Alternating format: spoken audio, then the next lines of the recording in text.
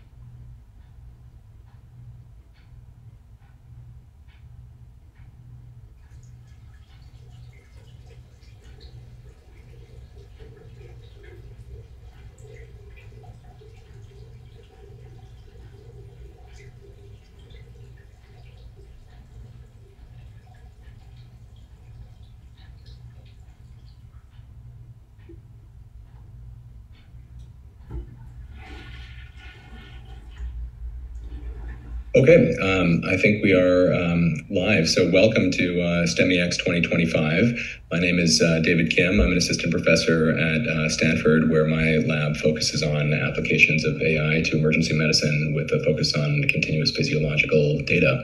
And I'm honored to be moderating our first session today on AI decision support and diagnosis, what's here, what's coming, and what's not. We are at a moment of transformation for our specialty. It, to my mind, has become now inconceivable that the practice of emergency medicine is not going to be very different in 5 years. However, we don't yet know how, and as a result, that creates a lot of uncertainty, but also opportunity for us in the specialty to shape the direction this is going to take. And I'm very happy to be here with Dr. Pines and Dr. Sangal today to bring their expertise and experience to this topic. We're hoping to really keep this a conversation and address audience questions. I hope that someone from the conference will be able to route audience questions my way. But first, let me just briefly introduce our panelists, Dr. Pines and Dr. Sangal. Dr. Pines is Chief of Clinical Innovation at U.S. Acute Care Solutions, which provides ED, inpatient, and critical care to over 11 million patients annually. And at USACS, Dr. Pines leads AI, innovation, alternative payment models, telemedicine, among much else. He's also a prolific scholar, having authored hundreds of peer-reviewed papers, including seminal work linking ED crowding to delayed care and degraded quality. Dr. Sangal is board certified in EM and clinical informatics. He's an expert in AI, CDS, and care standardization, having led ACEP's AI task force, and also a prolific scholar, having published influential work showing disparities in ED access and queue jumping that has motivated standardization and equity monitoring and in triage, and has also done influential work on the design of AI-informed ED decision support tools, which is going to be a big topic today. And Dr. Norden, our third panelist, is faculty in biomedical informatics at Stanford, where he's an expert on digital health and AI in medicine, and he's also the founder and CEO of Qualified Health, which builds infrastructure for generative AI in healthcare with a focus on safety and governance. So with that, I'd like to ask each of our panelists a question to kick things off, starting with you, Dr. Pines. USACS is on the cutting edge of piloting and deploying the new generation of clinical AI tools. In your experience, what has impressed you? What are the major categories of products that are actually delivering some value, and what is still missing or falling short? Right. So thanks for having me. First off, we started on this journey probably about a year and a half ago, and to be honest, before that time, I knew very little about AI. So, I think all of us are sort of newbies to this. But over the last year and a half, we've gotten a lot of experience in terms of understanding the various types of high impact use cases. The one that we have that we're focused most on right now is ambient AI scribing. So we're sort of in two big categories. We're looking with health systems, partnering with them for embedded solutions, companies like DAX and Abridge and Ambiance and such, working to optimize those solutions in emergency medicine as well as hospital medicine. We're also working with vendors who work outside the emergency department, particularly Clio, Savant, and others. So that's really been the use case where we spent a lot of our energy with actual implementation.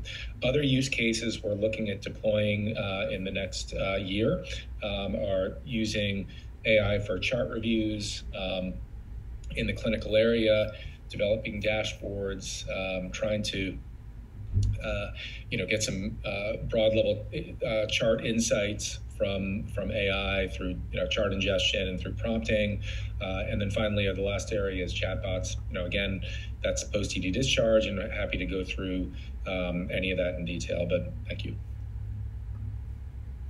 Perfect, Dr. Pines. Thank you for setting the stage for us. We're going to come back to a lot of those points here. Dr.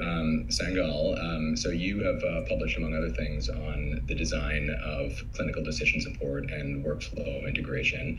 And we know from the pre-AI era that human MDs already have pop-up fatigue. So to your mind, what does effective clinical decision support in this new AI era actually look like? How are you interacting with this on shift? Yeah, no, it's a good question. When I think about clinical decision support of kind of like the early 2000s, like 2008, 2009, 2010, when the EHRs were really taking off, right? Pop-ups, that was really like the tool, right? It could say, the medication you're ordering interacts with or is on the allergy list, and so pops up in front of you, puts the information right in front of the clinician. But it was really like a blunt tool for what we needed, and healthcare problems are really complex, and so it was a blunt tool for really nuanced problems, which really lent itself to the decision fatigue. But I think kind of the principles that you follow for clinical decision support haven't changed, right? When you think about it, it's classically taught, right? The 5 rights of clinical decision support. So it's the right information to the right person in the right format, using the right time in the workflow, in the right kind of modality that people are using. I don't think that's changing, right? AI is going to be the next frontier of clinical decision support, but it's still going to have to adhere to that, right? It's still going to have to reach the right people with the right information and not over alert people. Maybe instead of a pop-up, maybe instead of this interruptive nature, it's more passive. It's more on the surveillance side of things. It's maybe as you're documenting your note, it's some high fidelity message that's on the side that's not obstructing your viewpoint, that you don't have a stop sign that you have to click through. But we have to be really smart about how we implement it, because if we're saying, if it's not highly specific, people are going to just ignore it, right? It's going to become the next pop-up, right? And so it represents like a lot of excitement of things it could do, and technology has really come a long way that it's not just something that jumps in front of you, and it really can be integrated into a workflow better than what it was 10, 15 years ago. And so to go back to your question, I think the core principles really haven't changed. Perfect. Thank you, Dr. Sangal. And finally, Dr. Norden. So one of the risks is going to be, of course, usability, integration into physician workflow. Another risk that is cited very commonly is safety and governance, which is one of your areas of expertise. We hear this term AI governance constantly. What is actually the most critical layer of safety infrastructure or other infrastructure that is currently missing from most products and that we're not thinking about enough? Yeah, well, I'll start at a few places. So when you talk about AI governance, especially at a health system for employees, one sounds like a very basic question, but I'll find actually people don't know, is like, where is AI currently being used? Often a health system will have 1,200, 2,000 different vendors using AI. And I've actually heard of, different CISOs get fired because this question gets asked and literally no one knows. So you talk about basics for governance, like let's start with a list. People call it a registry, but like candidly today, for the most part, it's a spreadsheet. Do we literally know what tools are being used and currently using AI? And while it sounds so simple, it's actually a little bit harder than that because, every historical software vendor, every software vendor across the world is now thinking, how can I use AI to put this into my product? And so what used to be this static piece, now updates as things are happening are coming in kind of every single application we're using. Right? You can't find a new startup that doesn't mention AI. It just doesn't exist anymore. It's not what the market wants to hear, and it's not what people want to start interacting with. But that's kind of the foundation. Do we know what AI products are being used? But then as you kind of level up through that, it's okay, great, we have a list, but then okay, who's using what? Do we have kind of at least an audit trail for who's using what applications, where are they using it, what are they using it for? Do we have any performance metrics out of that? This is where it starts to get way harder, and very few systems across the country have anything like this in place. But this is how we can start to get a signal of okay, what tools we're using and are they working as intended? In terms of just like flipping and fast forwarding and connecting clinical decision support to some of these AI pieces with governance, one of the fascinating things to me is, while I agree with Dr. Sandal, none of the rules have changed for what good clinical decision support looks like. What has changed is this consumer, both patient and physician adoption of AI tools, often faster than the systems or health systems are doing. So right now it's, hey, great, we have a governance policy. We say, don't use these tools, don't use ChatGPT, etc. People are using it in their daily lives. And so now they just go to their phone. They go to their phone and start asking these questions. And so there's just shadow AI usage everywhere. Should we be allowed to use open evidence or not? Well, we can't put PII in it, or maybe we don't want to use this. And so this is where, governance can sound great. We're going to do this. We're not going to do that. To most health systems across the country, governance means we have a PDF document and we've sent it out. Where we need to get to is governance is built into how our people are using these tools. We're responding to their lived experience of what they need to be doing and what cutting edge is, because patients are coming in with AI readouts. And then we're able to kind of train and monitor what people are actually doing for our staff. Perfect. Thank you, Dr. Norton. And following on that, so I think any practicing physician has witnessed this. There used to be a lot of justifiable derision of patients coming and having consulted, Dr. Google or WebMD. But I have to say the results from patients having consulted, Dr. LLM are qualitatively different. So how do we, as physicians, as health system leaders, as innovators, make use of this? As you say, this is the cat's out of the bag, whether we like it or not. How do we have to adapt? How does the patient-facing consumer AI interact, if at all, with the AI systems that are going to be developed and implemented in health systems? Well, I can start with that first, but I think there has to be leadership buy-in that this is the future, this is happening. And I think at the minimum, we have to arm our own staff with, equivalent level tools. So, right, we know, yes, the statement to the whole group, we know these tools are coming, patients are coming in with this, there's always, I think, a reaction in medicine to say, no, new thing, head in the sand, it's bad. I think now it's clear that is a losing strategy, but then it's addressed up front. This is coming, so here's our safe space where, we all can at least arm ourselves with the same tools that patients are going to be coming in with. So that I think as table stakes.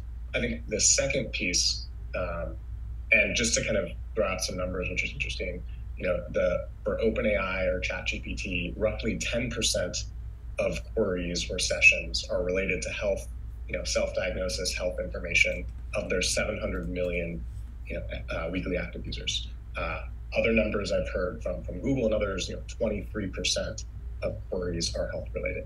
So this is the fastest change and trend of adoption of these searches. And in every way we try to measure the performance of these tools, they're just about as good, as a clinical diagnosis for kind of going through simple text questions.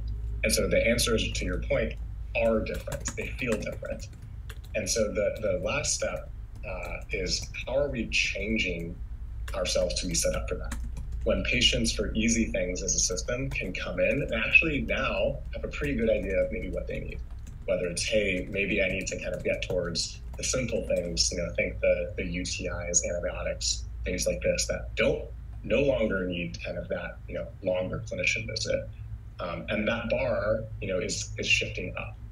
For the simple things, patients with searches can come in, get what they need and move on, and kind of save time for the more complex cases. This shift, I think, is going to kind of face every ED and kind of every health system across the country. Yeah, just to respond, I agree with a lot of that. I think, at least for the way I think about it, there's sort of two levels is, so clinicians are using AI and patients are using AI. And AI, at least in my experience, is highly dependent on how you ask questions, right? So you can get a very different answer with different prompts with ostensibly the same questions. So I think really the first level is teaching our clinicians how to use AI responsibly and how to ask questions where ultimately they're going to get the answer that they want and get as approximate the correct answer. And I think there's a number of different ways to do that, using specific AIs that only has training data, use training data like open evidence, structuring queries in certain ways. But that's sort of a tractable issue. Now we're seeing clinicians using ChatGPT, using open evidence, using this, using that. We can educate. The broader question is around patients, because the answer again is so dependent on what you put in, and if you ask a leading question, you're going to get a leading answer. So again, I think trying to structure something more specific for the patient. If you're going to be asking healthcare related queries, make sure the AI has all the information, because currently it's just sort of a blank slate. You can ask whatever you want. I'm not sure exactly how we implement that, because people are going to be using general AI for health related reasons. But I think it's a big issue. It's better information than Googling it. Although if you Google it, you also get their AI answer at this point. But I think this is going to be an ongoing issue that we're going to have to handle, given the numbers that Dr. Norton talked about. Yeah, and again, I agree, and kind of piggyback off of both of you guys.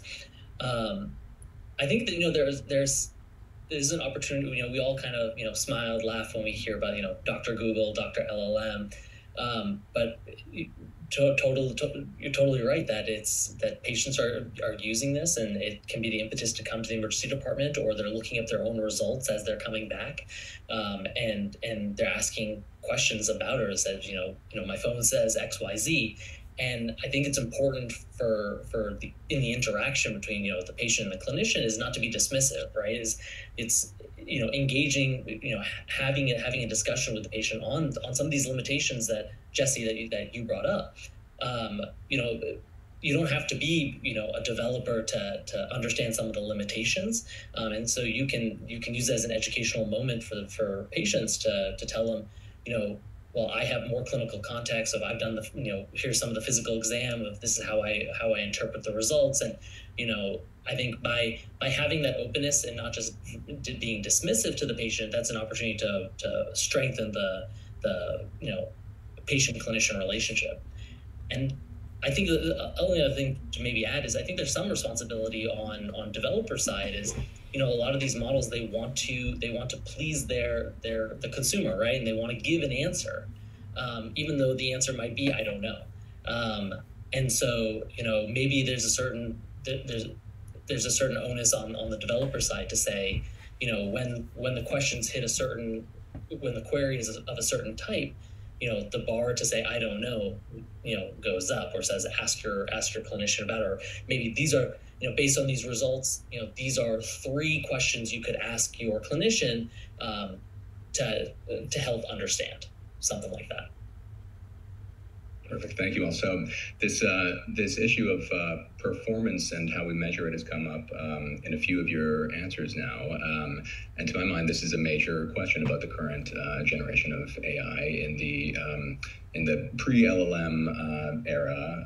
At the start of my research career, when we talked about performance of a model, we were talking about test characteristics at an operating point or area under the ROC curve, and that's for the most part not how we're evaluating the new crop of generative AI. And I think especially when we actually see these models in context, it's one thing to see that an LLM solves New England Journal case reports at a high superhuman rate when all the information is available. It's a very different thing to see a system interact with an ED patient in the chaotic first 15 minutes of an encounter when information is incomplete, complexly missing, often erroneous.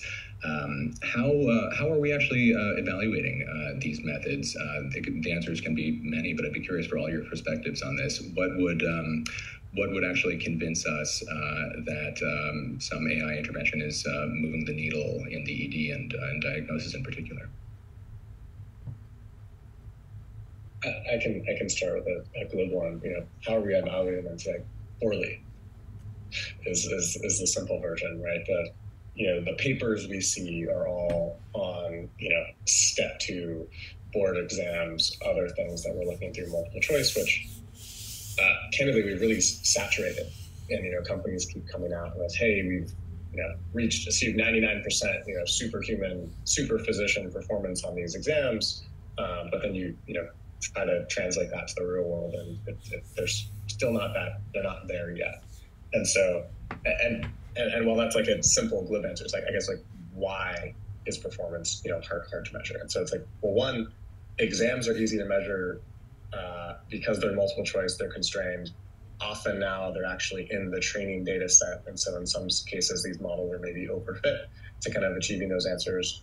But then testing in the real world, it's slow, expensive, time consuming, and if you're actually trying to actually have it navigate autonomously with the patient, it can be dangerous. And so that's just why it's actually very hard to get this data in the real world. And just to kind of draw an analogy from I feel this one sometime in the autonomous vehicle world, you're looking, how they tested there was in simulation. And so billions of miles are driven in between every algorithm update, which might be every week or a couple weeks, to say, hey, this is working in a safe environment. It's far cheaper than putting entire, cars on the road to go navigate, with lives at stake. And so that's what makes it hard, right? To get the data we would want in emergency medicine, it's well, you have to go try, eventually you have to actually try it. But then how do you work backwards to, can we create a useful simulation environment to actually run this through? And different people working on that to get high fidelity answers. Eventually we're going to have physicians actually grade the outputs at every step to say, was this going in the right direction? And I don't know how many, do you all want to look through hours and hours, for days and days to kind of bring those error bars down to what this looks like? And so, but that's where we're going to have to go before we're kind of truly doing kind of this autonomous diagnosis, fully autonomous triage and decision-making. As a field, we're going to have to spend the time and money to really stress test these systems, in the real or pseudo real world environment where we can actually get real performance, not just an exam. Yeah, I'd agree with all that. I mean, our approach has been to sort of test and validate, through methods of, comparing AI-generated charts to, and looking at them and having a human look at them, and say, are there errors being, introduced into this process? And humans do need to read through those charts and make sure that we have our grading system that we use, and if there are problems, then we can go back and address those problems. The issue, per Dr. Norton's point, is that these models are changing over time, right? So if you validate it today, it's not like you're valid. This is not like Tylenol, right? It's not the same thing tomorrow. So developing a scalable system to be able to validate over time, are we going to go through and validate, zillions of charts, every week to make sure that as the models migrate, I think developing more, maybe even AI-based processes to try to assess this, and with some human cross-checking, is the way to do it. But this is something that just requires a lot of close scrutiny, and because AI, does make mistakes, as we know. I call it hallucinations. The less information you put in, the more likely you are to have a hallucination. So if you have a thin chart that someone uses an ambient for, and you're using AI medical decision making, maybe there's a lot higher rate of hallucination. There are a number of folks who need to do that. One is the group that's rolling out the AI, but also the clinician needs to know that and be trained on ways to interact effectively with AI to get the best chart out of it. And one thing I think we could emphasize just a little bit is, from both Justin and Jesse they both said, we will have to, the team that's implementing them needs to spend that time and money, that energy to do it. And so they need to be resourced, appropriately. And that's a challenge, right? In the current healthcare environment, everyone's working at kind of feels like they're working at max capacity, right? And so, it's easy to say, oh, we're just going to implement this tool and problem solve. Let's move on to the next thing. But really, that's really just the beginning. That's really just the beginning of the iterative cycle and the evaluation life cycle of these tools. And so we have to keep reminding ourselves that the heavy lift is still there for us to do that evaluation. If we want to be good stewards and do this in a really rigorous way that actually advances kind of the care delivery. Perfect. Thank you, Alan. I'd like to drill down a little bit more on this because, especially because, some of you mentioned superhuman performance, which of course is, claimed now by many products. If that's true, then what is the gold standard for assessing the outputs of these models? So for relatively constrained problems, we can imagine how to do this. Dr. Pines, you mentioned hallucinations. We can see whether something is in fact confabulated and doesn't refer to some actual data. But when we're getting into recommendations or consideration for diagnosis or therapies, if in fact we are interacting with systems with superhuman capabilities, how do we even determine what is the gold standard to evaluate these sorts of things? So eventually, you want it to be on outcomes. And so you can think about, and what's challenging is like, how are we measuring most of these systems today, right? We could all get a patient case and all kind of look through every item, exactly what is differential, and we could put scrutiny on, well, is it exactly in the right order, not just the right thing? Like, is every answer, every piece of data in the chart exactly how they wrote the note? You could try to put as much scrutiny on output from an AI system initially, but we would all disagree, right, to some extent, right? And yes, there's like the exam question will have the best answer, but in general, when you have many physicians look at a certain question, or especially a difficult one, you get a range of answers and who's correct. Ultimately, the answer for where we want to go is an outcome. And let's say multiple physicians actually think it's this, the AI chose something else. You have to play it forward and say, actually, at the end, which treatment actually led to the right output, and where were we wrong potentially as medicine. And so eventually, right, we want to be measured on the outcomes, right? Like, are the decisions we're making, diagnosis and treatment, which tests are moving us towards the right outcomes as a system? The challenge is we're just so far away from actually being able to measure that in healthcare. There's the dream of the learning healthcare system, right? With data, taking in every input, kind of leading towards those outputs. And eventually that's where we're going to have to move. And that's where we will kind of allow the ability to kind of trust and validate superhuman output. The challenge is we're just far from kind of being ready as a healthcare system to be measuring that data and understanding what that looks like. And it will kind of take significant investment to be there.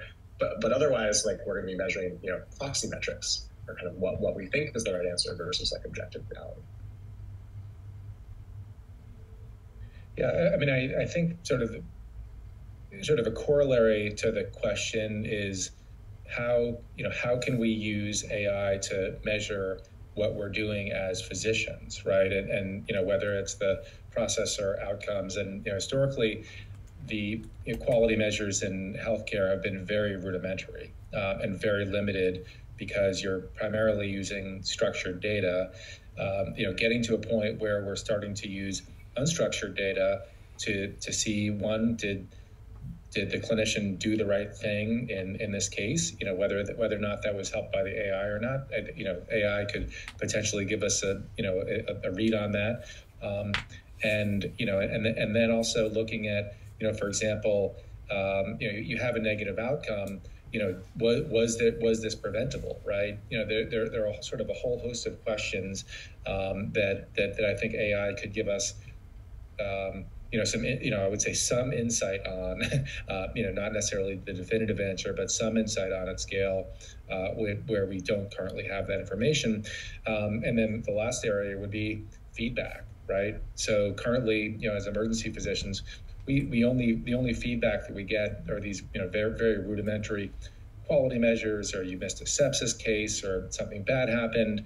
But we say, how do you do better, right? And I think that it's going to be those harder questions that AI is going to be able to give us potentially some actionable insight into.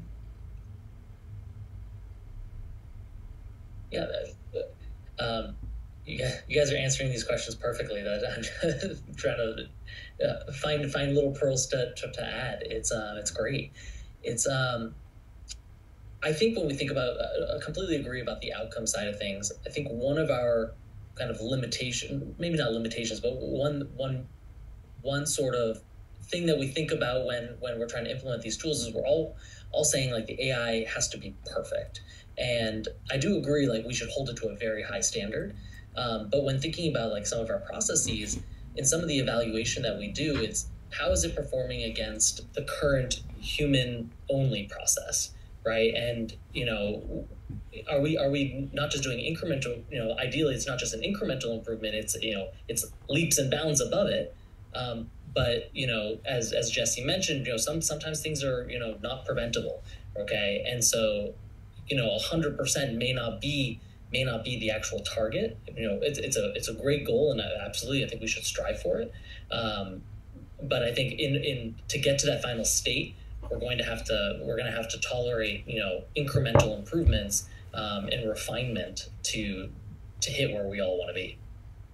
I'll just double down, actually, Rohit, in your comment. We should not be shooting for 100%. We will never get there. It doesn't exist with these non-deterministic systems acting and interacting with non-deterministic, biology, right? And people making decisions. We're not going to get there. And so but I think often in medicine we want to set that as the bar, and it's just really not how we should be doing this for AI. When we consider medical harm, all the other processes we know that aren't ideal. And so it's learning as a group and as a field to say, how do we tolerate knowing that there are errors? How do we at least measure what those error rates look like, so we can actually move to turn something off when we take a misstep, which is happening right across the board now. But I think I just wanted to double down that 100% bar we won't get to. And then just one more analogy, getting to 99% in the self-driving car field happened, a decade ago. All of the work is trying to kind of reduce that tail. And if we wait for that in medicine, we'll be waiting for years and years, when there are products now and tools now that can really help patients, but they aren't perfect. And we have to go in eyes wide open to that. I think those are excellent points. So, I mean, measurement is a two-sided blade, I suppose. On the one hand, I think it's very obvious that even apart from the methods we're talking about, we're lacking most of the labels that we need to adequately evaluate these sorts of very sophisticated and increasingly multimodal tools that are integrated into workflows. On the other hand, what will we do when we actually have all of these labels? There have been, I've often thought there have been claims about how we should be, targeting 1% or less of chest pain patients to go on to experience, a 30-day adverse event. If we applied that across the spectrum of ED presentations, we're really in trouble, because we're not going to be sending anybody home under these sorts of standards. So I think, part of reconciling ourselves with this new wave of AI is going to be facing the irreducible reality, as Dr. Norden points out, that we're dealing with non-deterministic systems, and we're also dealing with biology that the current crop of AI has given us perhaps more ability to understand than to actually intervene on. We're getting some questions from the audience here in this vein of data and labeling and training. One of our audience members asks, what is the role of synthetic data to achieve the analog of billions of miles driven in medicine and ED? I can start with that. I think synthetic data can help, but it won't take us all the way to the finish line. And so I'll start with a really bad way to use synthetic data. And I've seen this and worked on different examples, but okay, let's take an LLM and let's say we're going to create a fake patient chart. And then, the LLM creates a fake patient chart that looks pretty good in the eyeballs. And then we'll ask the LLM to say, hey, can I extract these components from that fake patient chart? And you know what? It works great. Right? But it just has no bearing to a real chart when you look at performance that wasn't, created by the LLM and extracted in that same way, which kind of some of just the underlying characteristics of the model and how it was trained. Even though maybe we couldn't notice the difference in those charts, it already had the hooks that made it easier for the LLM to interpret. And so we have to be very careful with synthetic data as we think about performance and what that looks like. With that said, as you add constraints, as you build, you can take lots of real data and then magnify that real data with synthetic tweaks and changes, or, removing PII and PHI. So we're taking real data, we're removing it. So now it's kind of this blend or probabilistic blend of what that looks like. You can use that to basically try to improve your model performance, but be very careful to not retest against synthetic data. Use that to try to improve your system to then test against real data. And so in the training and working through it, that's where I think synthetic data has a big role to play to trial development, but be very careful to not fool yourself on saying that it's the gold standard when you try to kind of translate it to the real world.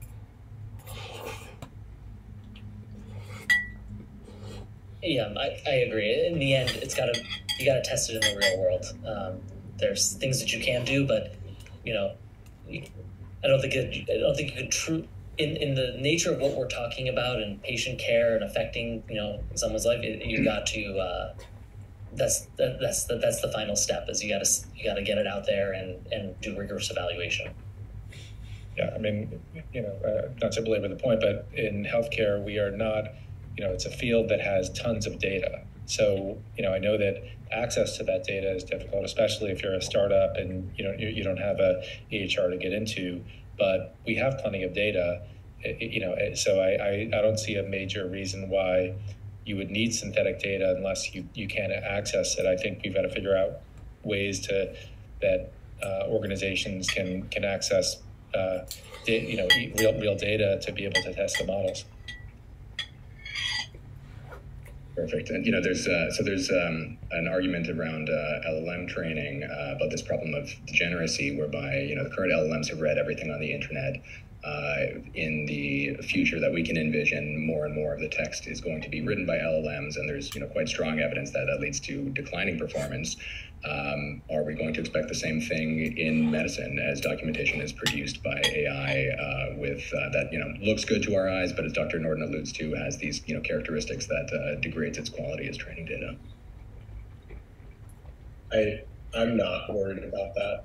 Actually, I mean, if you cover your eyes and say we're going to train in the same way, then I guess it's theoretically possible. I mean, just you look at, forget AI, copy forwarded charts, and how that happens and expands.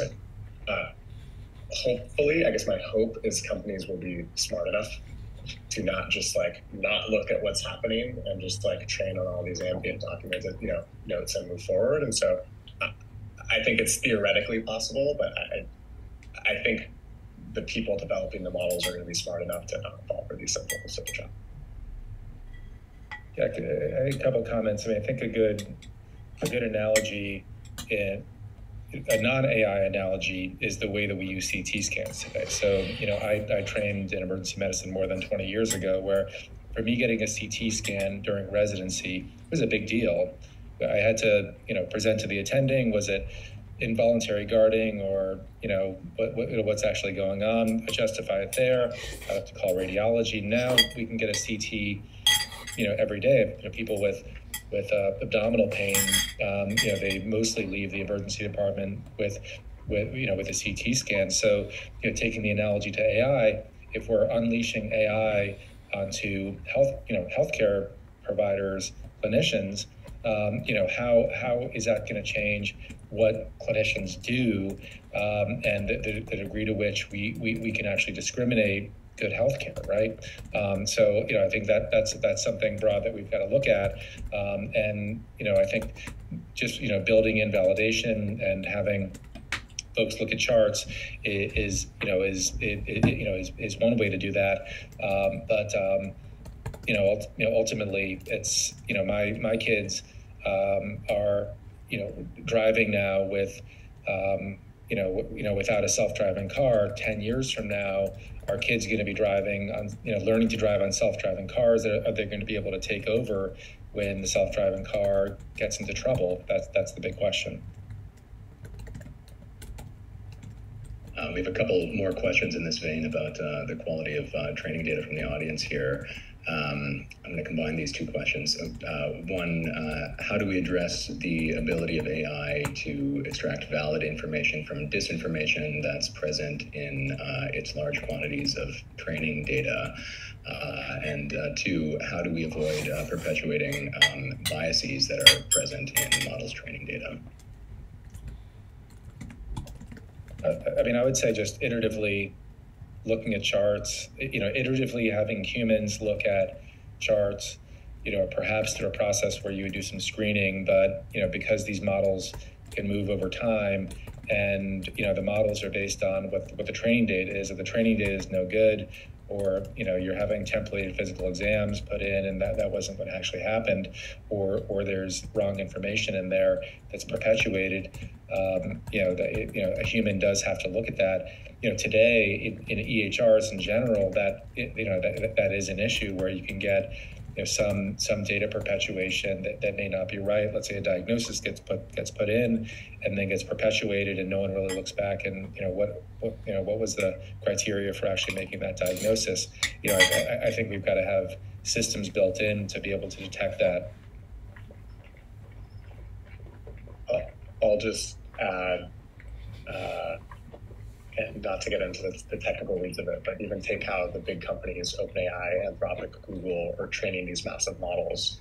There's a few phases of training, and there's this big, early training runs where all the data gets thrown in, all the terrible, disinformation, other piece bias, etc., on that internet corpus.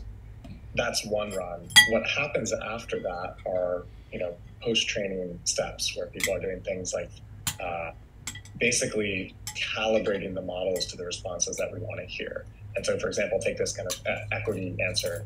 Actually, this is something we've looked at, testing these models internally before deploying them, and something we talked about with health systems.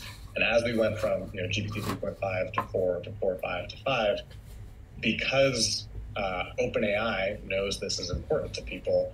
They are ironing out these kinks in the post-training phase, using humans and other ways to judge to say, we don't want these types of answers, even though that existed in the first bit of data.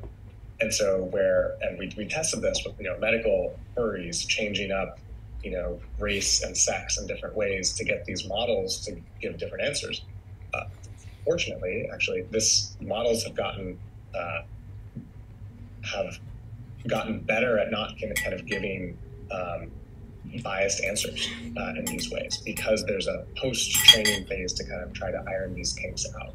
And so I think because it's an important issue, because people are raising this as an important issue, the model training companies are responding to be better at it. And I think it's really important if we think about from the bias side of things, right, is when we implement these tools, we don't want to be, propagating, a systemic bias within our EHR. And so it's really good that companies are thinking about this sort of thing and developing it upstream, as opposed to something that's discovered in like the post-implementation phase. Similarly, like we also have to think about, the end users, right? They're taking these outputs. How are they, what is their decision making? And so, when I think about like triage and tools that we've implemented there, you have your output from the algorithm, but then you also have the triage team making a decision of what to do with it. And so thinking about, what's the concordance? What's the match? What's the match between the final decision and what the AI model is? Is there some folks who are agreeing 100% of the time and really like, that's not the goal, okay? Or are there some folks who are disagreeing, 100% of the time, right? And so I think that's an opportunity for a well-designed implementation team, maybe some dashboarding of splitting things into, race, language, insurance, to make sure that there isn't post-implementation introduction of a bias. Perfect. Yeah, and on this note, what do we expect is going to be the overall near-term impact of AI on these questions of equity, right? In most of the history of medical technology, better off patients benefit disproportionately and sooner. Is this going to be different because AI will become so ubiquitous and commoditized and ubiquitous that a patient with the wherewithal to go to Yale or Stanford no longer has a considerable advantage over going anywhere else that has access to the same superhuman intelligence, or do we see the same patterns? I think the AI has the potential to raise all boats, including the care that happens at academic medical centers, community hospitals, delivered by APPs, by physicians, of various ages. I think it has the potential to raise all boats. Will that happen inequitably? I don't know. I think it depends upon the starting point, where that is. If you're being treated for a critical illness in, let's say, rural Africa by an advanced practice provider with that full training, and that person has access to a large language model and can ask some questions, you can bet that maybe the care is going to be significantly better. So in some ways it could benefit populations even more that are in vulnerable situations. But again, the average answer is I don't know. Just to piggyback on that is, 100%. If it's used in that way, raise, like you said, raise all boats. I think in the short term, right, well-resourced institutions, they have the deep pockets to pay for some of these tools, and it does worry me sometimes of you create the haves and the have-nots, and maybe it's a little bit less of it, to some folks, it will be a little bit less of an issue as health systems becomes larger and there's larger networks of hospitals that are under one health system. And so you create these enterprise level solutions. But I think that's really a future state, because even health systems are, dipping their toe in the water. And so they'll go live with some of these tools at one hospital. Okay. And explore it and make sure folks are comfortable before they roll it out to maybe the second hospital, as opposed to, just saying we're going to go live across, 20 hospitals all at once. And so, I do think about haves and have-nots, and if you go to one site versus another, are you getting different levels of care? But if health system, I think it goes back to what we started off talking. If we create infrastructures where things like open evidence and some of these tools are available, more widespread, because our clinicians are using them anyways. Okay, then we meet people where they're at, as opposed to them waiting for us to give them the tools. Yeah, I'll jump. I like, David, that you start with historically, right? And everyone who says healthcare is going to look different in 5 years, everyone who has said that, which has happened many times, has been wrong forever. And so it's this funny moment in time where I'm absolutely one of the people today who, is trying to make healthcare look very different in 5 years. And I think it will be. And so, but like, one area to try to measure for basic patient education and getting answers to questions and like knowing whether to come in or not, or maybe manage their chronic disease better at home, I really do believe like the democratization of this tool and knowledge in the way that can connect with the question should raise all boats, both in the US and globally. I think there's some level of care that people start to be able to get to, know whether they come in. And essentially it's free now because there's enough competition on LLMs, and even like open evidence, like they're kind of giving it away. Health systems aren't super happy about that and trying to block it in some cases, but there's enough competition on these tools that these tools are essentially ubiquitous now, and I do think that raises all boats. On the flip side, one thing I'm very worried about, I think Rohit brought up, on kind of the academic or well-resourced health systems versus not, I believe actually these tools will be so powerful, less the LLM diagnosis and more AI and hospital operations generally, fighting with payers, reimbursement, et cetera, from conversations we're having. Systems who do not adopt these tools are going to be so margin pressured they may go out of business. So it's almost a flip of patients, I think, are empowered, and that is going to raise all boats. I am worried about certain systems adopting AI tools and achieving benefits. Payers change the game on everyone uniformly, and it becomes haves and have-not of systems. Systems who lean into AI are achieving benefits, are growing or scaling. Systems who don't are going out of business. And when that happens, it's more likely going to be rural areas, rural hospitals, places where people don't have as many options for care. And that's where we actually might see inequity get worse. And so these are these two forces that I think are playing out and will play out over the next 2 to 5 years, especially with HR1 coming, and kind of changes to Medicaid reimbursement. This is something coming down the pipe that I do worry about. Perfect. In the last 6-7 minutes of our session, I'm hoping we can just dive into this reckless speculation about the future. One of our audience members asks, so we've discussed some of the value metrics that we're using to evaluate this first crop of tools, but what do you all hope to see in emergency medicine, say arbitrarily in 5 years? Right now, it's very well known that physicians spend half of their time or more looking at the computer, collating data, entering data into the computer. I have to imagine that's going to look different. Maybe we're just interacting with different software. Maybe we're not at the computer. Are we going to be sending more patients home? Are we going to be doing fewer tests, more tests, different tests? Is the ED going to become more important, less important? I'd like to just open it up to just speculation about what are going to be the transformative changes from which we'll look back and say, it was historically medicine never changed, but this was real. It's now different, and what is different?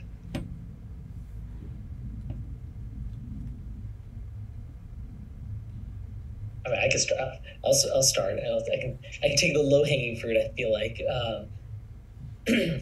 I really agree that more and more time, it's been published many times, is, physicians spend more and more time in front of the computers. Patients don't, it's like the classic meme of my doctor's in front of the computer and the patient's off to the side. We talk about pajama time, documentation after shift.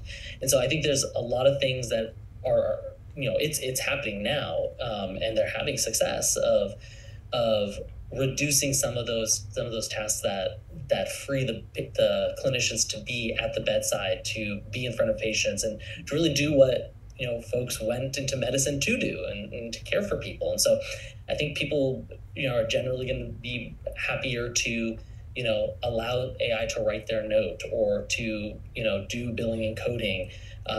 Some of those tasks that we say, why am I doing pre-authorization, right, is like another example. But I think there's something, we're emergency physicians on this, and so from an emergency physician lens, and this applies to broader medicine, is there's an aspect of our jobs that is uniquely human, right? Where you're counseling a family member about their loved one, or in the middle of doing CPR, or de-escalation of agitation, right? You're seeing folks on sometimes the worst day of their lives, right? And they don't want to be in the emergency department, and that's a very unique human experience. And I don't see that necessarily being replaced by an AI system. And I think patients, maybe I'll be wrong about this, right? This is about speculation for the future. I don't think patients are necessarily looking to talk to an AI doctor. I think the analogy that I think of is, when you call like Comcast or Verizon, you have to go through the automated tree. Sometimes you just say, customer service. You just want to get to the human who can solve your problem. And so I think that there are certainly, will AI be an augmentation to what we're doing, so that we're in the middle of a critical patient, you can summarize the chart and find out more insights about that patient much quicker? Yes, I think that's going to improve how clinicians can get information. But I'm optimistic for the future, in that it's going to allow us to be at the bedside more, connecting with patients, and maybe enjoy, at least in emergency medicine, right? Highest burnout, right? I'm hopeful that it will actually move the needle on that. Yeah, I'll sort of go, and I agree with all that, right? I think that, the answer is I don't really know where things are going to go. If I would predict 5 years from now, I would say we're going to be spending less time charting, that AI will give us a better sense of what's going on with a patient automatically, and that we're going to have built-in tools that are actually going to help, rather than a lot of the EPAs or whatever the clinical decision support that technology brings us today is pretty is often not that helpful. I think that we're going to move into an era where we actually do have good clinical decision support. I think that the type of feedback that clinicians are going to get is going to be substantially better, and which will make us better physicians, because we, again, like I said before, we only get feedback in a couple of different situations, so I think more of a continuous feedback loop, is something that'll change. I think the big question is who's going to pay for all this, because healthcare is already so expensive, and we're in this AI bubble right now, and everyone's trying to create their own startup. And how do you sort of figure out where to put your nickel, and who's going to pay for all this? That's the big open question. So agree with most things. Maybe some I'll try to push. And I like your question, was recklessly predict the future, which is fun. But I'll try to push a little more toward. I do think actually in 5 years patients will be comfortable with AI doctor. Data to support this. Last year, Bain did a survey. It was 11% of consumers. They just released some data this year. It's 28%. That number seems too high to me, but I think the direction actually is probably right, of multi-fold increase, even in a short amount of times, of patients being comfortable with AI doctor. And, as I talk to physicians about how many of us are going with first level triage questions. Hey, do I need to call my friend who's a specialist? Let me like ChatGPT this first. And I think a number I got from someone is like probably 10 times more questions like that, but actually 20% referrals or texts to friends for specialists, as we're fielding things from around the world. So I do think that is happening. For emergency medicine, I think what that leads to, hopefully, right, and something we've tried for years, I think the acuity level of patients who come in will go way up in 5 years. I think the easier stuff, and you already see this somewhat, right, in Stanford, when you look at primary care, like the easy visits go to One Medical. The easy visits became telemedicine visits where people know their medications. And all of a sudden, these visits now, once you get in, are like these inpatient, outpatient, challenging cases. And I think that's the direction for where it goes. The consumer push for being comfortable with AI health information should take the easy cases away from the ED. The ED doesn't go away. All those human elements are still there, but the acuity hopefully goes way up. Perfect. Well, we're at time. I think that's a great place to leave it. So check back here, StEMIx 2030, for all the answers and the outcome labels on the predictions that have been surfaced here. Doctors Pine, Sengel, and Norton, I want to thank you again for your time and bringing your expertise and insights to these questions. Okay. Thanks for having us.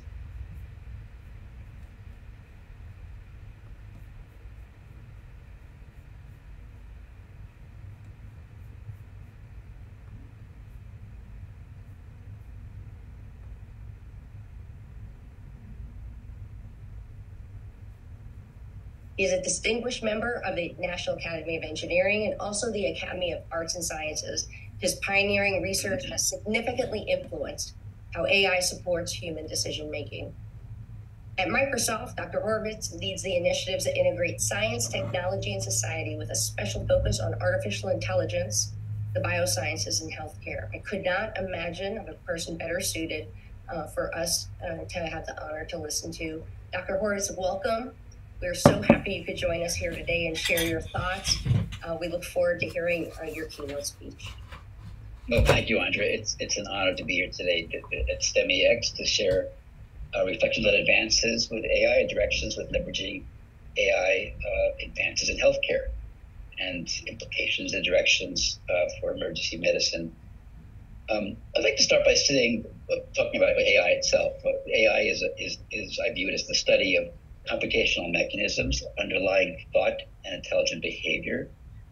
And in a document that kicked off the modern study of AI, the founders of the field said that they were trying to find how to make machines solve kinds of problems now reserved for humans. Now, the speed of AI advances since 1955, when those statements were made, has been intermittent, stop and go, but steady on fronts and some perspectives. But R&D has certainly hit its stride in AI, and the recent advances have been quite remarkable. Just about 15 years ago, we hit an inflection point in AI, and I view us as riding on top of that inflection point, a fast-moving wave of innovation with deep neural network models since that time. And that wave has included reaching parity with humans on a number of challenging benchmarks in visual and language tasks like object recognition, speech recognition, machine translation, and so on. Now, a little over a decade ago, we started seeing the power of neural network models for applications like image-based diagnosis in medicine, spanning dermatology and radiology, and these were running at expert levels for these tasks. But over the last 5 years, we've been riding on yet another acceleration. And I view this as, refer to this as, an inflection upon an inflection with the qualitative and quantitative capabilities we're now seeing with generative AI that show unexpected powers of generation, synthesis, and composition. And much of the power of generative AI has come with the scale of data and compute. Here's the data center where GPT-4 was birthed in 2022, just west of Des Moines, Iowa. Now, back then, this cluster of 10,000 top-line GPUs and 300,000 CPUs was considered massive. but it's now small given what's going on in this competitive space of large compute. Now, with GPT-4, we saw signs of surprising emergence with the fast rise of capabilities in language, mathematics, and programming tasks. And with the rise of surprising powers, like learning to solve a new task from a handful of examples in a single interaction. More generally, capabilities for abstraction, composition, and generalization that were quite human-like. Now, my team was one of the first to gain access to GPT-4 back in August of 2022 to evaluate the model for its capabilities as well as its risks. We were surprised by the general powers, for example, showing the ability to add a proof of the infinitude of primes as a poem, or to write a computer program, such as this one here that scrolls text in response to a simple prompt. Even the powers to take a long, complicated prompt like this to create an animated data visualization. But beyond the powers of generalization and abstraction, I was excited about, from my background, the specialist expertise in distinct domains. So when GPT-4 first came available, my team explored the power of the model for healthcare applications. We were amazed at the ability of the models out of the box to address some of the most difficult challenge problems, like diagnostic challenges in New England Journal of Medicine CPC cases, as shown in this example here of the diagnosis of babesiosis, a tick-borne parasitic infection caused by Babesia migrati. I was also floored by the ability of the model to solve medical competency exam questions, including stellar performance on steps 1, 2, and 3 of the USMLE exam. So you hear the pop that came with GPT-4 versus the earlier models. Now, scale and other advances are coming together to power another trend. And this is the shifting Pareto frontier of accuracy versus cost as displayed in this graph. You can see advances in this chart over 3 years. The lower right-hand corner shows a curve from 2023, showing the trade-off in how much it costs to compute the whole mid-QA challenge problem. It's a big challenge set of medical multiple choice questions. And you see it's a log scale. So at the right-hand side, it was $1,000, $100, and going to the left.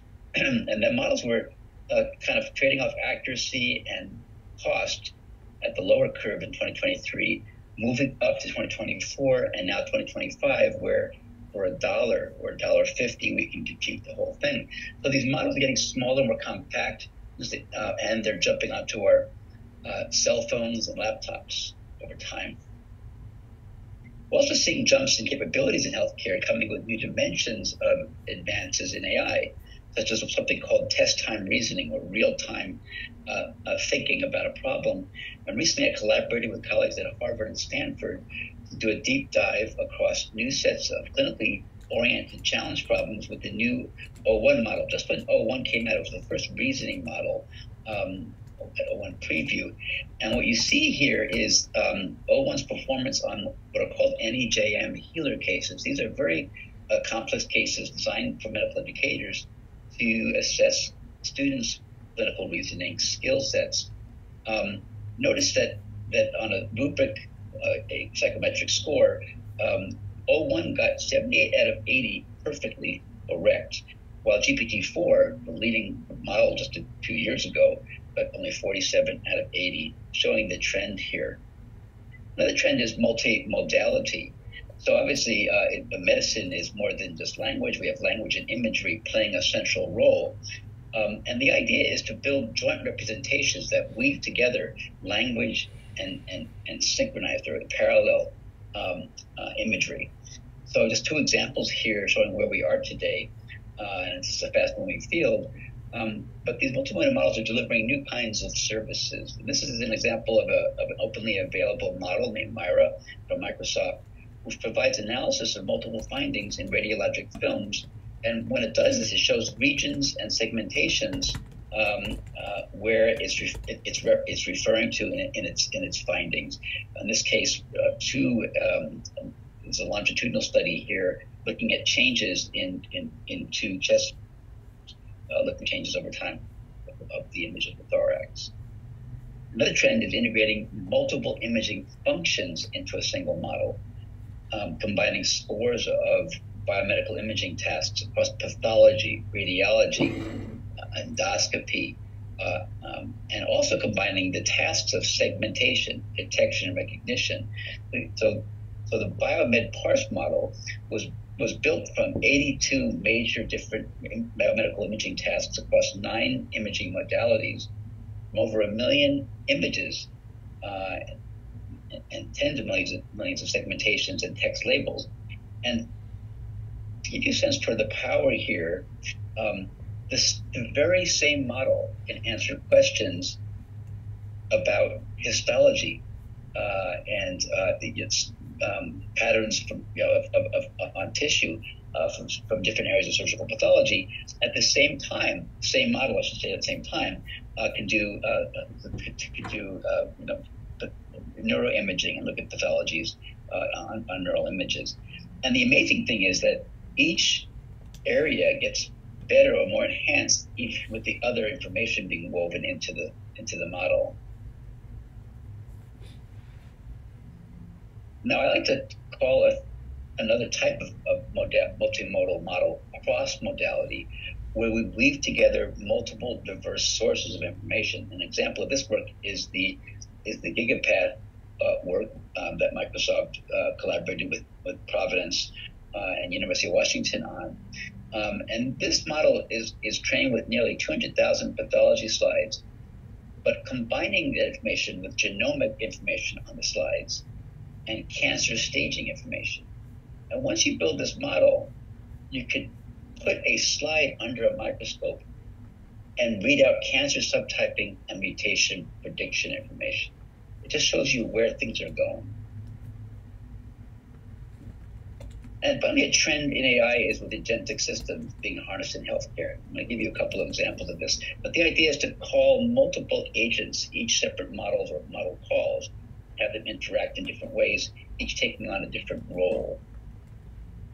We've been exploring harnessing agentic systems for sequential diagnosis, the idea of the multi-step process of diagnosis, where an initial presentation is reviewed, recommendations are made for questions or tests or imaging studies, and this cycles with the ongoing updating of the differential diagnosis. Now, we recently did a benchmarking study on some of the most difficult cases known in medicine, back to the New England Journal, CPC cases. These are typically used as grand challenges given to panels of experts. So our approach considers a multi-agent framework mimicking a panel of doctors, each member with its own focus or disposition.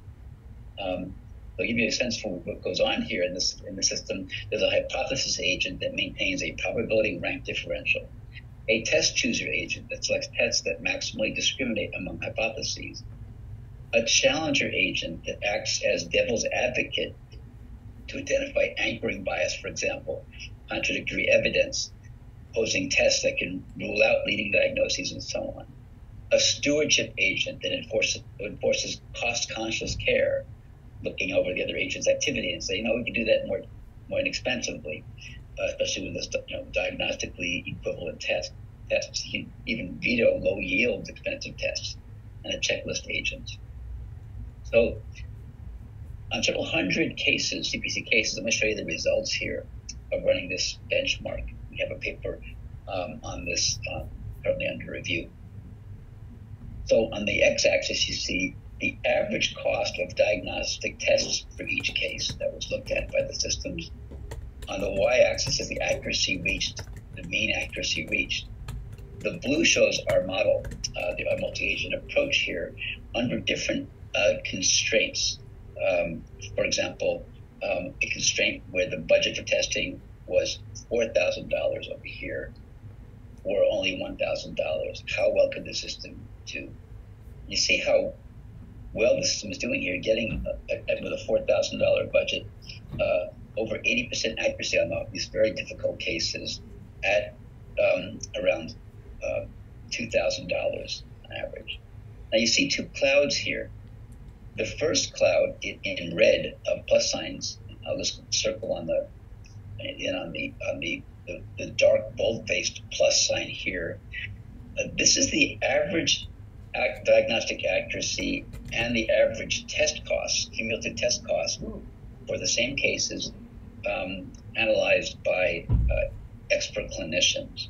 And these clinicians here it was a cohort of US and UK physicians with a median of 12 years of experience. And I'll say that the red pluses will show you individual clinicians' performance over the whole caseload, or sets of cases here. But the red was closed book at the time. What you see with the dark pluses here, where you see a boost in the accuracy as well as more tests being given, is when we gave the clinicians, a different set of clinicians, access to up-to-date while they solved the problems. This you see that when they went with access to up-to-date, quite a few more tests were ordered, raising the average cost of each case. Now, we also applied the methods to a more representative set of patient encounters. And this is relevant to our emergency medicine focus today. This is the performance of 325 cases drawn from the MIMIC-4 data set. And these are cases where patients were presented to the emergency department and were admitted. So we have a final diagnosis via the admission process and convergence on the diagnostic uncertainties. We see a similar pattern of the agent-based approach for different constraints here. In this case, physicians represented by the plus signs here and the average at the dark bold plus were using up-to-date. They achieved a mean accuracy of around 47% at a mean cost of $3,400 per case. Now, I thought I would just mention before moving on that about a year ago or so, I experimented with a related sequential diagnostic method for an EMT setting as part of a collaboration with colleagues active in the Texas trauma care system that's ongoing. And I built a custom GPT to experiment with the power of these core LLMs to perform sequential diagnosis and manage the costs and benefits of testing. And here's a bit how that works, this Trauma One system here. In this case, we're inputting it at the EMT. The paramedics arrived at the roadside and a motorcycle is down and the patient is reacting only to painful stimulus, helmet is damaged, and we see some vital signs here, and we note that alcohol is identified, smelled on the breath of the patient. The system will post a differential diagnosis with estimated probabilities, as well as estimated value information of next tests to do or questions to ask or physical exam findings to pursue, sorted by estimated value information. In this case, the paramedic reports the right pupil unilaterally dilated, and that updates the probabilities here, as well as updates the next set of tests to perform or questions to ask or findings to pursue. Now, I'll note that if you want to play with this yourself, take a quick screenshot of this QR code, and you can play with this custom GPT on the OpenAI site. And I'd love to hear feedback on your findings with working with this system. Kind of a junior version of the big system we built that I showed you, the Pareto curves on accuracy and cost. Now, let me jump forward to AI for emergency medicine, thinking through today and the near future. There's a rich growing literature of results on a constellation of uses of AI technologies in emergency medicine. And I've been impressed. I was just catching up to present today on what's going on. And just in the last year and a half or so, quite a bit of work on evaluation for different kinds of applications. Seen work in ambient AI documentation, and studies showing that there's a lower perceived burden and after hours effort with electronic health records using ambient AI documentation. There's interesting work on large language models to help as discharge assistance with writing faster, higher quality ED discharge notes. Coming into practice are AI-guided radiology worklist reprioritization systems that will do scans through images and triage or radiologist review critical findings, potentially emergency sensitive conditions, leading to a faster reading of time critical positives. A bunch of work there on pulmonary CTA, for example. Over the area of radiology, there, especially for time-sensitive radiologic imaging, there's enhanced imaging accuracy on a number of conditions. And also applications and explorations of AI-guided triage from triage nurses' notes.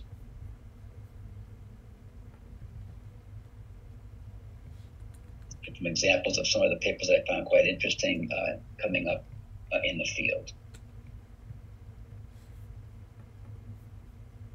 I'd like to highlight directions with enhancing diagnostic accuracy in emergency medicine. A recent paper by Marks, Rodman, and Hamovich et al. Called out the value of addressing missed opportunities for diagnosis in emergency medicine. These authors thought missed opportunities for diagnosis was a better term than diagnostic errors. And they said in the statement here that missed opportunities for diagnosis, sometimes termed diagnostic errors, are a major cause of patient morbidity and mortality in the emergency department. Well, multiple studies have explored the challenges of misdiagnosis and diagnostic delays in emergency medicine. The AHRQ report in 2020, funded report in 2023, pointed out several findings. Almost 6% of patients coming to the ED receive incorrect diagnoses. 2% suffer an adverse event from misdiagnosis. And a third of a percent experience serious harm defined as permanent disability or death. Now, estimates were done in an interesting way by looking at some worldwide statistics and then applying them to the U.S. So I think the study can be done better. But with an estimation of 130 million visits to ED in the United States, the AHRQ report estimated about 7.5 million misdiagnoses, 2.6 million diagnostic adverse events, and 370,000 serious harms per year in the United States. The study also pointed out that 40% of the serious harms are typically center around a few disease entities: stroke, MI, aortic aneurysm and dissection, spinal cord compression injury, venous thromboembolism. Seeing these kinds of partitions of where the problems are suggest different approaches to using automation, using late-breaking artificial intelligence to help to reduce these serious harms. And by the way, the study also discovered a high variation among hospitals, with 100-fold difference in some of these statistics between hospitals.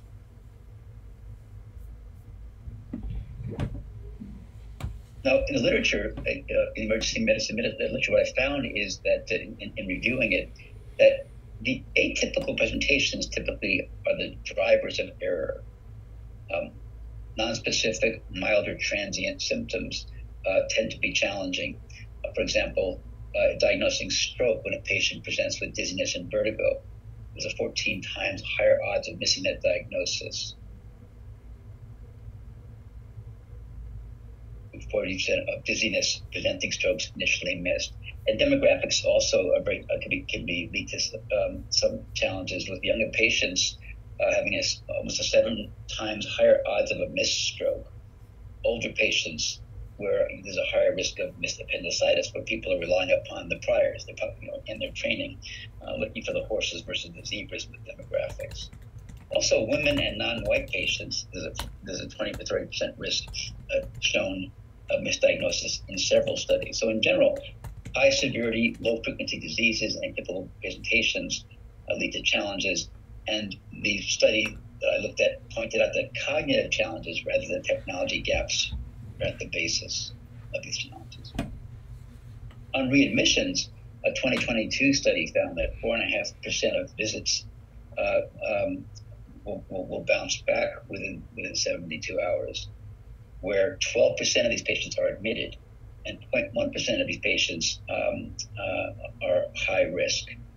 A 2020 study a little earlier showed that ICU admissions on return visit happen in 0.05% of ED visits. 44% related to the index event that was noticed at the earlier encounter, but 14% deviate significantly from the index event, where there's a different process that's really at root for the readmission. In this case, the overall message was that diagnostic errors are the single largest category of care the single largest category of care deviations, as a strong signal for serious diagnostic error or other failures in the initial evaluation. So the idea of coming back and being readmitted is highlights and foreshadows the fact that there may have been a serious diagnostic error, not necessarily, but it's much more likely. So, how can AI might be harnessed to enhance diagnostic accuracy? Well, AI can be used for analysis and understandings of challenges, looking at retrospective data. It can be used to do real-time monitoring and alerting and more interactive real-time decision support. Now, several years ago, I was very motivated to look at the challenge of preventable errors in healthcare with several grad students and colleagues. I was moved by this 2016 British Medical Journal study that medical error was the third most common death in the United States after cancer and heart disease. Now, you can argue about how they defined the root case of a death being medical error, but it's still quite high and significant.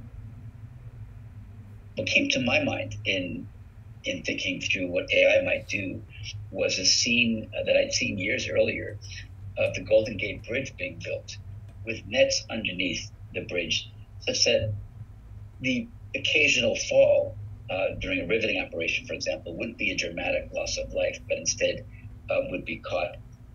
And memory jogging and uses of AI to be those kinds of mesh screens under, with sort of bolstering, challenging diagnostic cases came to mind.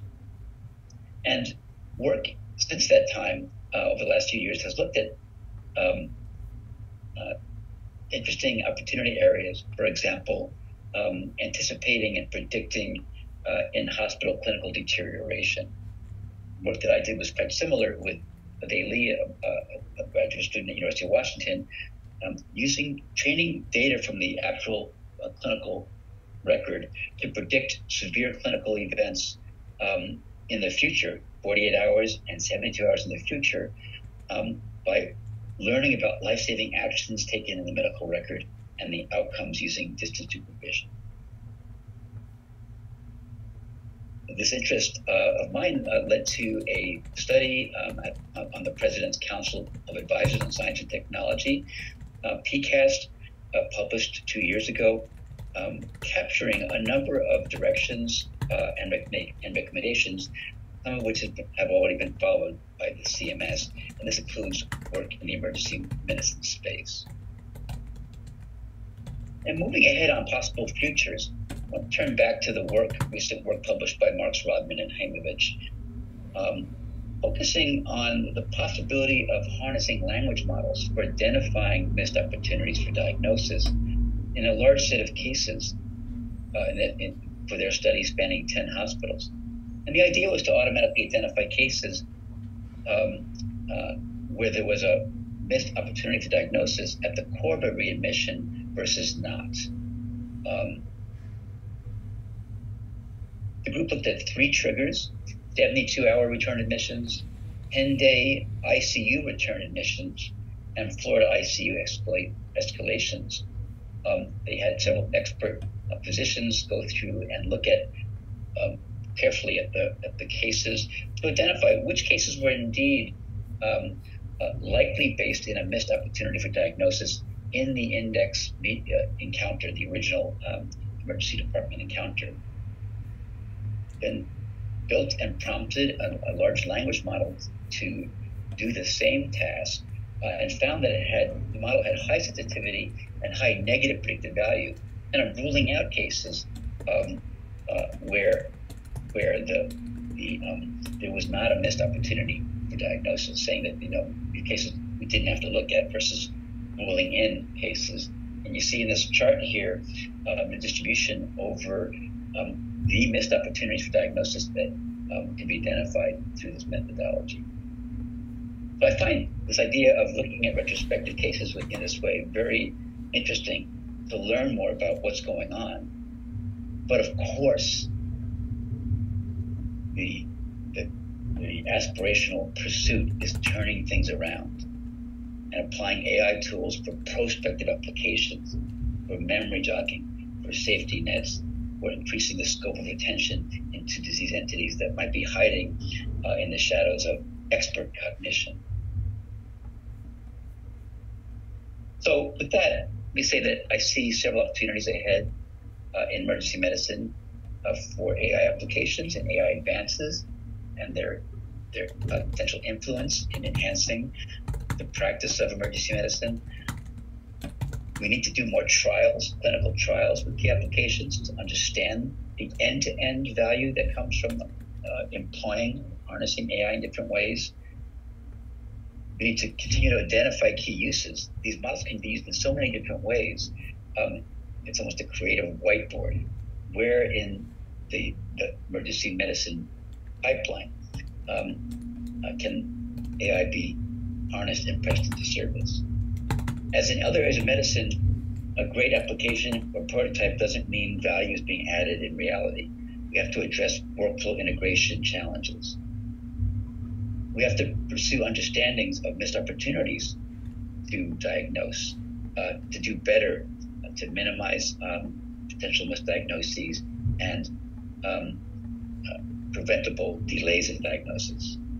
And just more generally to think through the possibility as we move into the future, where AI works with clinicians as thought partners for diagnostic excellence. And with that, I'll stop and we can maybe have some discussion and Q&A.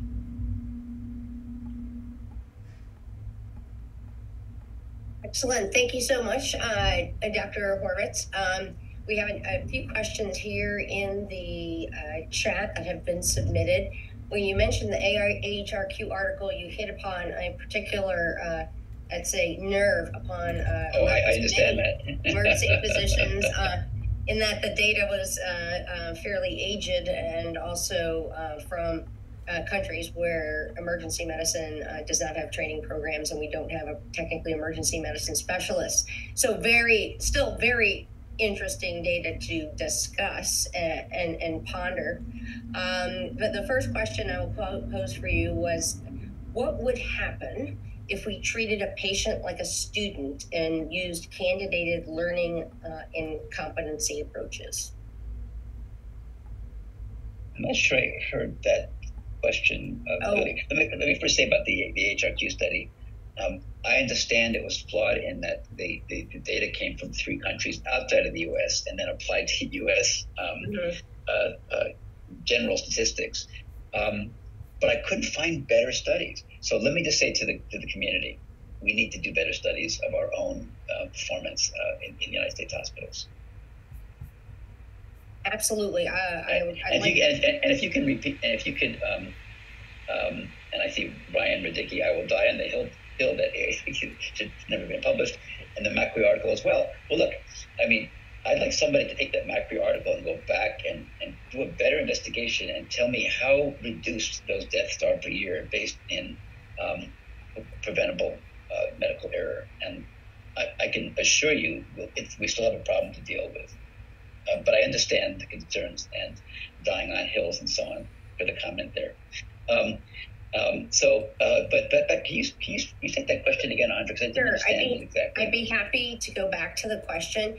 Nothing like a lively discussion to have here, and absolutely, I'll just preface by saying we know that medicine's not perfect. We know that each of us is not perfect, And however we can improve patient care, safety, and outcomes is all of our goal here, and what we strive to do.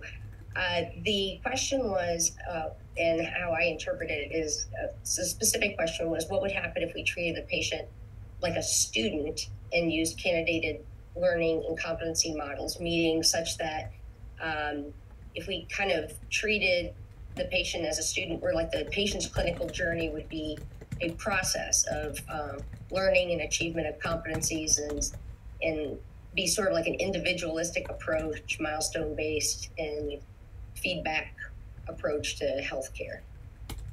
Well, if I understand that question, it's suggesting that we could do more personalized medicine by understanding more deeply the patient's situation and the history of illness, the psychosocial issues, and so on, which are often so important in medical cases.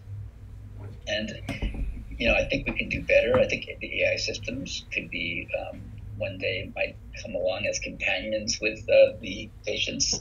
I could see certified systems that have developed for patients coming through, like let's say the patient portals designed by the hospital center, providing ongoing support with back channels to physicians across specialties.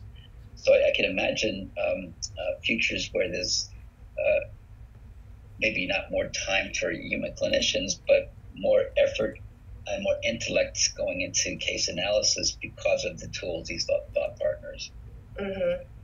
Yes, I could see that as well, and just having the ability to have more data and more data assimilated will be useful.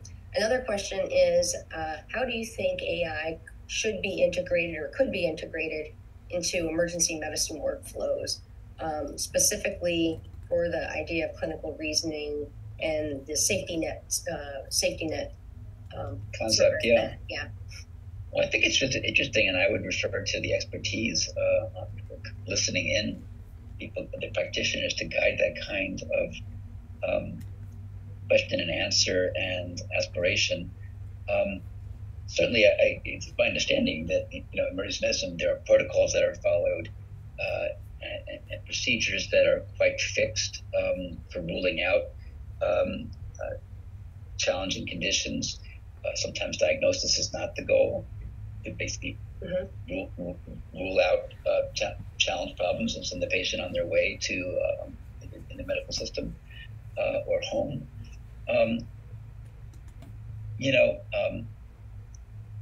When it comes to the prospect of doing more accurate diagnosis and more timely diagnosis, a question comes up, and I've discussed this with some colleagues or practitioners in the field, of it might turn out that we can actually reduce some of the missed opportunities for diagnosis and reduce the avoidable readmissions, especially those that lead to admission or direct admission to ICU, with memory jogging tools of various kinds that would increase the scope of attention and consideration.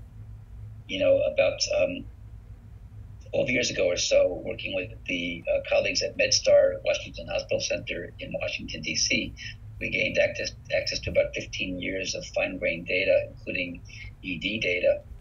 And we built a model. We've never published this model, but here's the data we used. We asked for, with SQL queries, give me all the patients that were discharged with diagnosis X, but were readmitted and admitted to the hospital within 48 hours with a diagnosis that was nowhere on the chart at the index visit, and built a model that would run in real time with machine learning, such that when you're ready to discharge a patient from the emergency department, it would reason about expert surprises. So it's not saying, here's the differential, which is redundant in some ways.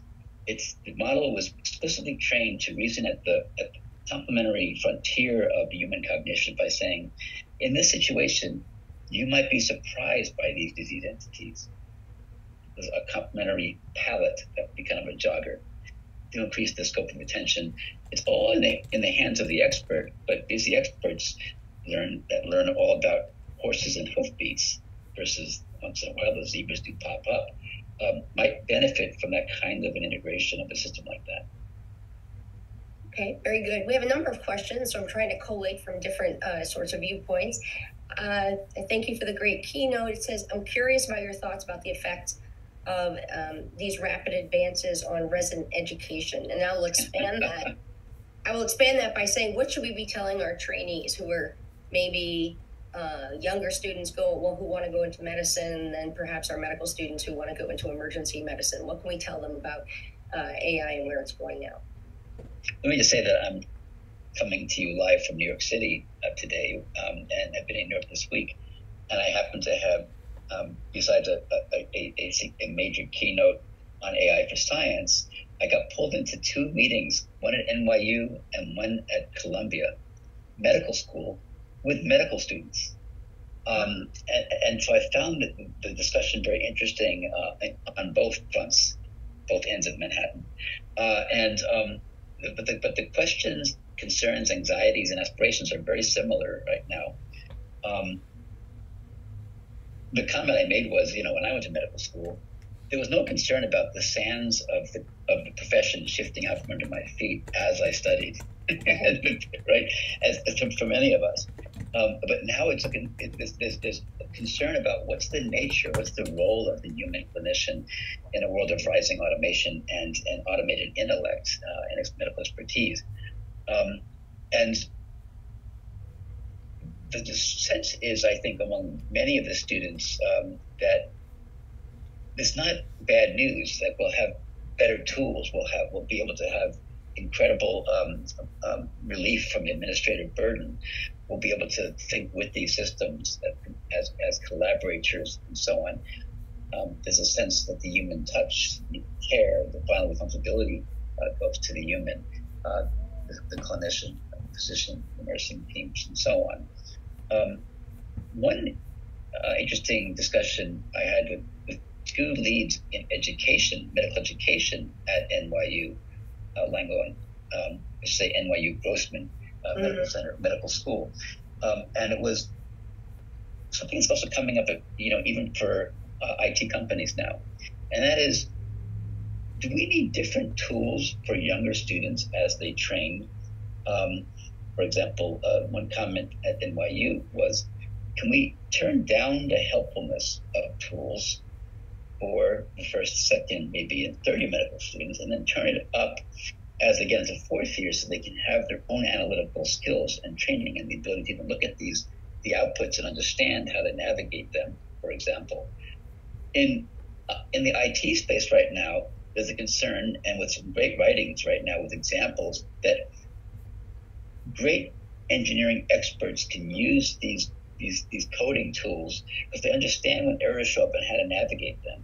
But more junior people have trouble with them. What is the nature of the training environment and the regime, and what kind of tools do you need at different phases, and is it really the same tool?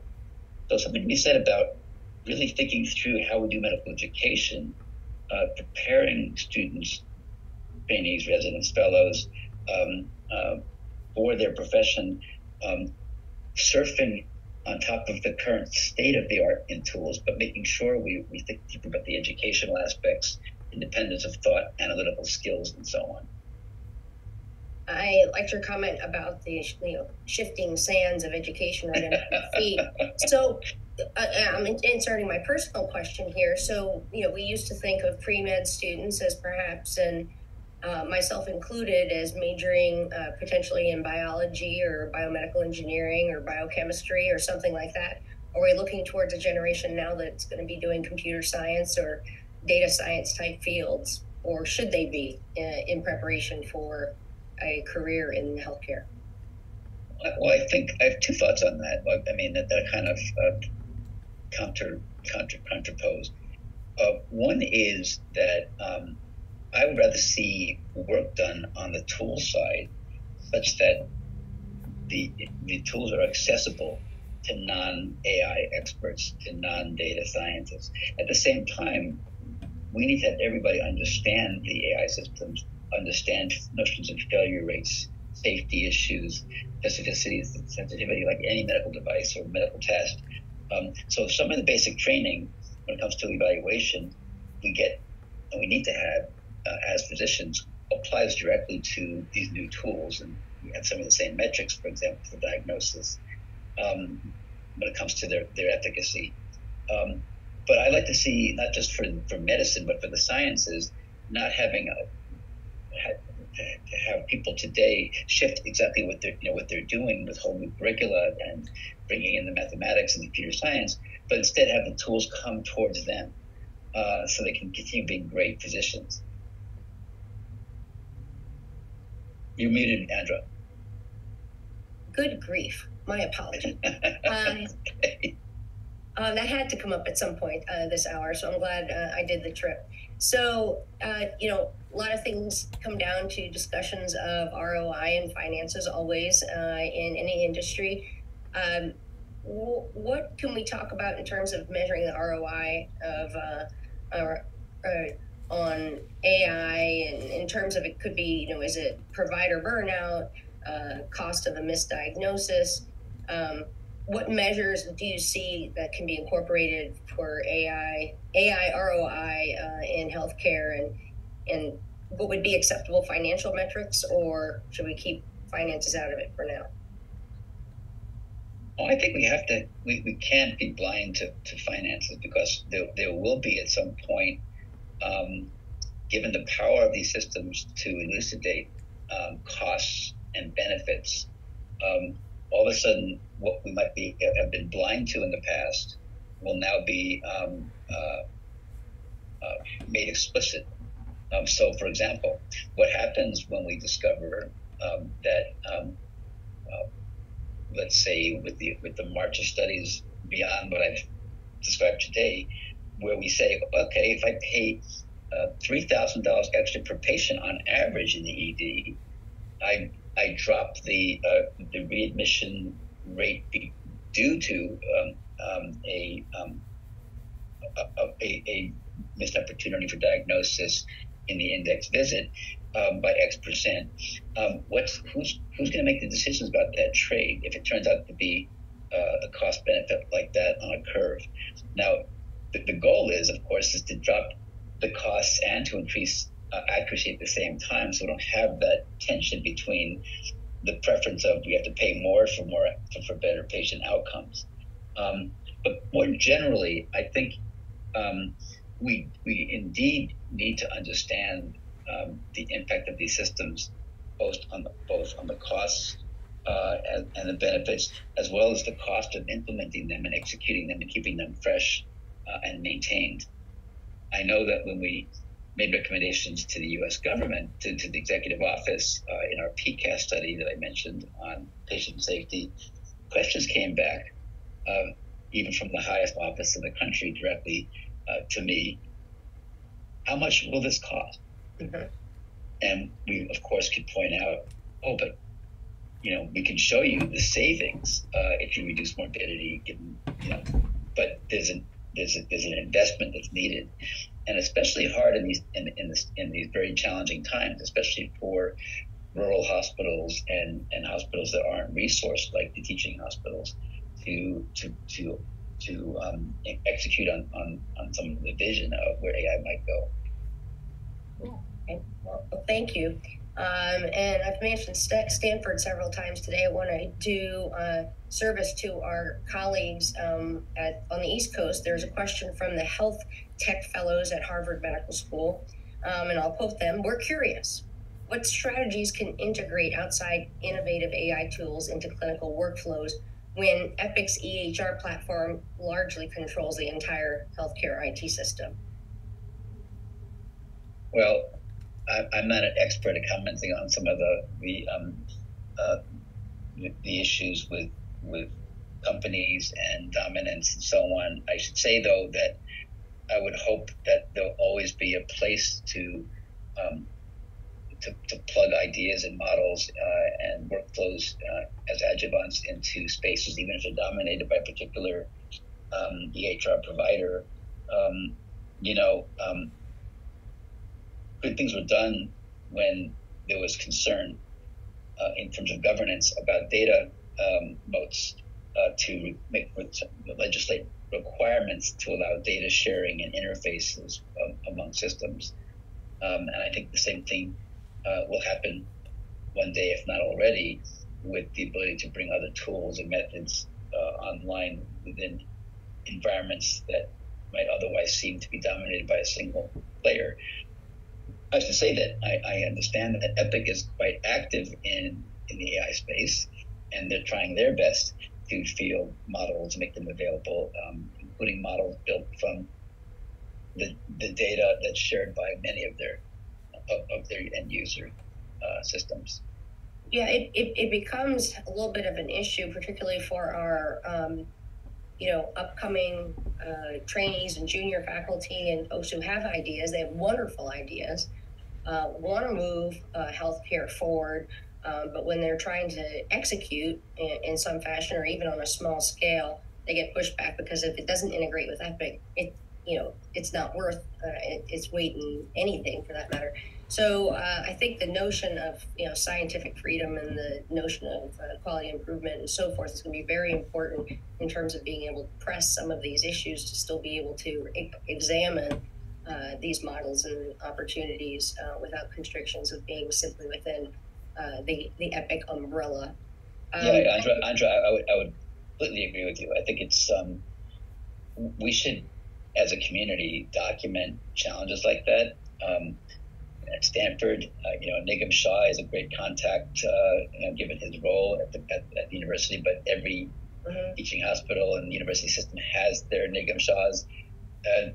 They can be great conduits into what needs to be done, and what's possible, communicating back to various providers like Epic. So, if there are any Epic humans on our conference here today, we welcome you to contact us, and we'd like to work with you in terms of forwarding healthcare technology. You mentioned data moats, and it says, there's a question, do you think there is still a moat for our own physician diagnostic capability as differentiators between physicians and lay people? Or will the future, as these tools surpass our ability so much that being a diagnostician becomes less important? So I first of all think that it's nice we each start thinking about what our patients are doing, what they're seeing, how they're engaging with various tools, including AI tools. This question has come to top of mind this week with my discussions here in Manhattan. Do we understand well enough what patients are doing with their understanding, their knowledge, when they bring the output of a large language model, a consumer model, to the physician? Back when Google search was a new thing in 2004 or so, I remember my colleagues who are ED physicians said, oh my gosh, I've never had the experience, but it's becoming the regular thing that when patients and their families come into the ED, they're carrying a sheet of paper with search results.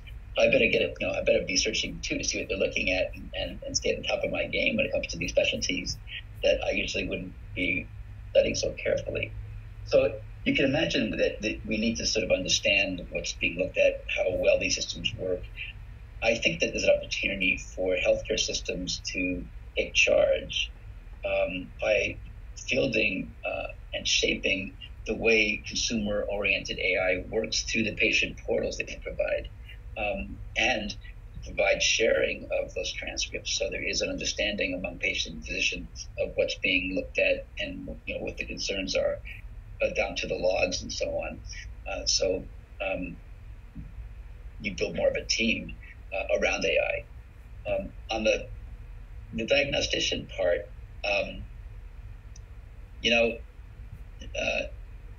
let's see how things go. I mean, human beings, physicians, clinicians, are responsible for the care of patients. They're liable for their actions. And these tools are being developed to bolster their abilities, to reduce the burden of care. in daily patient care activities like documentation. I don't see the human being diminished in poor primary care healthcare delivery. I do think that we need to understand the end-to-end of how AI informs experts as well as consumers. And we've done some studies. In fact, I have a fabulous study that I did with some Stanford colleagues, including a wonderful medical scholars student at Stanford, a first-year student, where we looked at the end-to-end of evaluation of how well an AI system can help with diagnosis. It's not just the AI alone that you have to look at. You have to look at when the AI is immersed in the clinical environment with a clinician working with the AI, what's the overall value of that system in enhancing outcomes. And that takes randomized controlled trials of the form you would use to test a new medication. Yes, certainly a lot of discipline. We have for a long time had to deal with Dr. Google within the clinical setting for a long time, and I've started to have to face off with Dr. Claude several times rather recently. So I'd love to hear your experiences, Andre. I mean, I know this is questions to Eric, but you're in the thick of things, and I'd love to know what your sense is for what patients are getting out of these systems and how it changes your relationship with them on the information front. Are you asking me a question? Yes, I am. Oh my goodness, I wasn't prepared for this at all. No, I think it's a critical point in terms of patient education and notion, because patients derive such tremendous confidence from these agents, and what these agents, as far as they're concerned, that is the truth. And it's a little bit like reading the abstract and not the whole manuscript. Unless you know what goes into that answer, it's really hard to gauge it. And recently someone challenged me regarding whether sunscreen was useful because it had never been tested in a blinded controlled trial. And I just want to look at the guy and say, dude, I'm a doctor, just wear the sunscreen. Like, you're supposed to, let's not make this into an AI controversy. So I think clinicians specifically are going to have to really be able to verbalize both the positives and the negatives of a AI agent diagnostic search, and be able to impart confidence in the patient that they understand that, but that there are also features that they're putting into treating that patient that perhaps AI can't integrate. And so you completely caught me off guard with that question. That was great. I mean, one comment I'll make is that when I give talks, for example, on these consumer technologies like the GPT family or Claude and so on, like when I did a grand rounds Department of Medicine back early days of GPT-4, and I show how wonderful the system is, and isn't it magical? And I like slipping in a case where something was subtly wrong about what the system came up with that would have killed the patient. And I have people in the audience smiling, and so I said, anybody notice this? And I think that there are safety risks still with AI systems, in that there are intermittent failures that, because of the way these systems work, are persuasive and that hide some of the dramatic failures. So beyond precision and recall for like diagnostic applications, we need to do safety analyses of rare failures and have that be part of the characterization of these systems. And that's also what's the information being delivered to our patients. Yes. I think we have time for maybe one more question. And what is your perspective on the potential for cognitive de-skilling and having folks be just dependent upon AI clinical tools? I think it's a significant concern. And I think that we as a community, I'll call us a fabric, a community of engineers and physicians and biomedical informaticists, need to think deeply about, and I referred to this earlier in my comments about medical education and continuing medical education. The potential de-skilling and loss of analytical skills is not just coming to healthcare as a risk. My sister is a professor at UNC Asheville of literature. She teaches English, I guess it's called literary arts, or writing, rhetorical introduction to rhetoric. But she said, at Thanksgiving, came to talk to me and said, "What are you doing to my students? They're not thinking, they're not writing. They're just using these tools now. What does it mean for folks, 12 years from now who came through that world if we don't think deeply about the implications of these tools and update them and make them more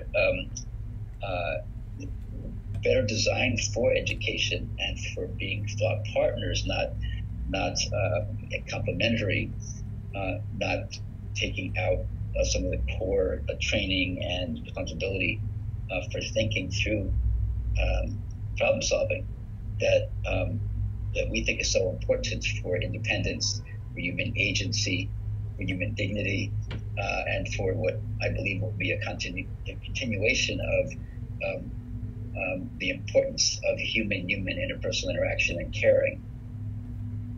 Well, thank you. I think that's actually a great note to end on in terms of how we view the future of AI when we're talking to our students and their responsibility in the future. Dr. Horvitz, it's been such a lovely conversation and such a lovely keynote, and I know our viewers learned a lot, and we certainly generated a lot of discussion. I'm sorry to those who I was not able to get to your question here today. And we look forward, we hope you enjoy the following sessions for the rest of StEMIx. And thank you very much for being here.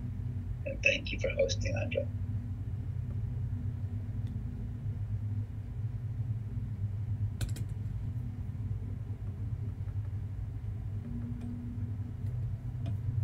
I think we're no longer live. I don't know for sure. I don't know either. Okay, so just smile awkwardly until we're told otherwise. I'm pretty sure we're off. Let's see. And I can tell people even live that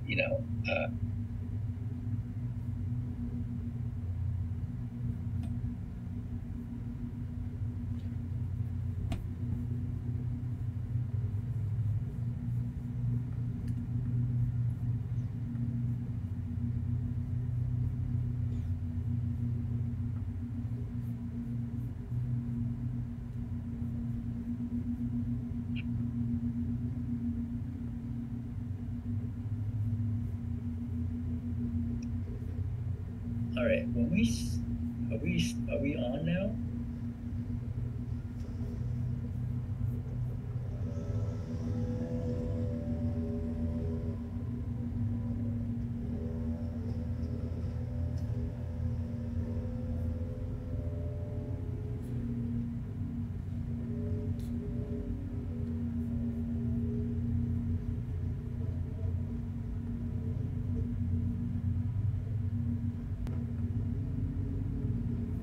Get started.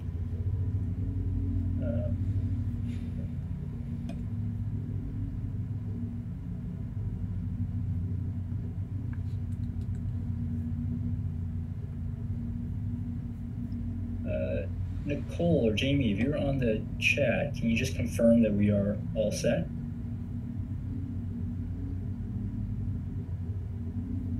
Great.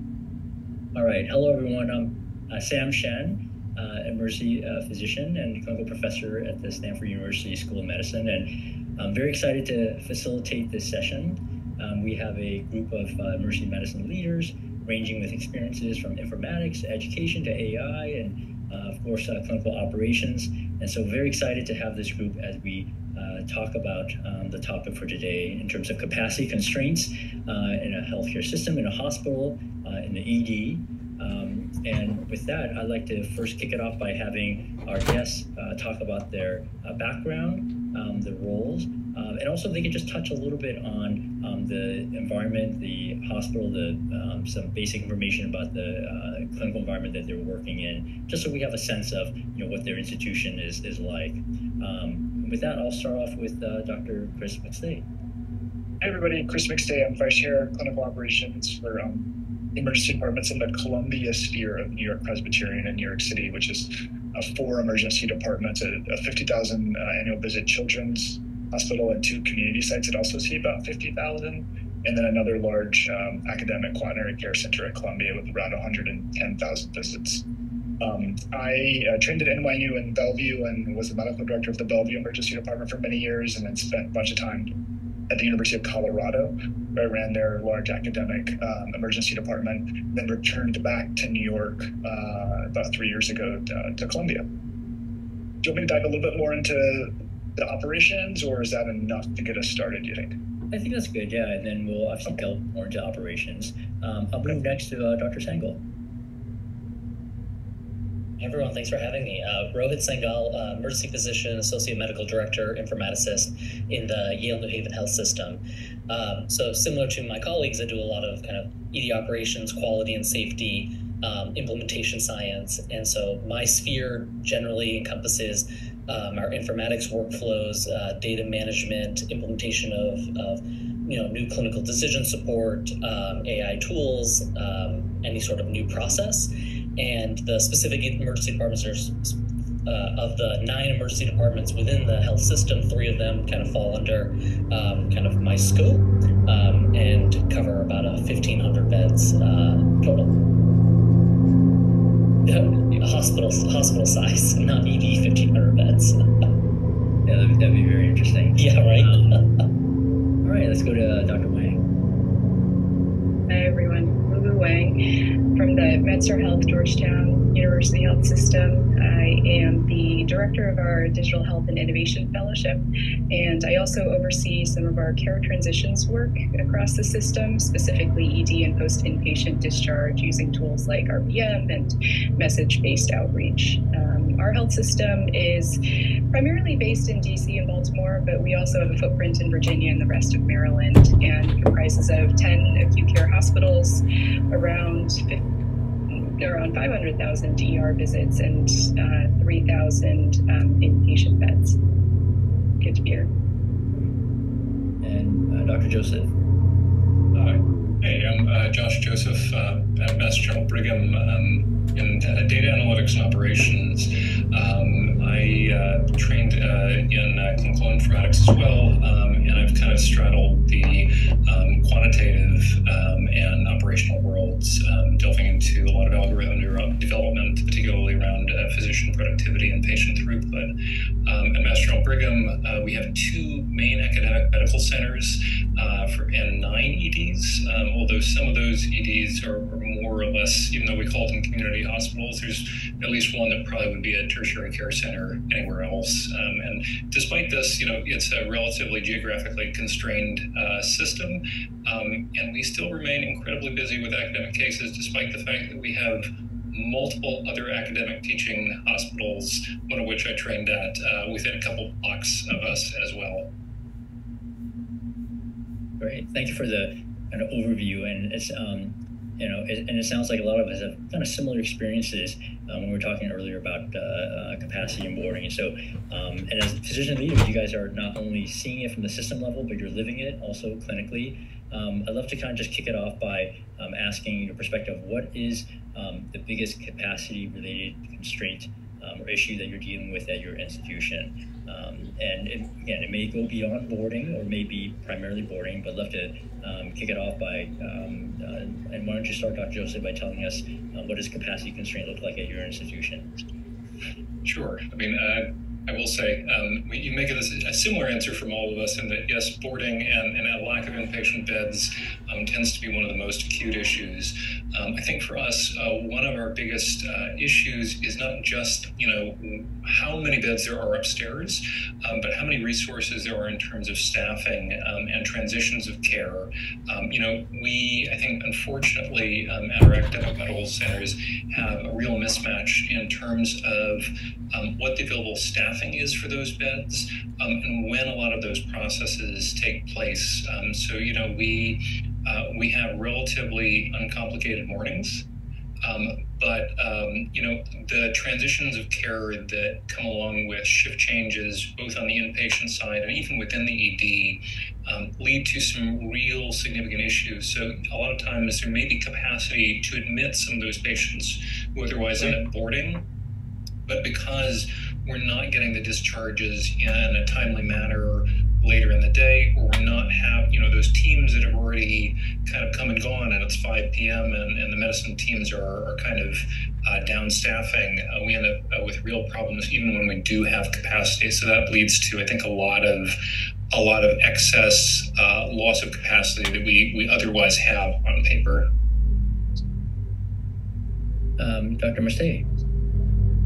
Similar. When I got here 3 years ago, I think my first day here, there were 110 patients boarding in the main academic medical center, and there were about 40 or 50 of them that hadn't been assigned teams yet. So they were being held by the emergency physicians who continued their sort of quasi-care until they could be handed off later. This is a major problem, and in my opinion, an abdication of the responsibility of our internal medicine and other colleagues to provide ongoing patient care. So we did a lot of work in that space, actually expanding the hospitalist teams, working with our academic colleagues, ACNGME and regulations around caps, et cetera. And I'm proud to say that while we're probably still boarding, in fact, we are boarding 100 patients in the emergency department right now, and 25 of them are in a kind of a separate area. So in the main corridor, there are 75 patients that are admitted. There's only a handful that are not handed off yet. Even still, we continue to have a number of major quality cases and issues and concerns related around these transfers of care. And the median time from handoff to when I click admit until the team, quote unquote, endorses the patient and takes ownership is still around 4 hours, which is far and above anything that I've experienced in my life in other organizations. While it's easy to talk about the boarding and the physical bed part of this, I do think that this handoff and endorsement issue is kind of underrepresented, and I'm hearing more and more of our academic colleagues, especially in academic settings, deal with this, particularly because some of the ACGME caps and regulations and things. So it's something that I'd never seen before, and we worked really hard to address it, but there's still a lot of work to do in that space. The other thing I do want to mention is that as I think about ED capacity, I think about throughput. And while I'm boarding a tremendous large number of patients, our throughput physically through our emergency departments is constrained by a variety of factors. And it's something that we really focus on and have dropped our length of stay for discharge patients by about an hour, closer to around the 4 hour mark total. And that, of course, has alleviated a lot of the physical capacity constraints that we have day to day by just reducing the number of care hours that are required physically in the emergency department for the 80% of patients that we discharge. Yeah, that's an excellent point, is that, we are talking a lot about, as you said, physical capacity, and it's expensive to build and create physical capacity, but you can create that virtual capacity by affecting another level, which is length of stay. And that's something I think we will have a chance to kind of delve into when we talk a little bit more about potential solutions and initiatives. Dr. Wang. Yeah, echo all of that, right? Any day that ends in Y is a day where we have boarding. But I think when I think about throughput and capacity constraints, I think what we're really talking about is input, output, and throughput. And input is somewhere we've put a lot of thought and energy into as a hospital system. A number of our hospitals are in city, densely populated areas, as it sounds like many of you are as well. And I can drive my car as fast as I want down the highway, but if it's rush hour and there are a lot of people on the highway and exits are closed, then we're still not getting there anywhere faster. One of the items that we've focused on is getting patients who need to be in the ER, timely and effective ER care, but providing alternatives that are just as safe and more patient-friendly to those who don't need to be in the ER. And generally, I'm not talking about the patient who has belly pain, who might have gastro, but didn't know if they were having a heart attack, right? These are patients who need a prescription refill, can get a hold of their PCP. They were sent in for asymptomatic hypertension. They are here for a specialist evaluation that might have been an expedited, urgent outpatient evaluation, right? So how do we make sure we open up a network of options without the solution being build more space, staff more people, which isn't a scalable solution for most people. Great. And Dr. Singhal? Yeah, I mean, I think I echo what my colleagues have said. Boarding the workforce for sure. And yeah, I think it's really important that Lulu mentions the access, right? That is, we think about front end access, but also like the back end access of, the ED evaluation has been done, and can you get them timely follow up, right? If there's someone who needs, a timely endoscopy, can GI get them in soon enough, or is that someone that you're, kind of forced to admit because they don't have access to that resource, and they'll be seen by GI in the hospital? That's we have tried to work, really collaboratively with good success in setting up kind of rapid discharge type clinics for a variety of presentations, but it's born out of this lack of access of where you can say, please follow up with XYZ, and not having confidence that there will be an appointment in a timely fashion that drives some of these admissions decisions just out of necessity of wanting to do the best thing for the patient. One thing that a lot of you point out is you're always trying to kind of hit on some potential solutions, right? Solutions that perhaps are going to be based in the ED, solutions that can be based before patients even get to the ED, and much broader. I'd like to kind of ask, so what is the emergency department, emergency medicine leadership's role in discussing and pushing and challenging the issue of capacity constraints? We often hear that boarding is a hospital problem. So to what extent do you view the emergency medicine participating in that discussion and driving the change? And what does those conversations look like with the hospital leadership? I'll start with you, Dr. Singhal. Sure. I do agree that this is a systems issue, but ED needs to take, in my view, is like ED has very much a seat at the table, and if we're not going to ring the bells and knock on the doors of specialist services for assistance, it's very easy to kind of forget about the ED, right? It's a chaotic environment, but it's a closed space, and so if you're on the floor, if you're on like the inpatient floor in ICU, you may not necessarily think about the ED because it's not in front of you, and so I think we can initiate some of these conversations and highlight the problem and even propose solutions. But we're going to need to work, as I mentioned, with some of our kind of discharge clinics, right? You need the buy-in of these specialty services to open up, a half-day a week clinic for heart failure to do rechecks or diuresis. Or someone with a concern for a new malignancy, new cancer, right? These are incredibly stressful moments, right? And it's a challenging conversation, but if you can really create a smooth workflow, a transition from ED to ambulatory, it can be patients don't want to come into the hospital if they don't have to, right? And so you can create a good patient experience in that sense. Yeah, Dr. McStay. I agree with all that. I think we have to step out of our echo chamber of our tribes, right? Our tribe of emergency medicine that continually beat the drum of hospital boarding and its problems. And I'm all on board that it's a major problem, it's a systemic issue, and there aren't easy solutions.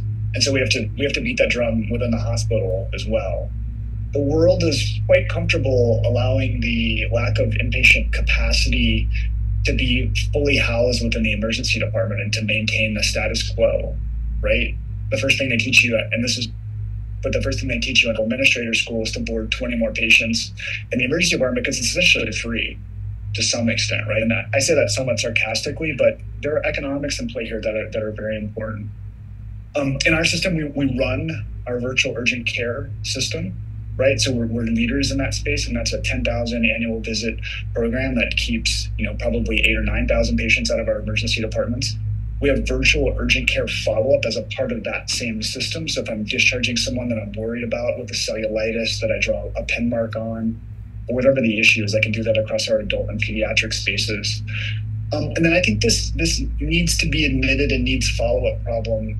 I go into meetings with my inpatient colleagues and I get complaints about I admit too many people or whatever. And I walk headlong into those conversations, and I'm willing to have those conversations. I would love to admit 1 or 2% fewer patients if I had adequate resources and can make it happen. It's just really hard. But we engage in those conversations all the time as a show of goodwill to the institution, while I'm also, trying to hold them accountable for the use of inpatient hallway or alcove or so whatever those types of additional capacities are. The last thing, I think we have to be leaders around how we respond in times of crisis when we are in critical surge and capacity constraint conditions. We have to force our institutions to do certain things. Dr. Shen, you mentioned, using inpatient hallway beds, et cetera. These things have to become automatic rather than the ED being the face of having to push every time we're in a surge situation and it's not happening. We have to convince other hospital leaders to work against the status quo and to advocate for us. And, I think where I am locally, that has happened more and more over time, but it takes an awful lot of one-on-one conversation and convincing to get people to see that viewpoint.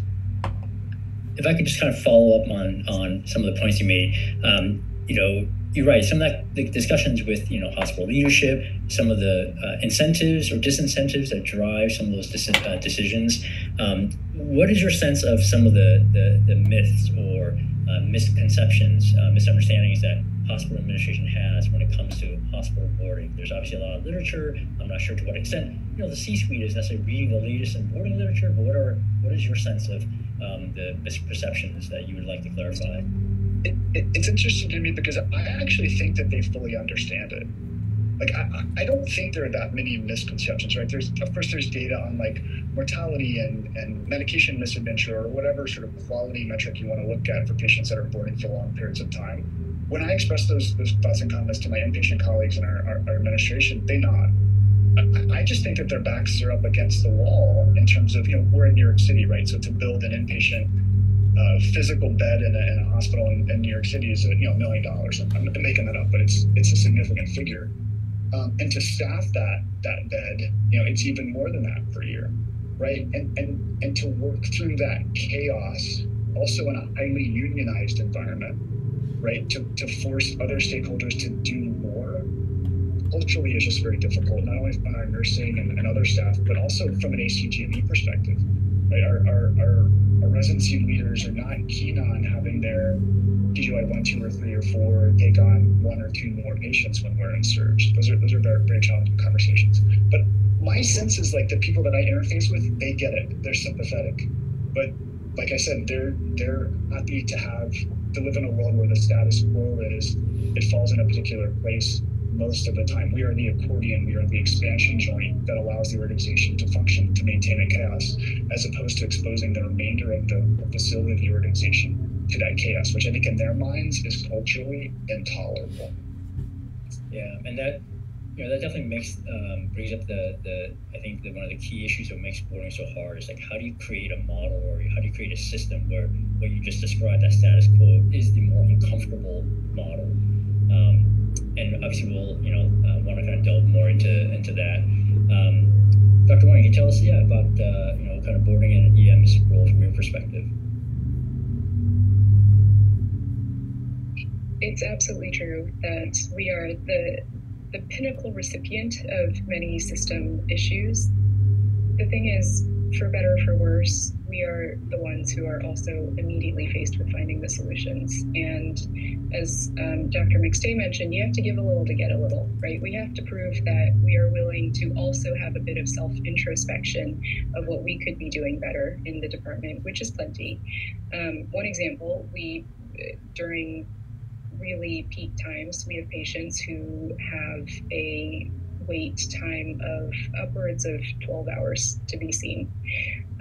And that's quality and safety, repercussions of that too, but patient experience repercussion. And so we implemented a few years ago now a teletriage process, which allows patients to be seen by a provider, have their pain and nausea medication ordered, have the troponin ordered if they're coming in with chest pain, those types of things, so that when they're finally seen, we're not starting from square one. Another, in the last few years, implementation is an ED observation unit, which is kind of interesting to look at for turnaround times. We've got an average turnaround time of around 24 hours for our OBS unit, compared to which is run by ER providers, compared to a hospitalist-run observation stay of approximately 72 hours. So the same patient, same acuity, but there's a bit faster turnaround. And so the emergency department willing to implement solutions is both a self-reflection, but also creates a bit of a comparator for how things could be different. And how would you say the hospitals kind of respond to that? How do they view these initiatives that you've taken? Yeah, the hospitalists are responsible for a vast array of patients that end up taking a bit more of their time. The critical patients who have complex social needs, disposition needs, right? We are very limited in the patients that we accept to the ED observation unit for this exact reason. They need to be, for the most part, expected to be out of here in 24 hours. They can't be going to a SNF, etc. And so we do have quite narrow criteria. But if we were to compare those exact same patients, some of it is just with the same risk threshold and the risk, same kind of risk criteria, risk adjusted. A lot of it is just the temperament of the providers. We are willing to discharge patients at 3 a.m. safely if there's a safe plan. And that's just not the culture upstairs. Great. And Dr. Joseph, your thoughts? I think there's an extent to which we're really good at doing emergency medicine. We're doing the work of emergency medicine even when we're kind of a little bit out of our, not even out of our depth, but out of our comfort zone. We're used to discharging people, as Dr. Wang implied, at 3 in the morning. That's no issue for us. I think that, one of the limitations we have is that we have a vague gesture of, what good follow-up is for some of these conditions. But, you have a patient with chest pain, their MIB is negative, but there are lipid panels, all over the place. Very few of my colleagues, would feel super comfortable putting this person on a statin or, optimizing the blood pressure medication, which is, again, appropriate. It's not the primary focus we have. But part of me wonders, is there some sort of interplay we could have with our hospitalist or primary care colleagues, where it's not simply, we'll hope that they, manage to follow up within a week. We'll reserve some clinic spots for them. But is there a way that we can kind of deliver some more of that care that, will hopefully defray the need for a meet next week? Because there may not be options for one. I think these are all great suggestions that folks have had, and all of these are obstacles that we share. I think that one of the real difficulties that we have along these same lines is the kind of medium acuity, chronically ill patient. For a lot of us, we could be, facing 100 young patients with ankle sprains and abdominal pain who have relatively, minor other chronic issues, and we can make it through those patients. We might have to deal with, some delays to CT and stuff like that, but that's an overstuffed department that most of us are very comfortable managing. It's when we have the patients who miss dialysis or have the chronic abdominal pain that is totally out of control and they're still retching despite multiple rounds of antiemetics.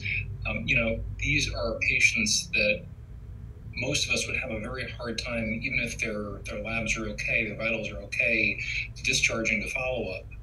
But they're also ones where I think most of us get the sense, there's some other intervention they're going to need to marinate for some more time. They're appropriate for admission. And those are, I think, a lot of the patients that we wish we had some sort of alternative disposition for. We wish we had some sort of earlier intervention for. But, it's these same patients who, when they show up at the primary care office, you're a little short of breath because you're a day or two post-dialysis. That's radioactive. And I understand entirely from a primary care, partner's perspective that that's something you want to send to the ED. But in terms of solutions, those are, I think, the patients we really wish there could be some either alternative disposition or some sort of alternative early intervention on. But I think would really make a big difference for when we're at capacity. Great. And so, kind of following up on that, you're looking at, as you're discussing the influx of patients coming into the system, and then, of course, then you're boarding on the back end. Let's just open it up. How are you guys thinking then about that part of the equation where, what are the levers you guys can control or influence in terms of the patients coming into your front doors? We're victims of our own success, emergency medicine, right? Which is wonderful. People come to us because they know that they come just for acute episodic unscheduled care because they know that we have advanced diagnostics, that we're smart, and we're going to do the right thing, which is really wonderful.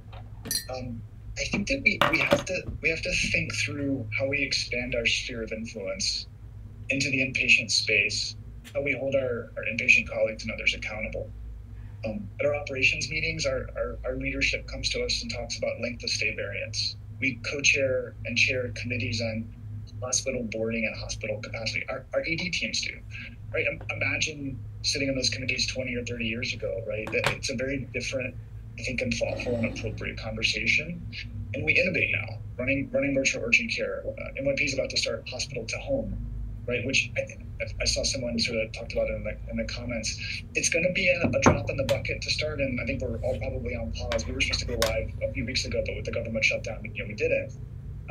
I wish as much attention was being paid to overall boarding as was being paid to hospital to home, because there's so many meetings and so much activity around it.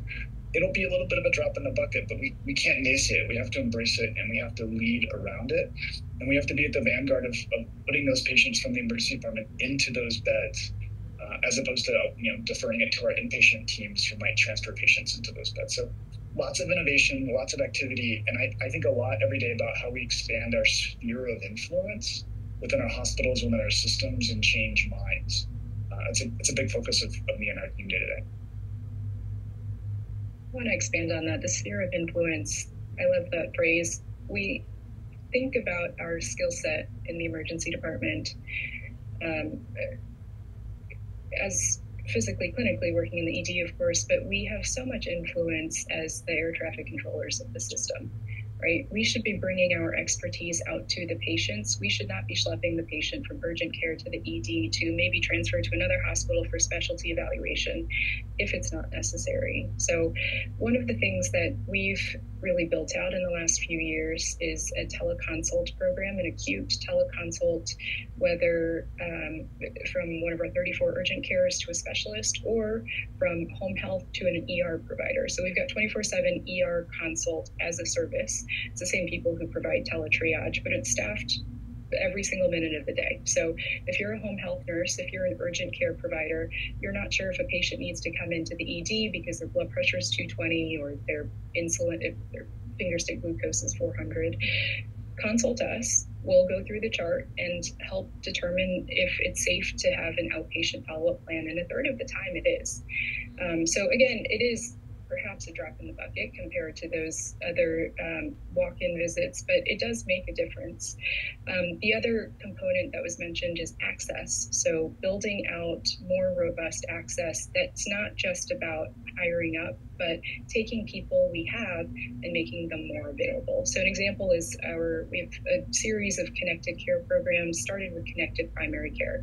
The idea is for each primary care pod of a dozen PCPs, we've got an APP whose sole job is to provide same day, next day virtual appointments.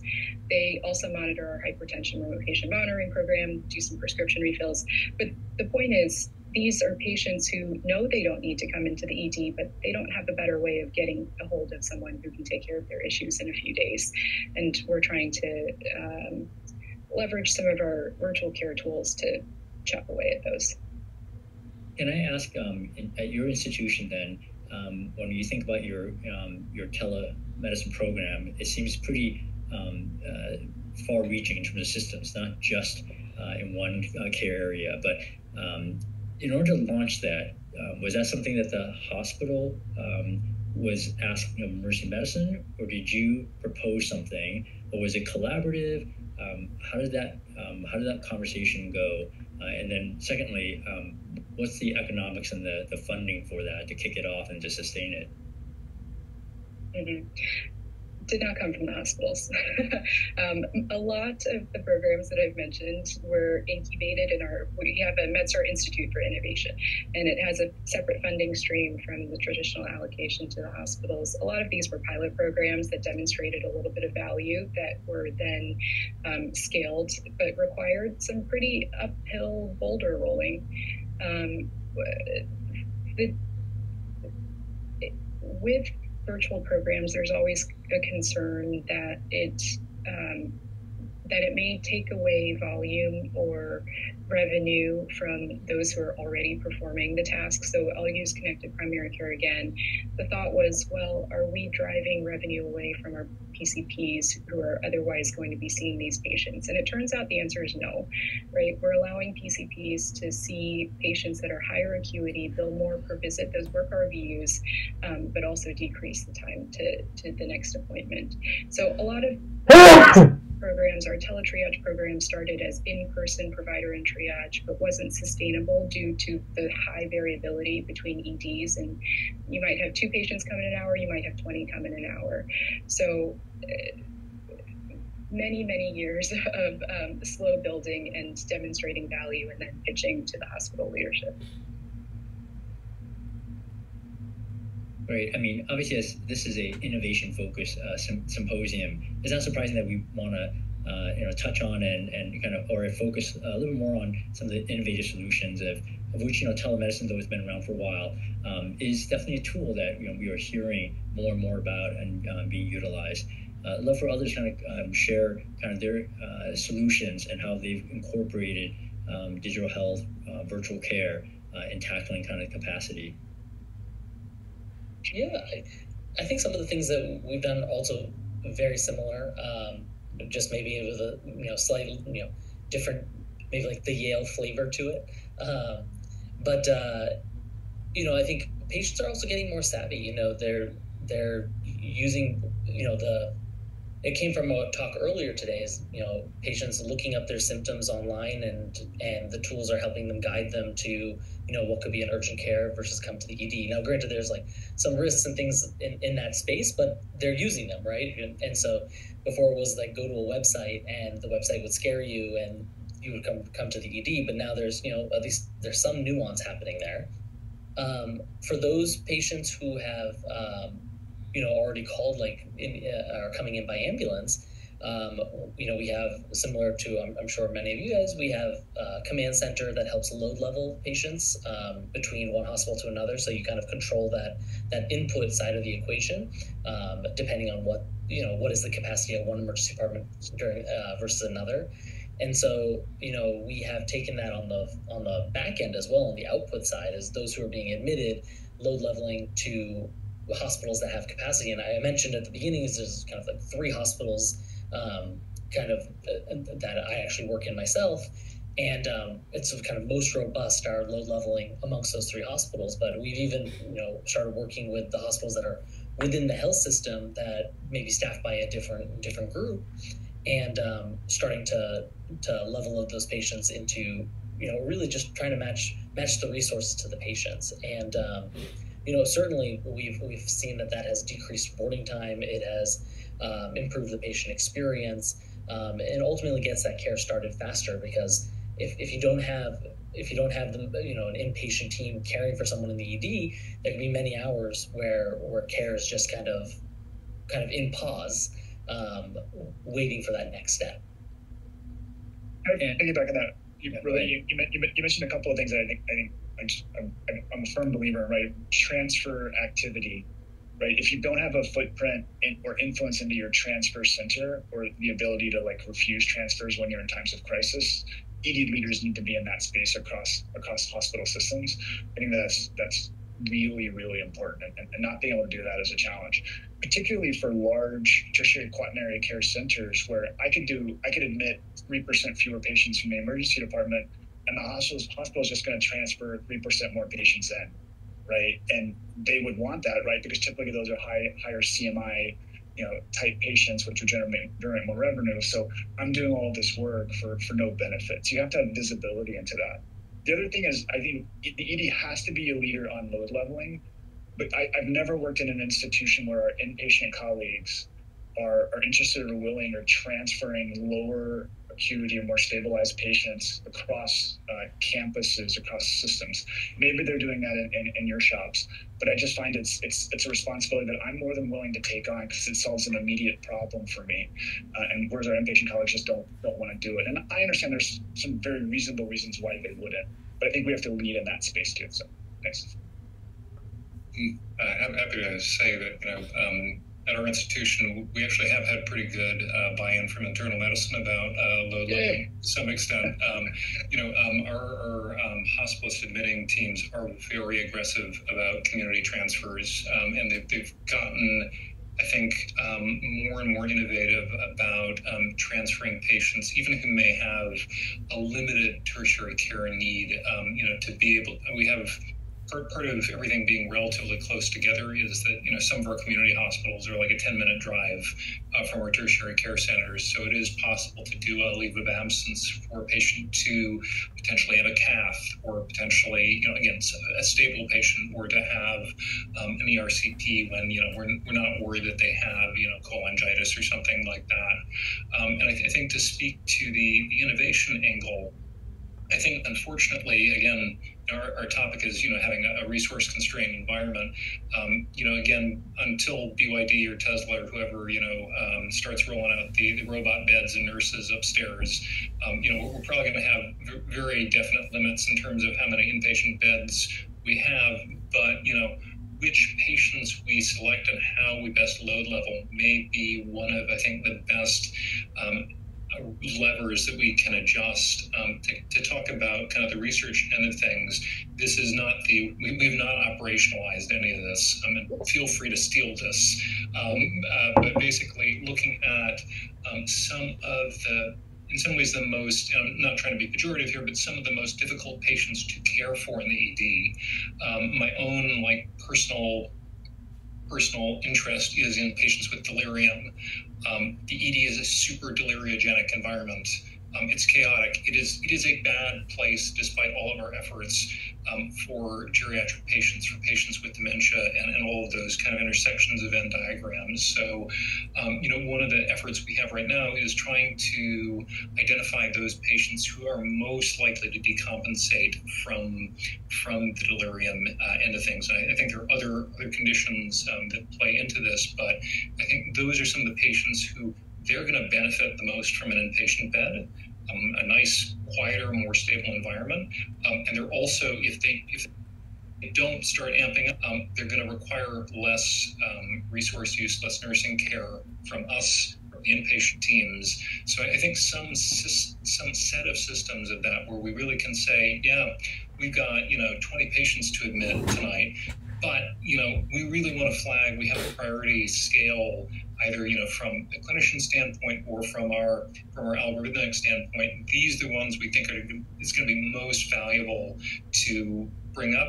These are the three who it's most valuable, or who are so benign we could definitely send them out without an issue, and then we'll figure out the rest. So I think that may be our next kind of best step while we wait for larger system-wide solutions.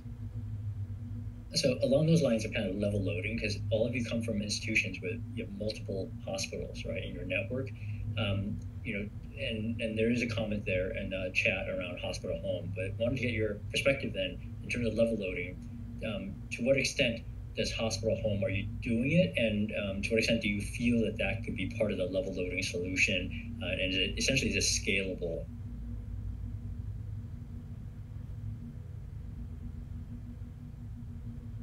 Probably start in the next week. We'll see. I worry to some extent, and those of you that have launched observation units may have felt this. There's a subset of patients that you put into an observation unit that you might have otherwise just discharged. So you have to be careful about the creep. I worry about the patient that I might discharge with the leg cellulitis is going to end up in hospital to home. And so we'll have to think through that and see the impact. we want to be involved. I'm hopeful. I wouldn't signal any negative sort of feelings about it. Certainly, the hospital leaders as we implement, but that's in the back of my mind. How much will the impact truly be? Yeah, so we have some experience with hospital at home, and I think looking at that experience it's a heavy educational lift of making the ED teams feel comfortable, then making patients feel comfortable, right? They've come to the hospital, and it's just being a new care model is, what? I'm going home, but I'm going to the hospital at home? Like, doesn't that mean I need to actually be admitted to the hospital here? Similarly, when I think back, to my residency training, and I'm willing to wager it was similar to yours, is, sick versus not sick, right? You have to come into the hospital or can you go home? And so it's sort of odd to think about, oh, this patient needs hospitalization, but I'm sending you home. And so I think that there's a comfort level of teaching our clinical teams, like what that means, this is a great use of clinical protocols to really define like what that right population is. And I completely agree with that scope creep is, we don't want to be filling those beds with patients who would otherwise just be discharged, because that actually isn't solving the problem. But I mean, for the experience we have, patients generally like it. Okay, they're pleasantly surprised, and so and even the ED teams, like when folks get sent to hospital home, you feel like it's a win. Oh, I'm able to send this patient home, and they're going to get plugged into the resources that they need. Someone's going to follow them, and so I think mentally it feels like a win, and so I think that's like a good thing to try to lean into when that happens. It's funny that you mentioned that. We don't currently do hospital at home. I have worked at a hospital where we did, and I've constantly underestimated how much patients want to recover at home. Right? In the ED, I think we often see patients who are here because they want to stay and want to be treated here, but just as many want to be told that they're safe to go home.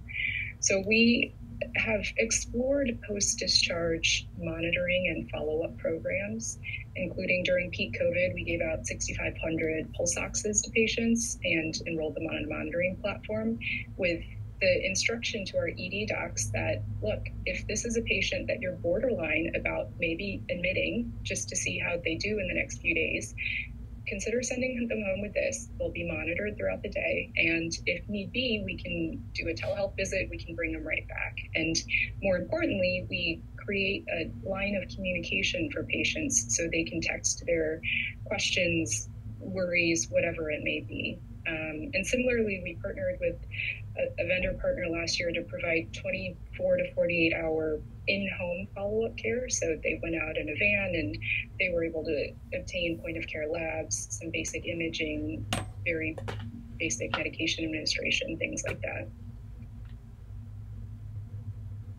Yeah, so all of you are sharing, how Mercy Medicine is kind of leaning into digital health, using, virtual care to help with the capacity constraints.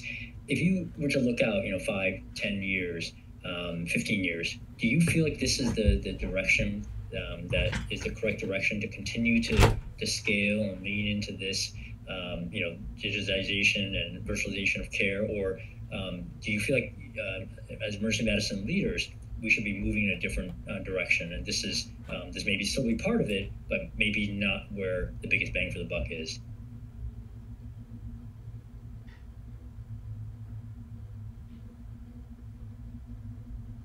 I don't think we have much of a choice. We're already behind the ball compared to many other industries. Patients want it.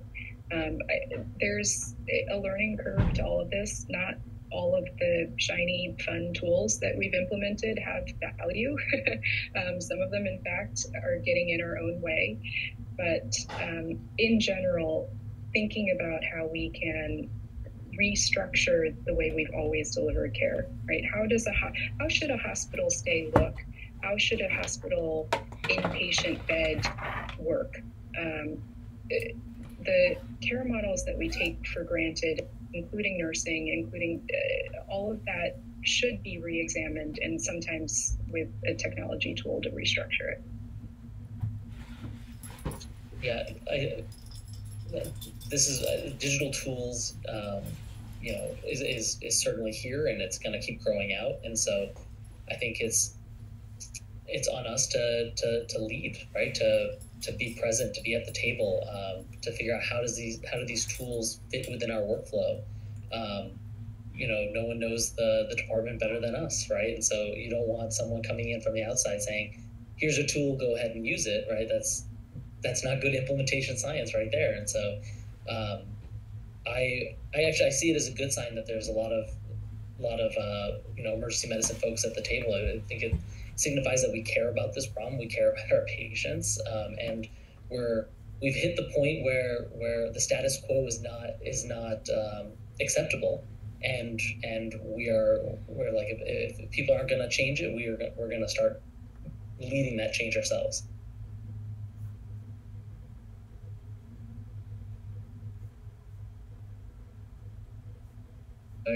Dr. Mercier, you want to comment? I used this line the other day in a meeting when someone was being the face of the status quo, right? So you all work with those people that like put every roadblock to not do something. And I said something like, the status quo isn't working. We can no longer continue on that path. And I think that resonated with the group. And I completely agree. I mean, status quo has got us where we are now. I think everybody was hoping for, a decline in the need of inpatient beds as everything moved into the outpatient space. But we see advanced hospital diagnostic and interventions and surgeries and other things, many of which have to be done in hospitals. And I don't think we're going to be saved by a massive, large-scale transition of inpatient work going into the outpatient space. I think it's going to occur incrementally. But I do think that there's a tremendous amount of really non-interesting capacity-related work to be done within the walls of hospitals, which in many pockets have been really poorly managed.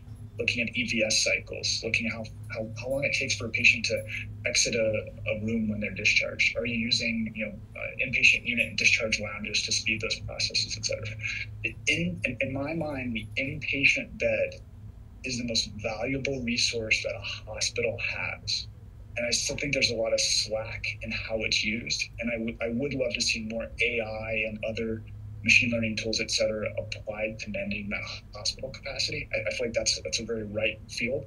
Some hospital systems are doing that. Mine isn't yet, but I'm hopeful that will help build some virtual capacity in a very, very real way. Yeah, if I can kind of push on that a little bit, then obviously in this conference, we have our keynote speaker talking about AI. How are you thinking about AI as it applies then specifically around capacity, and what does that look like in terms of application? I'm not.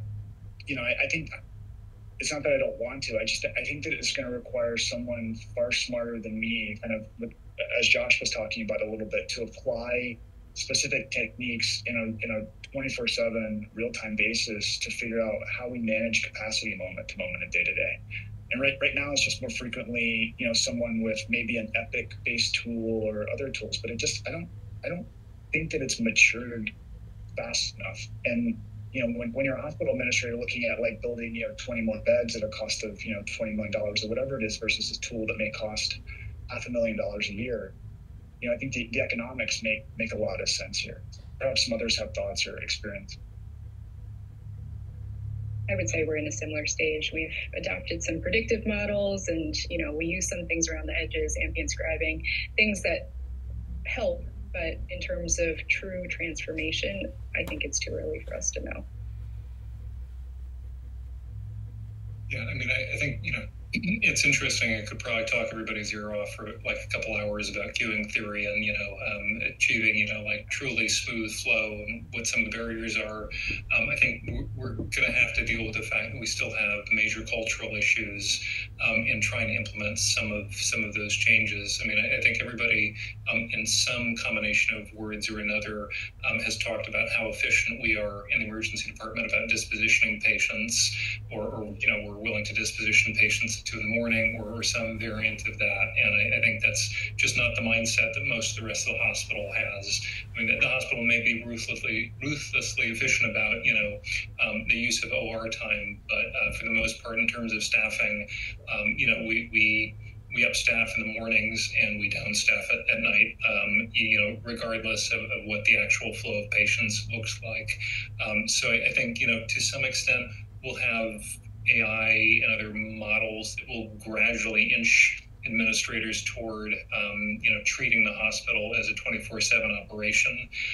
But I think one of the exciting things that we could do would be to get more of those services, even if they're more in terms of telemedicine, of, getting the patient to be able to see the nephrologist at 7 p.m. or something like that, or getting some of those same sorts of service, even if it's the equivalent of, an urgent care that has the ability to phone a friend when there's a blood pressure medication issue or something, where we can get more of that same sort of care without having to, make them come to the emergency department and wait, 14 hours or whatever for a problem that could have been solved a lot faster. And a lot of that may just have to be driven by us. It may be that we have to, beef up our vertical care.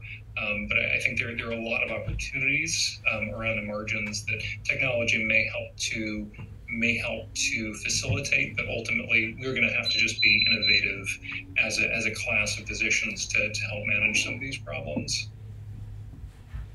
I think the only thing I could, add to the discussion there is, I agree. The hospital needs to move to the 24/7 operation, and honestly, making progress in that just realm will go a long way in terms of consultants coming to the ED or discharges later at night, and so those are we're a long ways away from that, and I would say that is technology can help there, but it's not going to be like it's not going to be necessarily like implementing this tool suddenly going to fix the problem.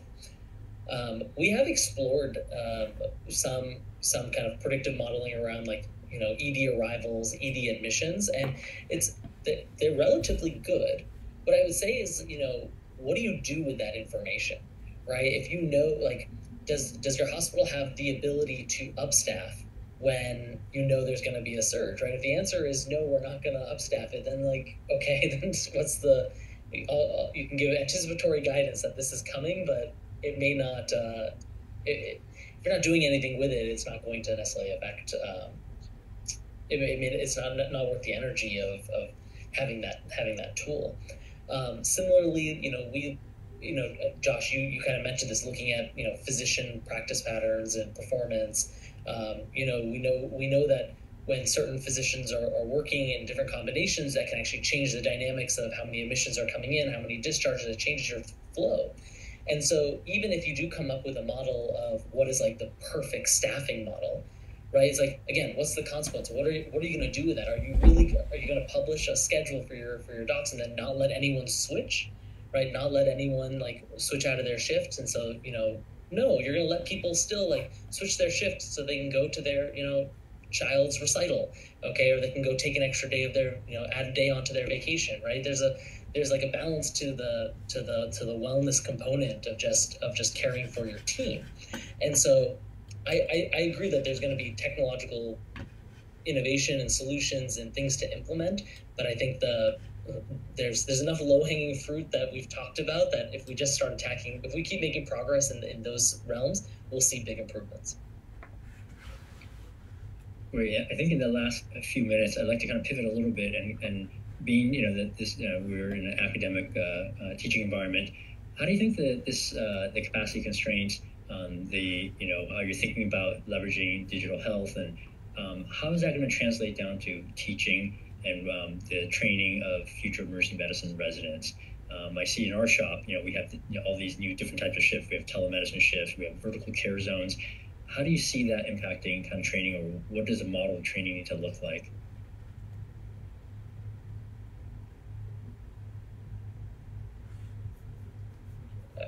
I can take a stab at it. I think this I don't think this is replacing kind of the competency-based education that our residency programs are built upon.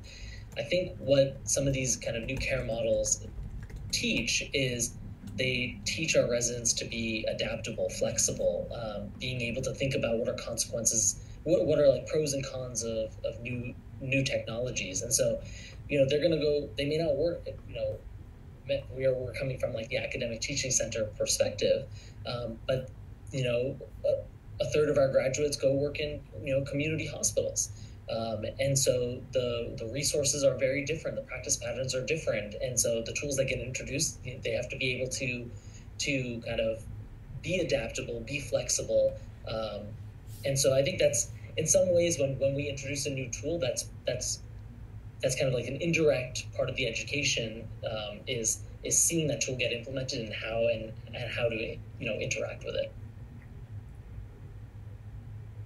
It's also an honest look at what the practice of emergency medicine will look like 10 years down the line, right? I would love for someone who trains at our academic medical center to take some of these tools and innovations and take it to their next community shop, right? We've got quite a few of our residents end up working at a community site, or resident graduates work at a community site that's about 2 hours south of DC.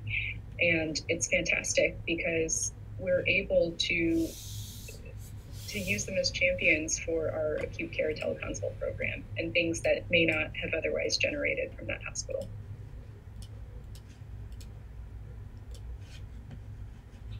Great. Would Dr. Mercedes, Dr. Joseph, you want to have any last comments? Just thanks for all your hard work in this space. It feels tireless, unrelenting, but the work. And I don't know, we soldier on. We do it for our patients, and we do it. Someone mentioned wellness. We do it for our patients, but I think a lot about what it means to be an ER doc, nurse, tech, whomever working in our environments when these capacity or related constraints are imposed upon us, and it's really hard. And leading with empathy and doing our best on these complex problems is very important. Yeah, no, thank you for that. And I think with that, we are right at time, and I want to thank all of you for your insights and thoughtful responses, and really appreciate you taking part in supporting this conference, and for all the audience members that could participate. Thank you all. Thank you again. Thanks for having us. Thanks, everyone.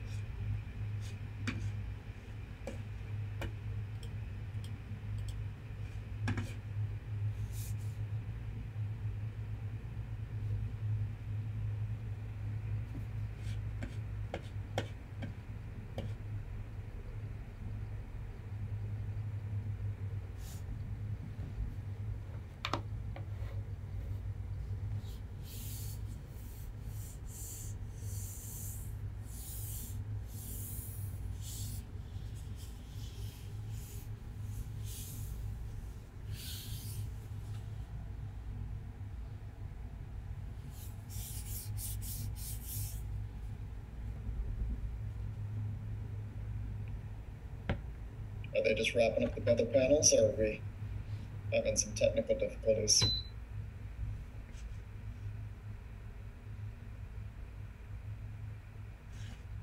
Okay. Yeah, this was happening before too. I think it took a few minutes for people to kind of come in. Okay, no worries. All right, I got the go-ahead. I got the green light. Here we go. Well, good afternoon, everyone. Welcome. My name is Brian Cefaletto. I'm a professor of emergency medicine at Stanford. I've been practicing emergency medicine for over 20 years, and thinking about post-discharge monitoring, I've always found it curious that we spend an intense amount of time and effort in a very compressed period in the emergency department, and then we hand people a few pieces of paper and don't know anything what happens to them for the most part after they leave. So I've been sort of poking around at this issue through research, through topics such as blood pressure monitoring, falls, post-traumatic recovery, behaviors like medication adherence and substance use. So I'm extremely excited today to introduce Dr. Jared Conley. He's an emergency physician at Mass General, and as well as faculty at Harvard Medical School. He serves as the Associate Director at the MGH Healthcare Transformation Lab. In addition, he's an Associate Editor for New England Journal Catalyst and co-chairs the U.S. Hospital at Home Tech Council. So a whole lot of hats he wears. In 2023, I believe he published a seminal article outlining the roadmap for remote patient monitoring as it relates to acute care. And so I think we're in for a great talk today and discussion, and look forward to hearing from him. Take it away. Great. Thank you, Brian. Such a privilege to join with colleagues across the country, and I really appreciate Stanford for bringing us all together. So I was given the task to talk a lot about wearables and really separating the signal from the noise. We'll have hopefully a really robust discussion. We'll do a little bit of didactics and then I think 15, 20 minutes for questions. So let's dive in. Just a quick disclosure slide. All right, so I think if we step back and do some context, at the end of the day, physiologic monitoring has been crucial in our ability to manage disease as we look back over the decades, right? How much better we've gotten at managing acute illness because we're learning about these things called vitals and creating vital signs and then monitoring them. So it's just been incredible to think about, the experience as you look back 100 years and what we've been able to do because we're monitoring and understanding physiology. So I think with that, with continued technological advancement, really the question is, what impactful role could wearable technology have in other scenarios that we haven't yet been using it for, at least as like an everyday operational sense. And that is what we're going to kind of explore a little bit today, both from a medical grade perspective, but also from the consumer revolution that's happening in this space as well. I want to just kind of take a minute, though, to think about this sensed environment, or Umwelt, as it was written up here. Really, we perceive what we are given the ability to perceive, right? We obviously all know about the 5 senses that we have. There's often this talk of a 6th sense. If you study creatures from around the world, you realize they have all sorts of other senses that we don't have. But I think it's interesting to think about what wearables could enable us to get a better sense of, or this sensed environment, how it could expand that. And of course, the reality of that is, of course, in so many ways, this just schematic kind of highlights some of the ways that we're thinking about wearables and what it might be able to do to generate better healthcare, more health, etc. But I think the challenge with all that is, of course, the noise and the signal. And at the end of the day, we need to really be thinking about it, I think, from a variety of different innovation lenses. This is one I often use, the jobs to be done framework, right? What job could we hire wearables to do for emergency physicians and, frankly, patients with acute unscheduled care needs, which was unfortunately me even this last week, for those that follow LinkedIn. But at the end of the day, right, knowing what's happening to patient physiology pre-ED arrival, in the waiting room, during their ED stay, better understanding and predicting, managing clinical risk at that time of patient disposition, kind of as Brian highlighted in his introductory discussion. And then this idea of, where could they go, right? What is the right disposition for these patients? Wearables could potentially be hired to do some of those jobs. Could it solve ED boarding? Well, we'll discuss that a little bit. That's the ever challenging problem we all face, given the payment models that drive a lot of the boarding that we see. And then, of course, at the end of the day, could it also just impact physician wellness, staff wellness in a way that makes us better able to do the job we love? There's also, though, risks, and there's several. I've only highlighted a few here, right? Is it actually capturing accurate physiology is one, right? There's a lot of times, and we'll review some of that today, it's not capturing accurate data. It might be getting closer, and we'll review that. There's a data deluge, right? Like, okay, yeah, so we have accurate data, but where's the actual insights? And that can be a challenge. And of course, all sorts of other things. The form factor's not right. People don't want to wear it. There's lost devices when you're trying to do this work with patients. There's so many different issues that can come to play. It's a challenging space in many ways. So as we kind of explore this through the lens of emergency medicine and Stanford that's brought us all together through this, I just kind of wanted to break it down into kind of pre-ED arrival, in the waiting room, in the ED itself, post-ED. We won't have as much time to talk about tele-EM, although I think there's a great role there too, as well as wilderness and austere emergency medicine in general. I think great roles there. We won't have as much time to talk about that today. So again, we need to separate the signal from the noise, and there's plenty of noise, so we need to really get into where is that signal to be found. And I'm going to try and highlight several studies and work that's been done to show us where that signal is. I think the challenging reality of it is that, the signal and what that it generates of actionable physician behavior that impacts patient health is really, of course, it's complex, right? It's, does it actually manage or measure the physiologic data correctly? Is that signal transmitted properly? Is it processed? Is the analytics great? And then does it allow for easy interpretation? So, acknowledging that this is a whole process, we won't have time to dive into all of that, but important to keep in mind. So if we look at the wearable studies, it often kind of looks like this, right? It's like people are trying their best. They're trying to hit the target. They're trying to generate health through wearables. But at the end of the day, we miss. And that's the nature of innovation, right? We learn to fail fast and try again. But really, if you look at the RPM data, the wearable data, this is kind of what the target looks like. So we're gonna talk a little bit more about where is the strong RPM signal or the strong wearable signal, and I'll often kind of interchange those, recognizing though, of course, that RPM is a broader umbrella. We're talking more specifically the wearable devices of RPM. All right, so let's dive into the waiting room. I had the privilege of sitting in a waiting room as a patient just in the last week. And these places are not always best designed to deliver health. We are a safety net. We have needs that come in unexpectedly all the time, and often patients that need to get seen quickly do, and occasionally, unfortunately, they don't.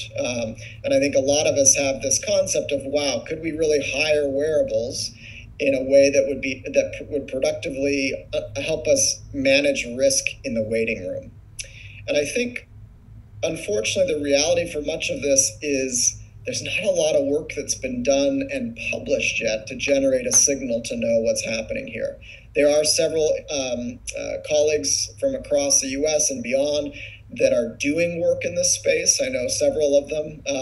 I haven't seen a great, evidence signal showing us that this is something we should all be doing. I think it could be, but I think it's an area where we should be doing more as emergency physicians, thinking about, again, who is the right patient to put a wearable on. Of course, it's probably not most of our patients, but maybe it could be. Maybe there's learnings there from continuously monitoring most of our patients, but certainly there's plenty that come in with some sort of a triage issue that we should be putting a wearable on and having an understanding for them so that they don't sit in the waiting room for 3 to 6 to even sometimes more hours deteriorating. Unfortunately, all of us can remember cases that sat too long in the waiting room, and we would have wished that somehow they would have been seen earlier, and unfortunately, bad outcomes happened as a result. So I think there's an opportunity here, still waiting on, I think, finding that signal. All right, a question we often get asked in this new world we live in.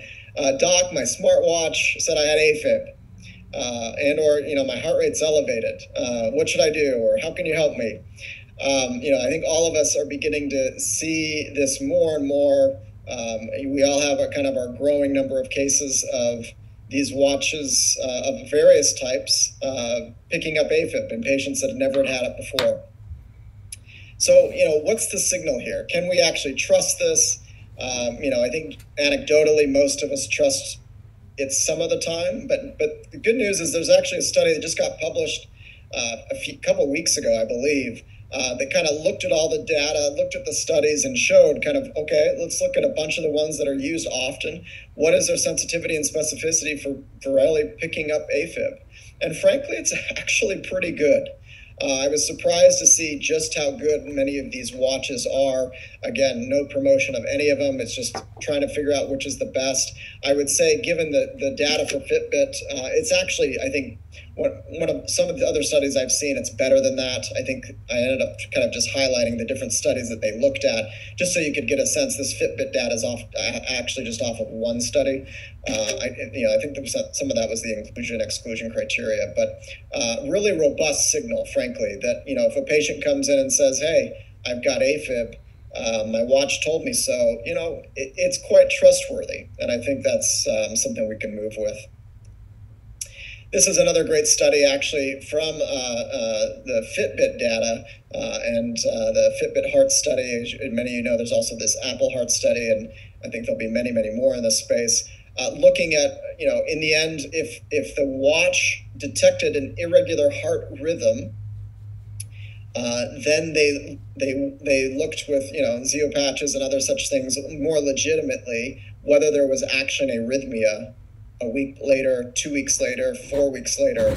And you see, of course, something that we kind of have realized in many ways, and why the Zio patch and other devices such like that have done so well is, actually something was picked up, right? AFib was detected. It just wasn't detected during the emergency department visit, right? And so I think, again, as patients come to us and say, hey, my watch showed me that I was in AFib, but they, on their EKG and the ED, have normal sinus rhythm, it's believable, and we should, on average, be sending these patients out as best we can with some sort of patch that will monitor them and pick it up definitively. All right, so let's transition a little bit. There's obviously lots of vitals that these watches and other wearables in the consumer space are trying to go after. Oxygen sat is one. Here's some data on the oxygen saturation and how it compares to a gold standard. And what you see is, again, it's pretty reasonably good. Again, not quite medical grade, but pretty reasonably good and accurate. I think the challenge with this is it's not quite accurate enough to say, if a patient comes in and says, hey, my oxygen sats, is reading 85, is that real? When in the ED it might be 93. So I think still work to be done there. The signal is improving, and we look forward to seeing more innovation done in that work, but some really good stuff to date. So excited to see that. I think the other area that we won't have as much time to talk about is high blood pressure. Obviously, many know that Apple Watch recently released a detection for this and got some clearance for that. You're seeing other companies like Hilo, which was formerly Actia, doing some of these 24/7 wearable consumer devices on the wrist. Picking up blood pressure. So I think we're going to be seeing, of course, more and more of this consumer revolution and these patients coming to us saying, doc, help me out. What can I make of this? And at the end of the day, this is a liger, right? A mix of a lion and a tiger, right?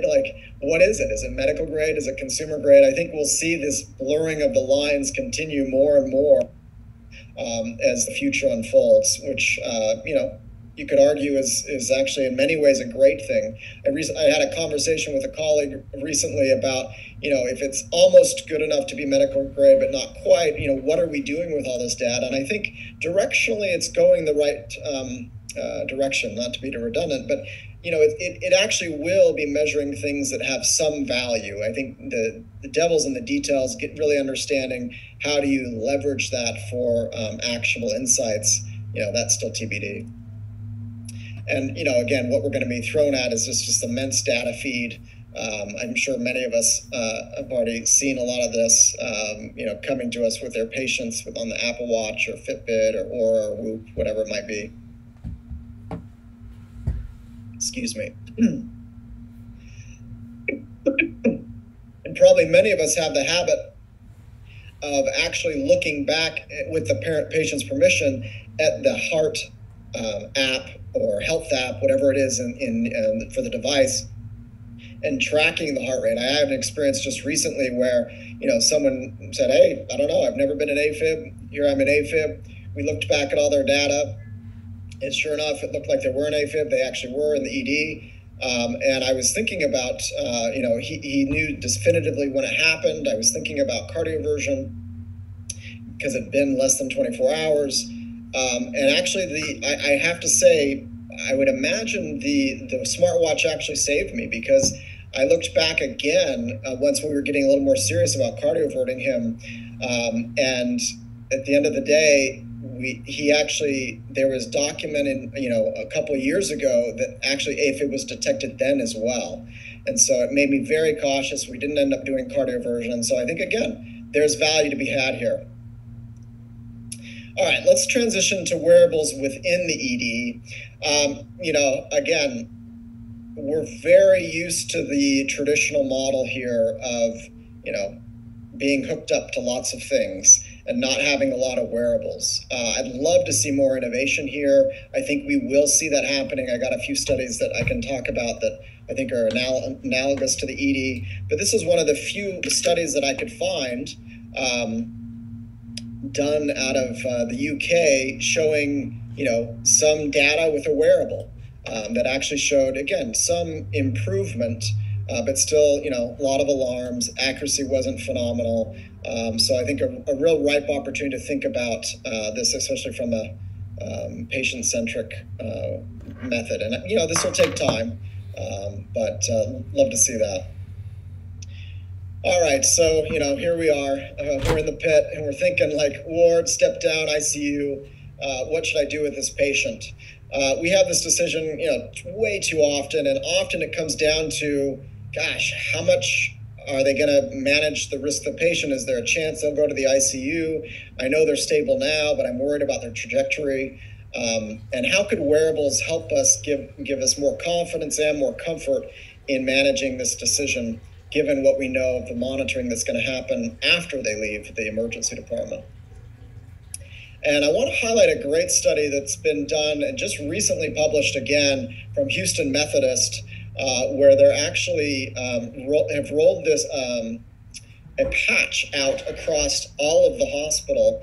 It started, of course, as a pilot, but has grown even further. And now last I heard, they're moving this across their whole health system, where all their floor patients, and I think even the ICU, but certainly their floor patients, step-down unit patients, are all getting this patch. It's rechargeable, it's fairly inexpensive, and it's accurate enough to actually show a true signal, right? They're showing literal patients are arriving to the ICU less sick. They are also having lower mortality.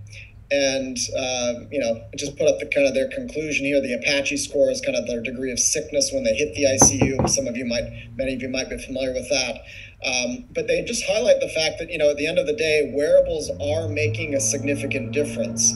I think we've been on a long journey here, getting the form factor right, getting the alert pathways right. It's not perfect, but we're seeing, again, a flagship hospital, one of the biggest in the U.S., doing very good work and showing that, again, there's a great signal to be had in wearables. And, I think this can impact us in many different ways. If we're thinking of patients on the edge, where should we admit them, right? Knowing that they're having a wearable like this on can really change our thinking about disposition. Given, again, most patients don't deteriorate. It's a very small amount.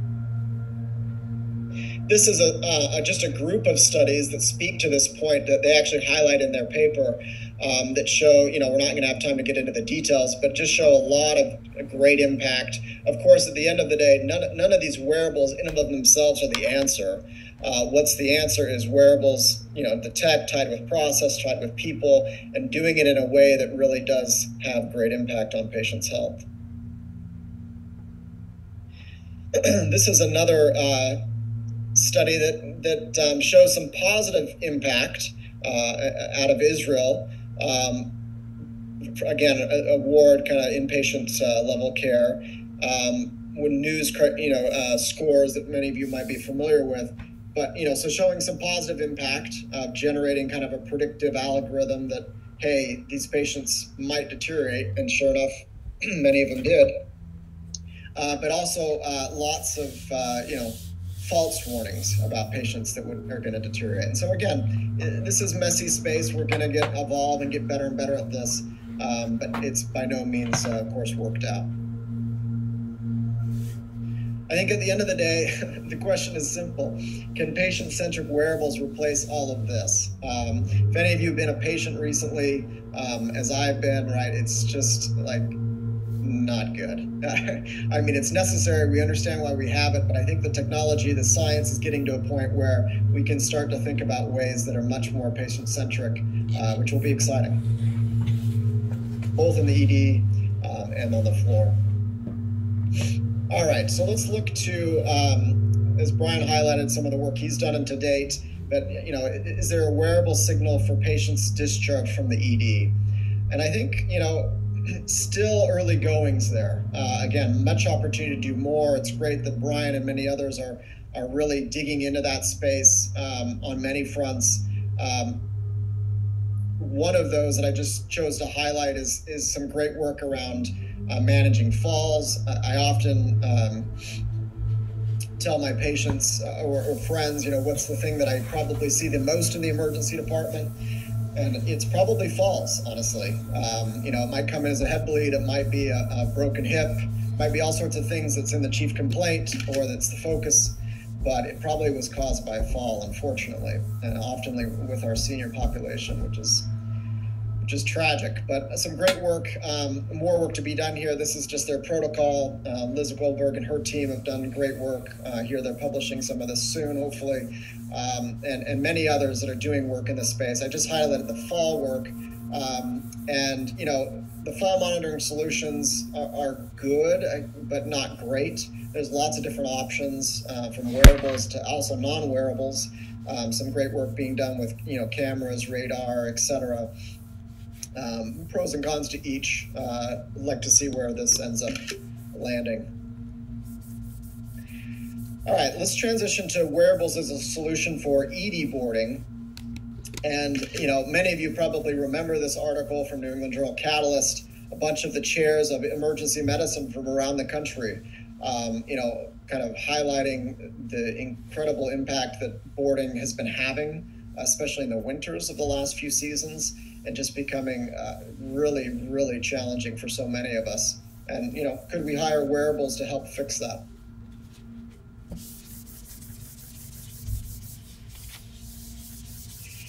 I'm going to be a little provocative here and posit that at the end of the day, there's actually a really strong lever against ED boarding. We've tried for decades to fix ED boarding. A lot of the reasons, if you dug into the space, right, is around where the money flows. And particularly, how surgeries get scheduled, et cetera. And a lot of those are not going to change anytime soon. There is some great work happening to decrease ED boarding. Not enough, but there is some great work happening across the country. But honestly, I think one of the best levers to do so is through hospital at home. And we'll talk a little bit about that given my work to date in wearables in this space and its potential to solve a really impactful thing to all, emergency medicine. To do that, I want to get you to think a little bit more broadly into the future, that we can really create a home-centered, hospital-supported acute healthcare system. Right? We've seen it in so many other industries where things are moving to the home. We're all too used to just knowing what we want, getting on the laptop or desktop and ordering it and having it within a day or two, right? A lot of things are moving toward the home. At the end of the day, we really can leverage this same phenomenon in acute healthcare. Many of this, when we first hear about it, think, gosh, that's like the antithesis of what I was ever taught, right? If someone is sick like they need to be admitted. We need to be watching them. We need to be, doing all the things for them. But at the end of the day, we've shown that we've been able to actually send a lot of folks home, again, very carefully and with good safety guardrails in place. And what you'll see here is, again, this is a model where Some patients could be discharged from the emergency department and actually be safe enough to go straight home. Others actually, we call it a transfer hospital home, where actually maybe they needed a couple days in the hospital before their risk became down, the therapeutics started to work, we were more certain of the diagnosis, and at that point, you shave off 2 or 3 days of their stay, but they still got 2 days in the hospital. So you can imagine this beautiful symphony of, centering in the home, but also being supported by the hospital as it need be for each acute illness that comes in.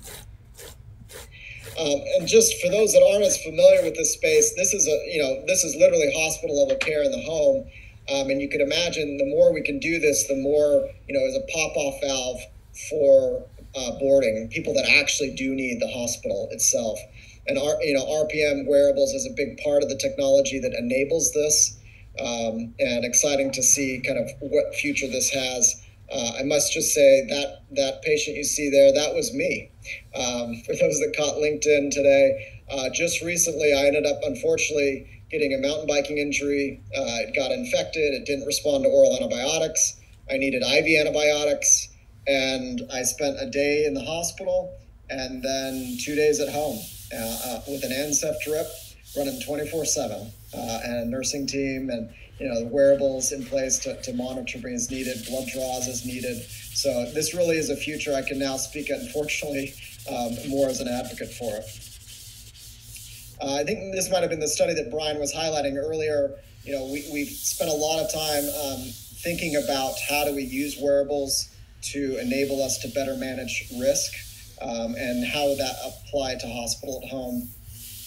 I think I just wanted to highlight the schematic that, when it comes down to it, we have this kind of pool of all hospitalized patients, and the more you effectively use remote patient monitoring wearables, you can actually move up the acuity continuum, and you can also, help patients that might be a little bit further from the hospital, right? Obviously, there's a geographic phenomenon that happens. You got to be close enough to the hospital to still be able to get them back when needed.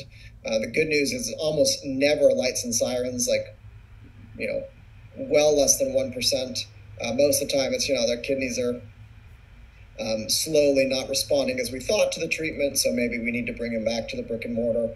But that is a very low rate, usually 5 to 7%, and essentially never lights and sirens. But you see a real opportunity to kind of think about putting technology that helps us think about physiology in a way that manages risk and sends more people home, getting hospital level care, but in the comfort and convenience of their home. So I wanted to highlight this phenomenon of acute care and really proactively sensing dynamic physiology. If you can imagine, I think we can all experience this every single day we work clinically. The risk of deterioration when you have an acute illness, for most patients, decreases, right? We get the diagnosis right. We get the therapeutics right. And frankly, I'm living this right now as I've been transitioned to oral therapy. I continue to show improvement, and my risk continues to go down and down and down. The problem is, of course, what is unnerving is there is about a 1 to 5%, if you look at the systematic reviews, of patients deteriorating. So people on the floors that end up needing the ICU. We can't always predict that. We obviously probably could have a general sense of the 30% that are going to become the 1 to 5%, but it's hard to predict that. And that's what keeps many of us up at night, right? What is the right disposition for this patient? And so what I want you to think a lot about is, how can we better sense physiology in a way that you can understand trends and predict deterioration much earlier, such that it's safe to send patients home with hospital at home or acute care at home or whatever you want to call it, as a potential disposition option. And, it really gets this idea of course, we can't do that without point-of-care diagnostics. That's not really the focus of this talk per se, but you can imagine a future where we have a much better sense, whether it's hourly or every 4 hours or every twice a day or once a day, better understanding patient physiology and pathology in a way that we know, hey, They don't need the brick and mortar. They need what the brick and mortar can offer in terms of, IV antibiotics or IV therapy, but that can actually be delivered in the home, and they're not at risk of needing the ICU. And if in the rare chance, it's well less than 1% of the hospital phenomenon. In those rare chances, we're going to pick it up. I've personally witnessed it many times. We're going to pick it up, 12 hours, 24 hours in advance. And, for the rare patient, we'll actually have to move them back to the hospital. So the evolution of RPM and wearables at Mass General Brigham, we've been doing it for 10 years. We've been doing it with lots of devices. We've operationalized at least 4, and we've remotely monitored thousands and thousands of patients. It's seriously been a game changer in terms of enabling us to manage acute illness in the comfort and convenience of home, again, for the right patients. So we think about the architecture of this type of system. You want to think a lot about, wearable versus intermittent versus ambient. We've mainly stuck with the wearable and the intermittent. Of course, patients with cellulitis probably don't need a continuous vital sign monitoring. They can do intermittent, but, a little bit more work needs to be done in the ambient space. It's not quite ready for prime time. And when I say ambient, I mean, radar or other, camera-based phenomenon, and others for that matter. You want to think a lot about patient selection, and then, do you have one device that kind of can do it all, or do you need a few different devices?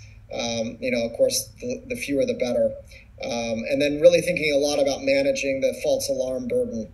And some of this can be done manually. If your patient has sinus tachycardia at baseline, you have a good sense of that when you look at the chart. You might, say, I don't care if the heart rate's, maybe above 100 or above 100, but below 110, because that's their baseline. And so you might move that, but obviously ML and AI will continually allow us to do more and more to decrease false alarms. And EHR integration is, of course, key, but we found actually that you can do a lot of this. It's a little extra step to not integrate, but sometimes it can take months. I think many of us are used to that, assigning it to Epic, your Epic team or your Cerner team or whoever it is, and waiting for months for that to be integrated. We're actually pretty keen on, moving forward, getting things going, at least in pilot phase, and not waiting. This highlights a study around kind of just all the different things that were associated with better RPM implementation. As you can imagine, we're not going to talk much about them, but there's a bunch of things. You can look at this paper later if you'd like. Also things that really got at poor implementation. This is the current state of our work at Mass General Brigham when it comes to hospital home and wearables. And the architecture that we're using, involves kind of an armband that gives us PPG on respiratory rate, heart rate, and a few other things. We have a BP cuff for more intermittent use. We have for patients that need it, which is often kind of your heart failure patient that's 20 pounds up, but is otherwise totally hemodynamically stable. You've done the diagnostics to figure out they're safe. They just need, 7 days of IV diuresis. But those patients are on continuous single lead ECG. We're constantly able to watch their rhythm, which has been a great resource and helped us honestly win over our cardiology colleagues to say, we like that safety layer. We think it's appropriate. We can take this patient home and do the rest of their diuresis there. Falls detection, weight scale, you kind of get the point. And then a backup device in case this the connectivity fails. This just represents one of the monitoring screens. Just give you a sense of kind of, for someone that's actually on telemetry, what we get to see, alerts that might happen. This is all, again, theoretical, but just give me a sense. We published a lot of this work a couple years ago in New England Journal Catalyst, and just highlighted, when it came down to it, the wearables, there really wasn't any perfect device. We still had to use a couple different devices depending on what we were looking for. Many of them we found actually were quite accurate, but the problem is movement can affect this. And so you want to be thoughtful around things that have good signal fidelity, also with movement. And I think that's probably enough for now. A little bit on the evolution of alert pathways. These differ, of course, if you're thinking about chronic care or post-acute care versus acute care. This highlights a little bit of the work we've done with wearables in the acute space, where, really it's about modifying, vital sign parameters so you don't get too many alerts, but you get the right alerts, thinking a lot about how that alert gets delivered, right? Most things are built for chronic care and they alert by email. Well, that's not going to work, right? If your SAT's slowly coming down over the course of hours. And so, we had to do a lot of work thinking about, making sure it was a text versus a page versus something that woke you up at 4 a.m. in the middle of the night. And then kind of that alert pathway. What if someone, doesn't get alerted or doesn't respond to the alert? Does that then go to the next in the chain? And I think a lot of great work that I would happy to share if anyone's interested. Of course, this is the holy grail of thinking around how can AI and ML really enable the use or the better use of this data, more accurate signal, decreased false alarms. And I think we're beginning to see this. You're obviously already seeing it somewhat in the consumer space with picking up irregular heart rhythms. And we'll see this continually on the medical grade space as well. This just represents an RPM kind of decision framework that I often use for thinking about wearables in the acute care space. Really it's about picking the right one that matches the patient need, right? We're not saying that everyone needs a patch, right? In fact, most hospital at home patients don't need a patch. But heart failure patients, we're big proponents of using them to get that continuous single lead ECG. And others, they just might need fall monitoring. So different ways to think through that. Same paper from New England Journal Catalyst, just highlighting, all the different ways to think about wearables. This is more specifically for the hospital home, but it actually applies to many of the areas that we're thinking about. I think being in the space for the last several years, what I've learned from some of my engineering colleagues is, just because it has FDA cleared doesn't mean it's actually going to be accurate when you go to use it in your patients, right? The predicate device that the FDA uses to clearly is often wasn't in the same space. It was often used with young, healthy people. So was the device that they're trying to clear, right? And so you want to be very cautious about thinking about, not just FDA cleared, but other studies that show that it's actually been used and is accurate and helpful. And then thinking about, cost factors, technical factors, form factor, all sorts of things that relate to that best kind of implementation of wearables. Here's a little bit around just a decision framework that might be helpful to some of you in terms of how we're thinking about wearables in the acute care space, right? We broke it down to several different conditions. We looked at all the kind of different types of vitals or telemetry or falls that we might want to monitor. And then we just kind of engaged in an exercise. This is, again, just like, back of the napkin, just scribbling type work. What could be done by RPM or wearable? What could or should be done by a human, or what could be done by either. And of course, there's no science per se to this. In fact, if you look at the data around how often we should be monitoring patients in the acute hospital, whether that's the ED or the ward, right? There's actually really no good data, whether that should be Q4 hours, Q8 hours, Q12 hours. And I think we're actually, hopefully in the next decade, we'll better figure that out with more data and AI and studies trying to figure out what is the right kind of interval for, each different patient population. Obviously, each one's a little bit different. I think I wanted to highlight this. If you haven't been in this space, you might not perceive this, but I think it bears to be that at the end of the day, where you choose to monitor actually affects a lot of the vitals and the accuracy you get. The chest is different from the arm, which is different from the wrist. And that's part of the reason why it's hard to get that kind of holy grail, one device that kind of measures everything. Although I think we're getting closer. Is the tech where it needs to be? Of course, it's not yet. But I think the cool developments that's happening that many of us are either working in or beginning to see is the sensor revolution, right?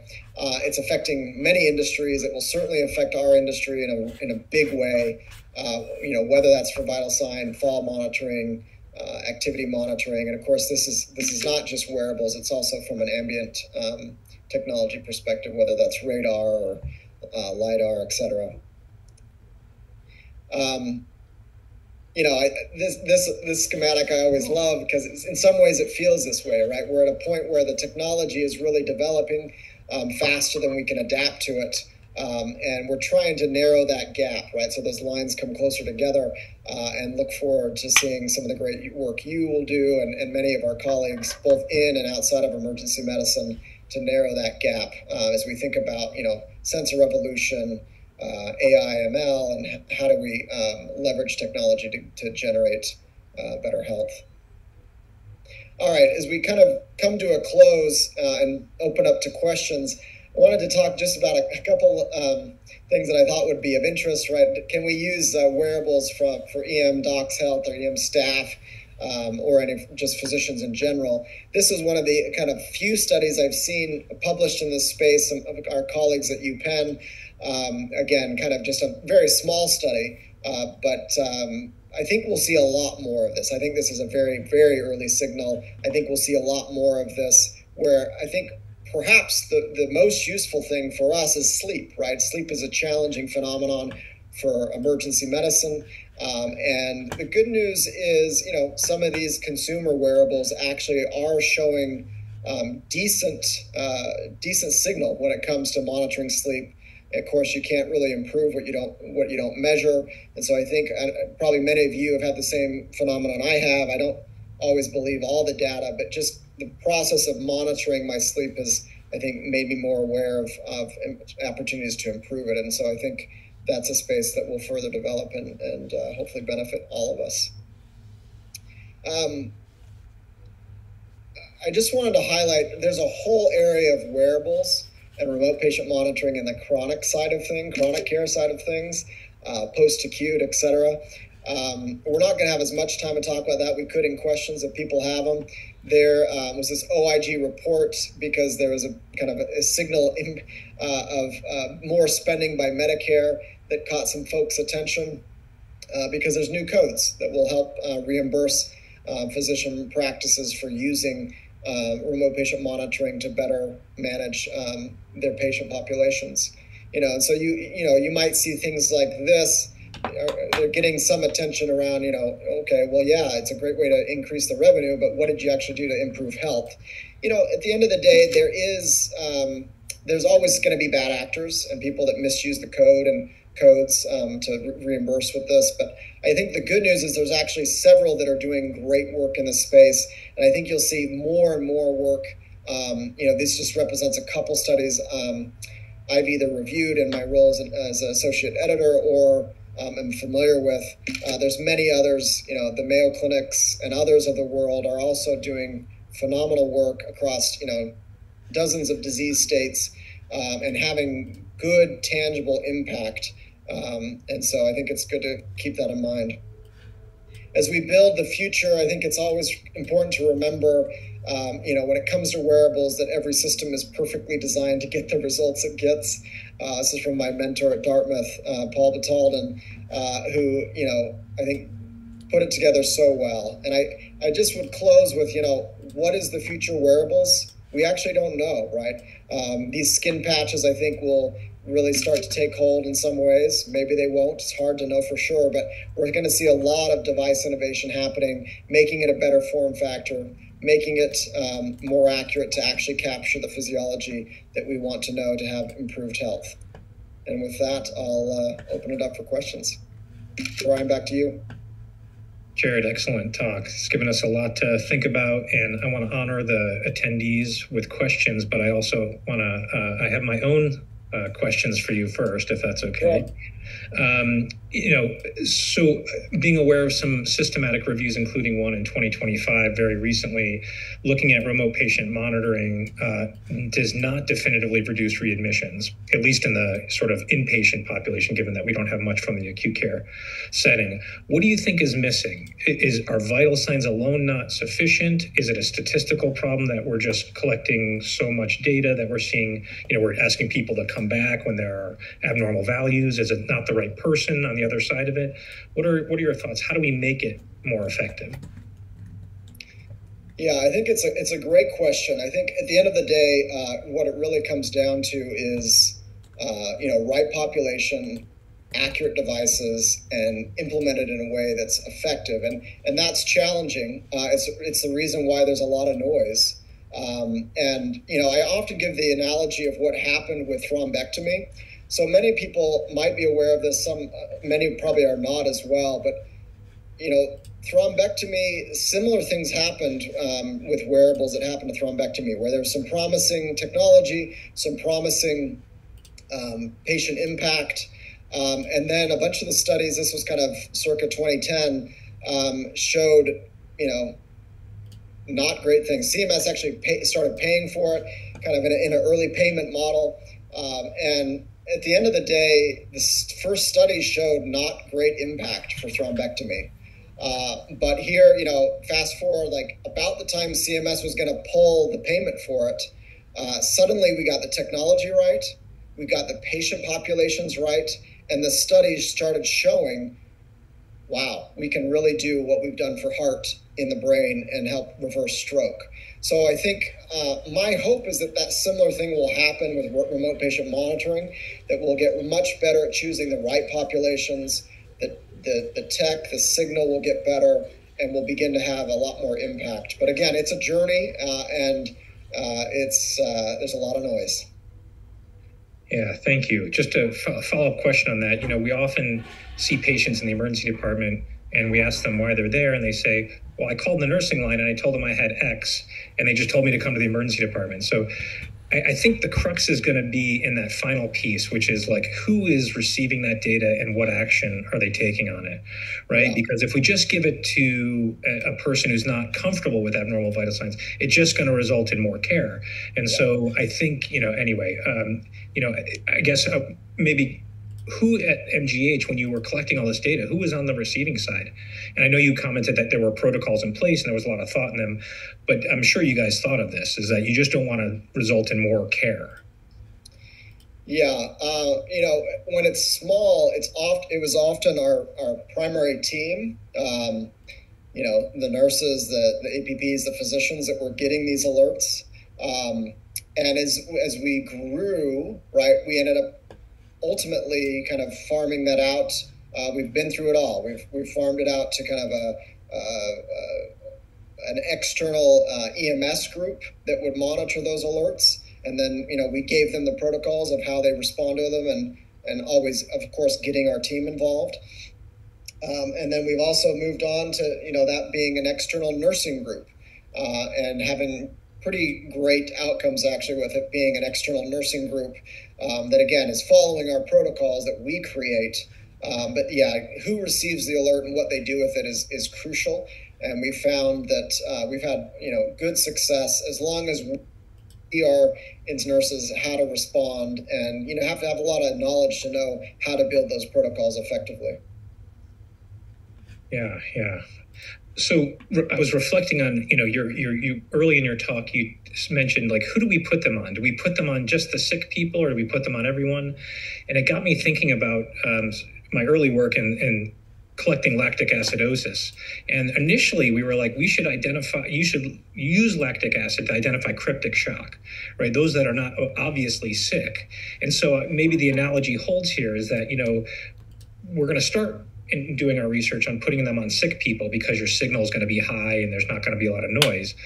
But at the end of the day, the marginal benefit may be in those patients that we think are healthy, right? Because if they're obviously sick, we may not need the remote monitoring. What are any thoughts on that? Yeah, this gets back to this idea of the right patient population. And I think that's the journey we're going to be on, is understanding. It's the same journey we're on of, when do you order the lactic acid? Kind of like you were alluding to, right? This is just another technology that gives us information about, what's going on from a physiology and pathology perspective. And I think knowing how to do that is a journey. I think you got to look where we often look, right, which is where are we having the worst outcomes right now, and what can we do about that?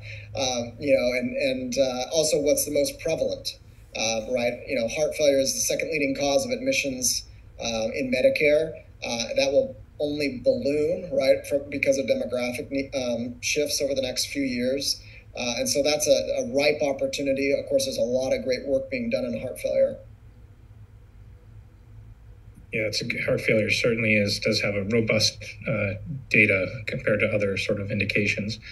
I'm just going to go to the comments going through. We have thoughts on RFK's quote, "Put a wearable on everyone" priority. Is there any incentive for clinician systems developing these? I think that was maybe part joke, but also probably there's a serious question in there about like the incentives for health systems. Are you seeing that at MGH? Like they're getting it about like that there's value there? Yeah, a great question. I almost included the slide with that quote just for comedy's folks' sake. Again, a little tongue in cheek, but the reality is that there is truth to that. Like, what kind of wearable could we be putting on every patient? Again, I think every patient is too much. We're thinking a lot about, again, some of the signal coming from Houston Methodist and other centers around the country. We've been more kind of sending signal out from the acute care wearable side and had great experience with that, right? We were, I think, one of the first, if not the first, to publish on that space. But I think Houston Methodist and other colleagues across the country are doing some great work with wearables on the inpatient side and showing, better quality, lower mortality, less sick to the ICU, as I kind of highlighted.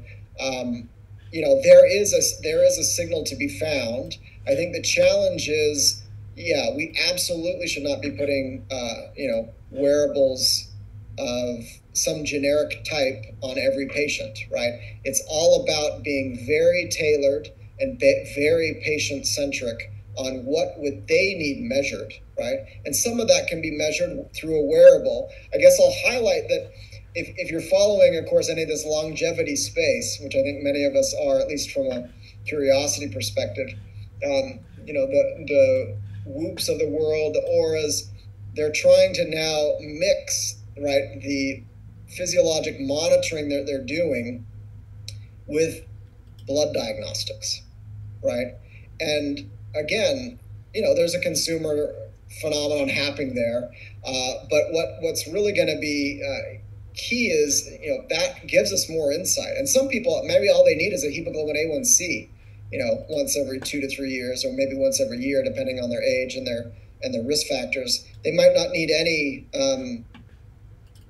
continuous monitoring of some of the other things that we think about. But I think you'll see, again, that blending of kind of learnings from the longevity space, which is a lot of noise and some signal. But some of that will actually inform kind of some of the work we're doing, I think, more in the medical space. Great. So in thinking about how the unique aspects of the post-acute care, again, I'm focusing on this because this is particular interest of mine, so I apologize to everyone if they are not. It occurs to me that as opposed to a general population where you assume normal everything, we're catching people 3 to 5 days into their illness. We often have no preceding data. And then what we're doing is not looking for deterioration, but we're looking for non-improvement. And I think that's really difficult. I think that's an important concept we don't talk about a lot, and it becomes methodologically or analytically difficult because we don't have a lot of data in emergency medicine. What does the normal recovery for a person with X look like after they leave the emergency department? So we don't know what normal should look like. We often tell people, oh, you hit your head, you're going to have symptoms for the next week or two. Do we know that for sure? With very little data. So I'm just curious your thoughts on like that difference and how we build these models in reference and to build our thresholds. Yeah, it's a great question. I guess one thought I'll have for you is, could an agent, an AI agent, help us here, right? You've probably seen. I even have a couple colleagues, right, that are using an AI agent that they've helped create to understand all of their wearable data, right? And frankly, some of them are actually getting legitimate insights out of it. Some of it's noise, some of it's signal. But I think there might be a role there for, agentic AI to play in understanding, in something that constantly kind of knew us and knew our trends, where we could start to make better predictions, kind of to your point, where it would actually even, significantly impact, our ED decision making. Yeah, that's good. My big question is how does this move forward? So we have like 2 minutes left. So, we see what could happen.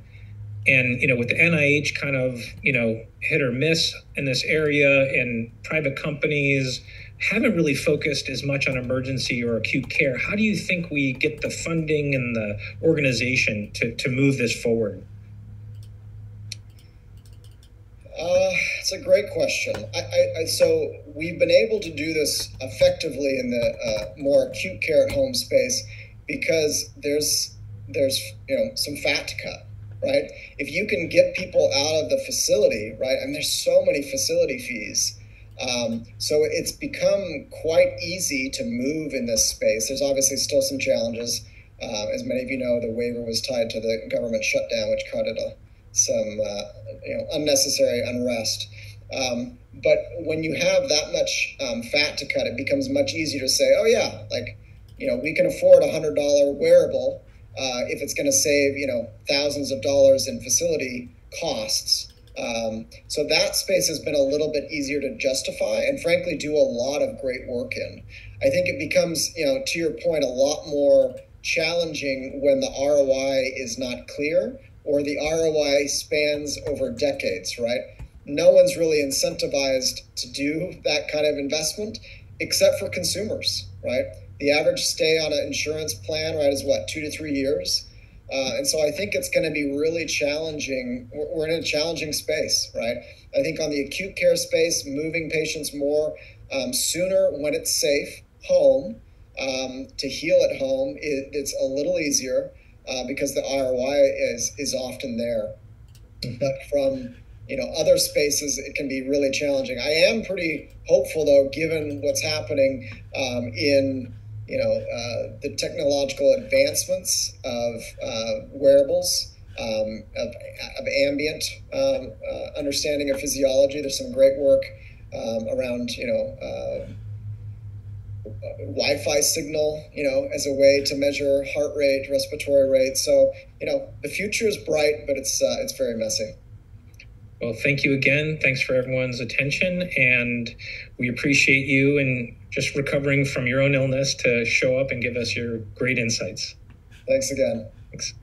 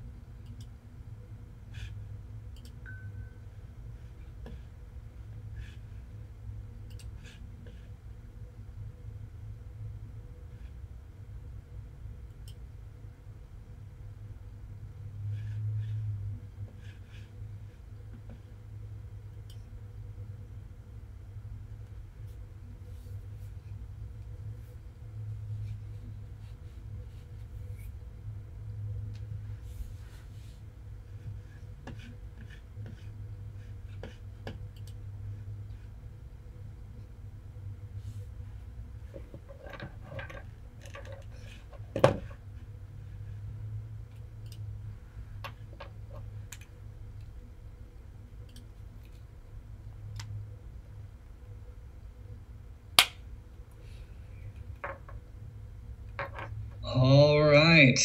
Well, having given a little bit of transition time, I think, why don't we go ahead and get started? So welcome again, everybody, to this panel. We're going to be talking about cut the wait solutions to help patients avoid unnecessary ED visits. And, I think just as a little context for the topic today, I think as we know, in emergency departments across the country, we're seeing kind of the same patterns, patients waiting hours for conditions. Sometimes it could be managed earlier, elsewhere, even at home. The emergency department, as we all know, is a safety net for the entire healthcare system, really, a place for people to come, not just for emergencies, but when there's gaps in access, coordination, communication, and care. And that unnecessary ED strain can cause capacity issues, drive up costs, contributes to burnout amongst clinicians. But I'd say more importantly, it represents missed opportunities for patients to really get the care that they need and, the right care in the right time in the right place. And at the same time, we're at this moment of incredible innovation in healthcare with AI-driven triage tools, remote monitoring, urgent, care at home models, new payment systems that are arising that are rewarding proactive care. And so that's what we're here to talk about today. How can we use technology to get patients the right care at the right place at the right time?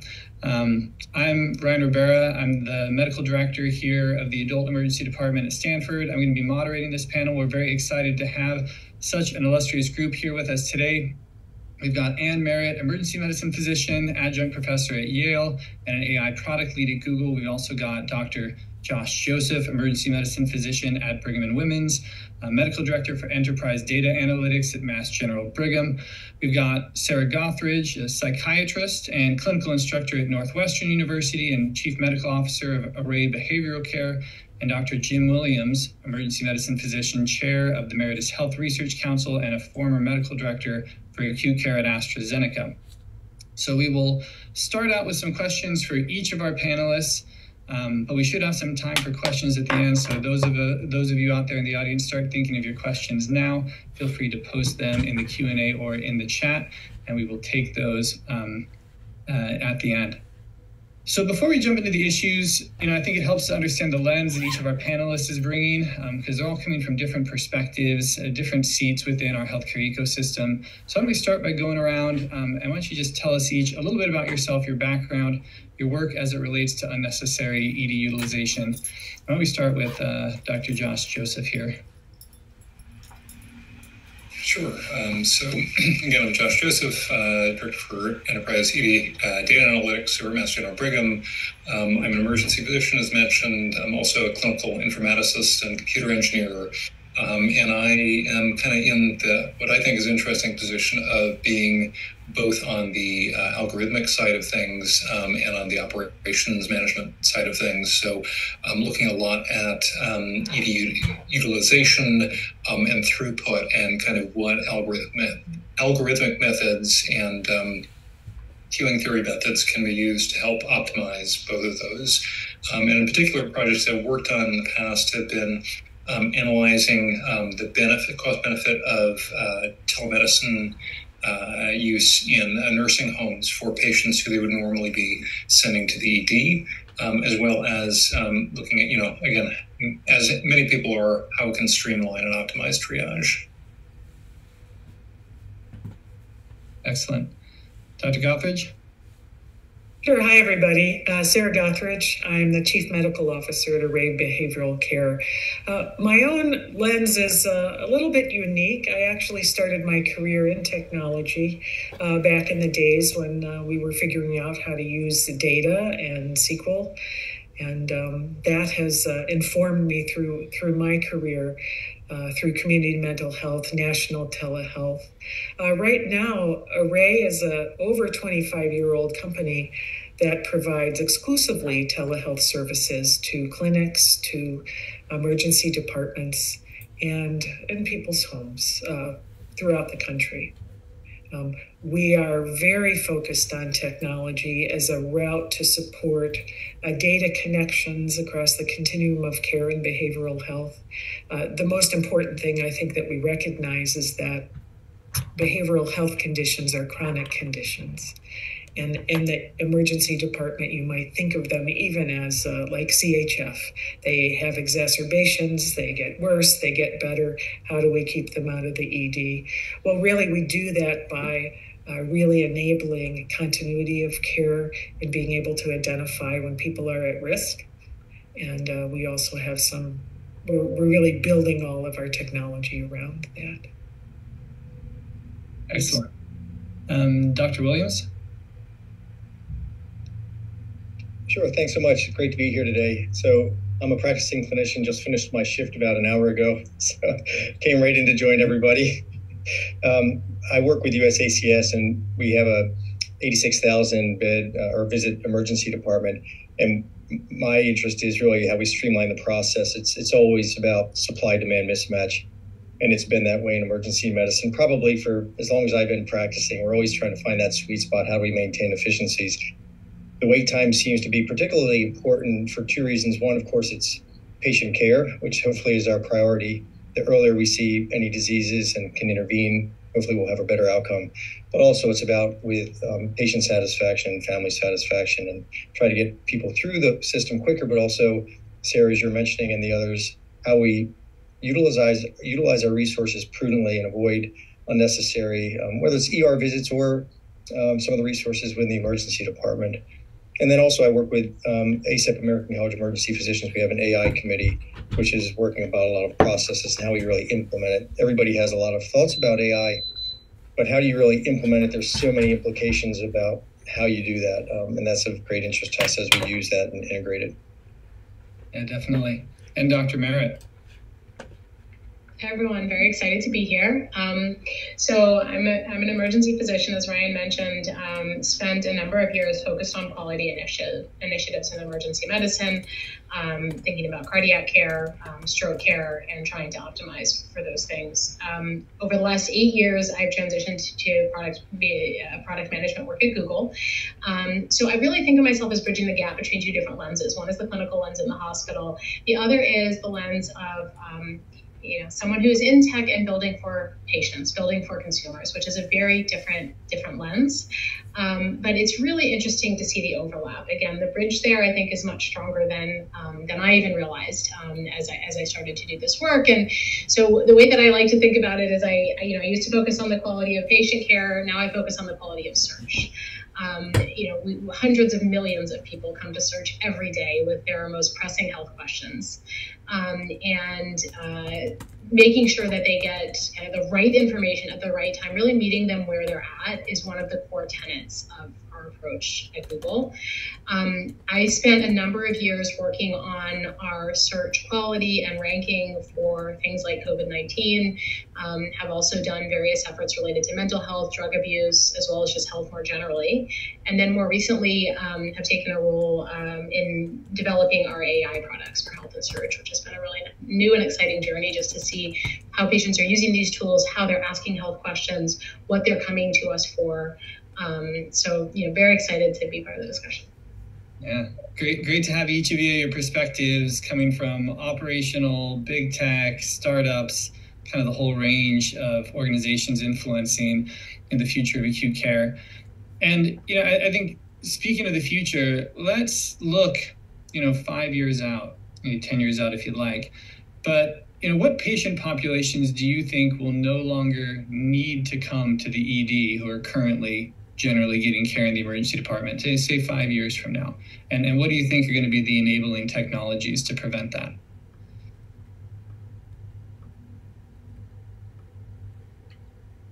Well, I'll jump in from the behavioral health perspective.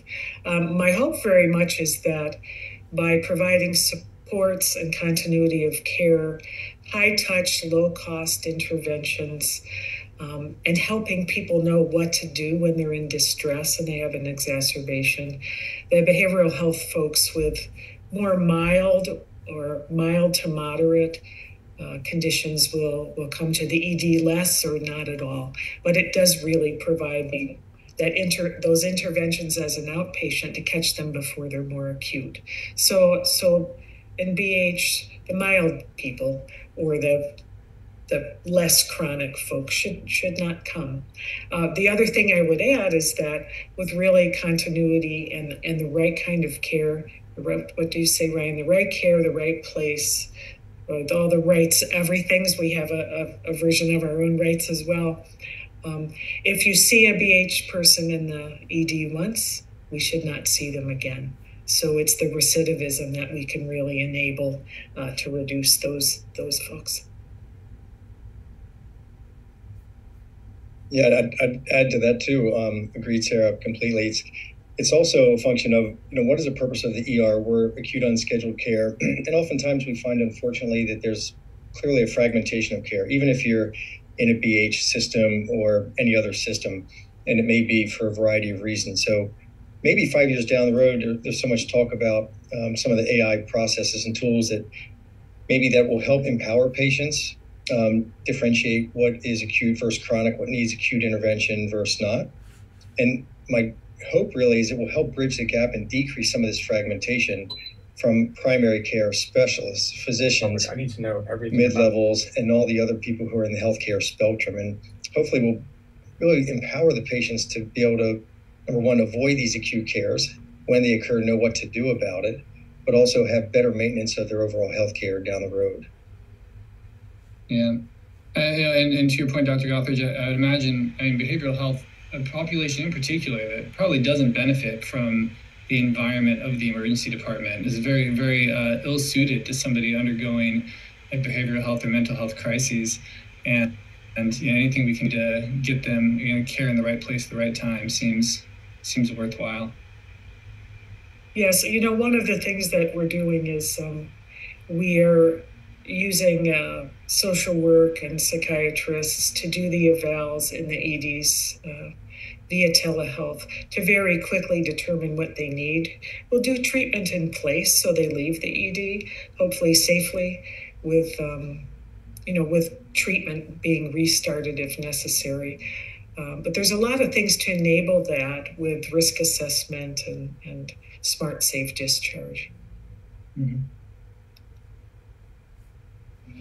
Yeah, just to build on that, I think people come to search for health information when they're feeling anxious. People come to the emergency department when they're feeling anxious, right? A lot of human decisions that are made in these moments of crisis are based on emotion. They're based on how we feel. And so I think when you look at emergency medicine and when you look at the areas of opportunity, there is really a lot on the human side that needs to be done. And I think, it's interesting to think about where AI can actually help with this, where telehealth can actually help with this. And so I think kind of just building on the points that have been mentioned, I think behavioral health, mental health just remains critical. It remains an underlying component of everyone's overall health and ultimately plays a significant role, I think, in terms of, when and how often people are seeking out acute care. So just thinking about, I think there are not necessarily clear answers here, but thinking about the opportunities where we can actually help people in those moments with the right kind of support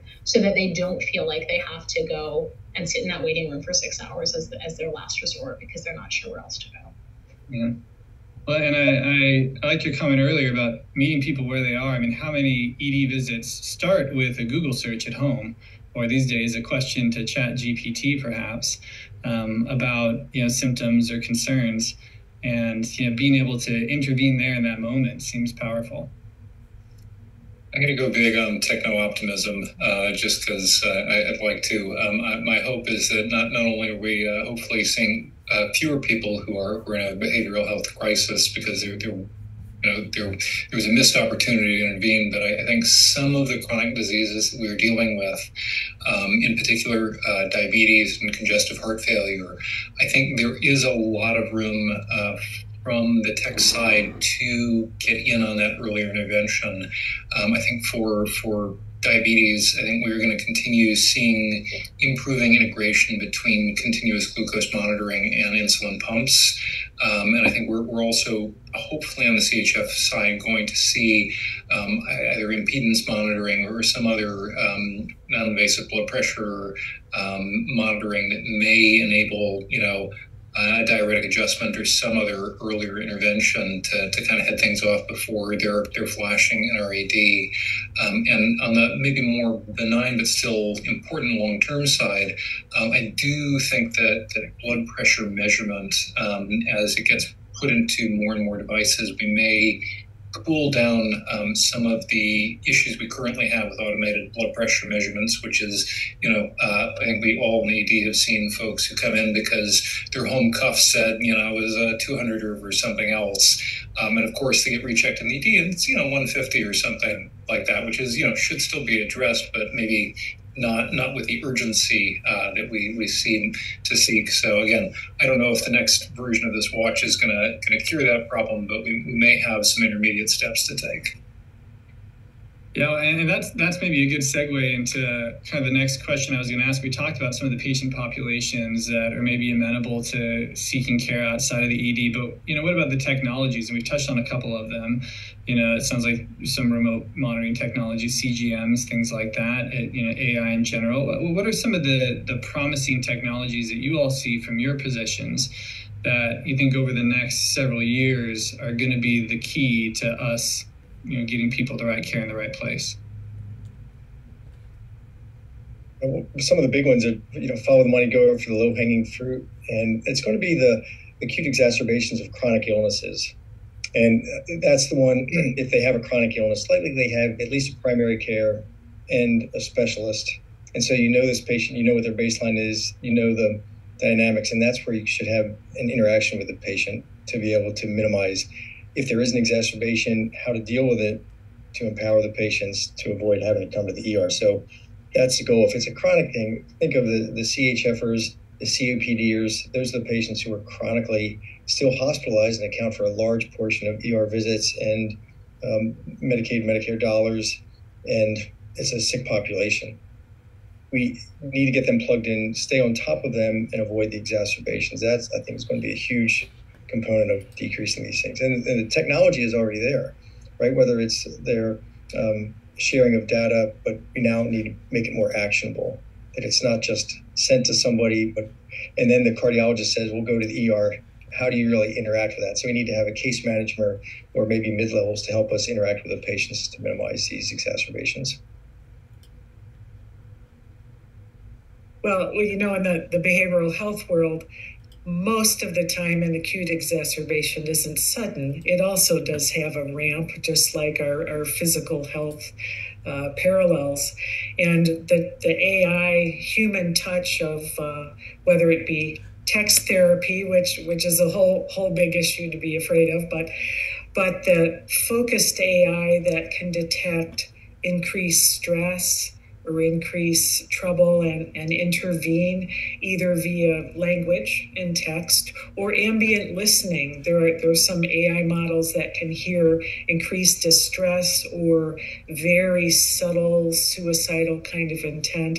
If those are looped in with behavioral health care, we can actually get ahead of it before they're in the ED. So lots of wordings about that, but that is a real opportunity. The stress, the beginning of a ramp to big trouble, I think, is a huge opportunity. That's fascinating. I mean, we talked a little bit earlier about when somebody thinks that they might want to go to the emergency department, maybe that's the time to intervene. But I think what you're pointing to is, with some ambient technologies, you can maybe intervene before they even realize that they might, at some point in the next day or two, want to go to the emergency department. That's fascinating. Yes.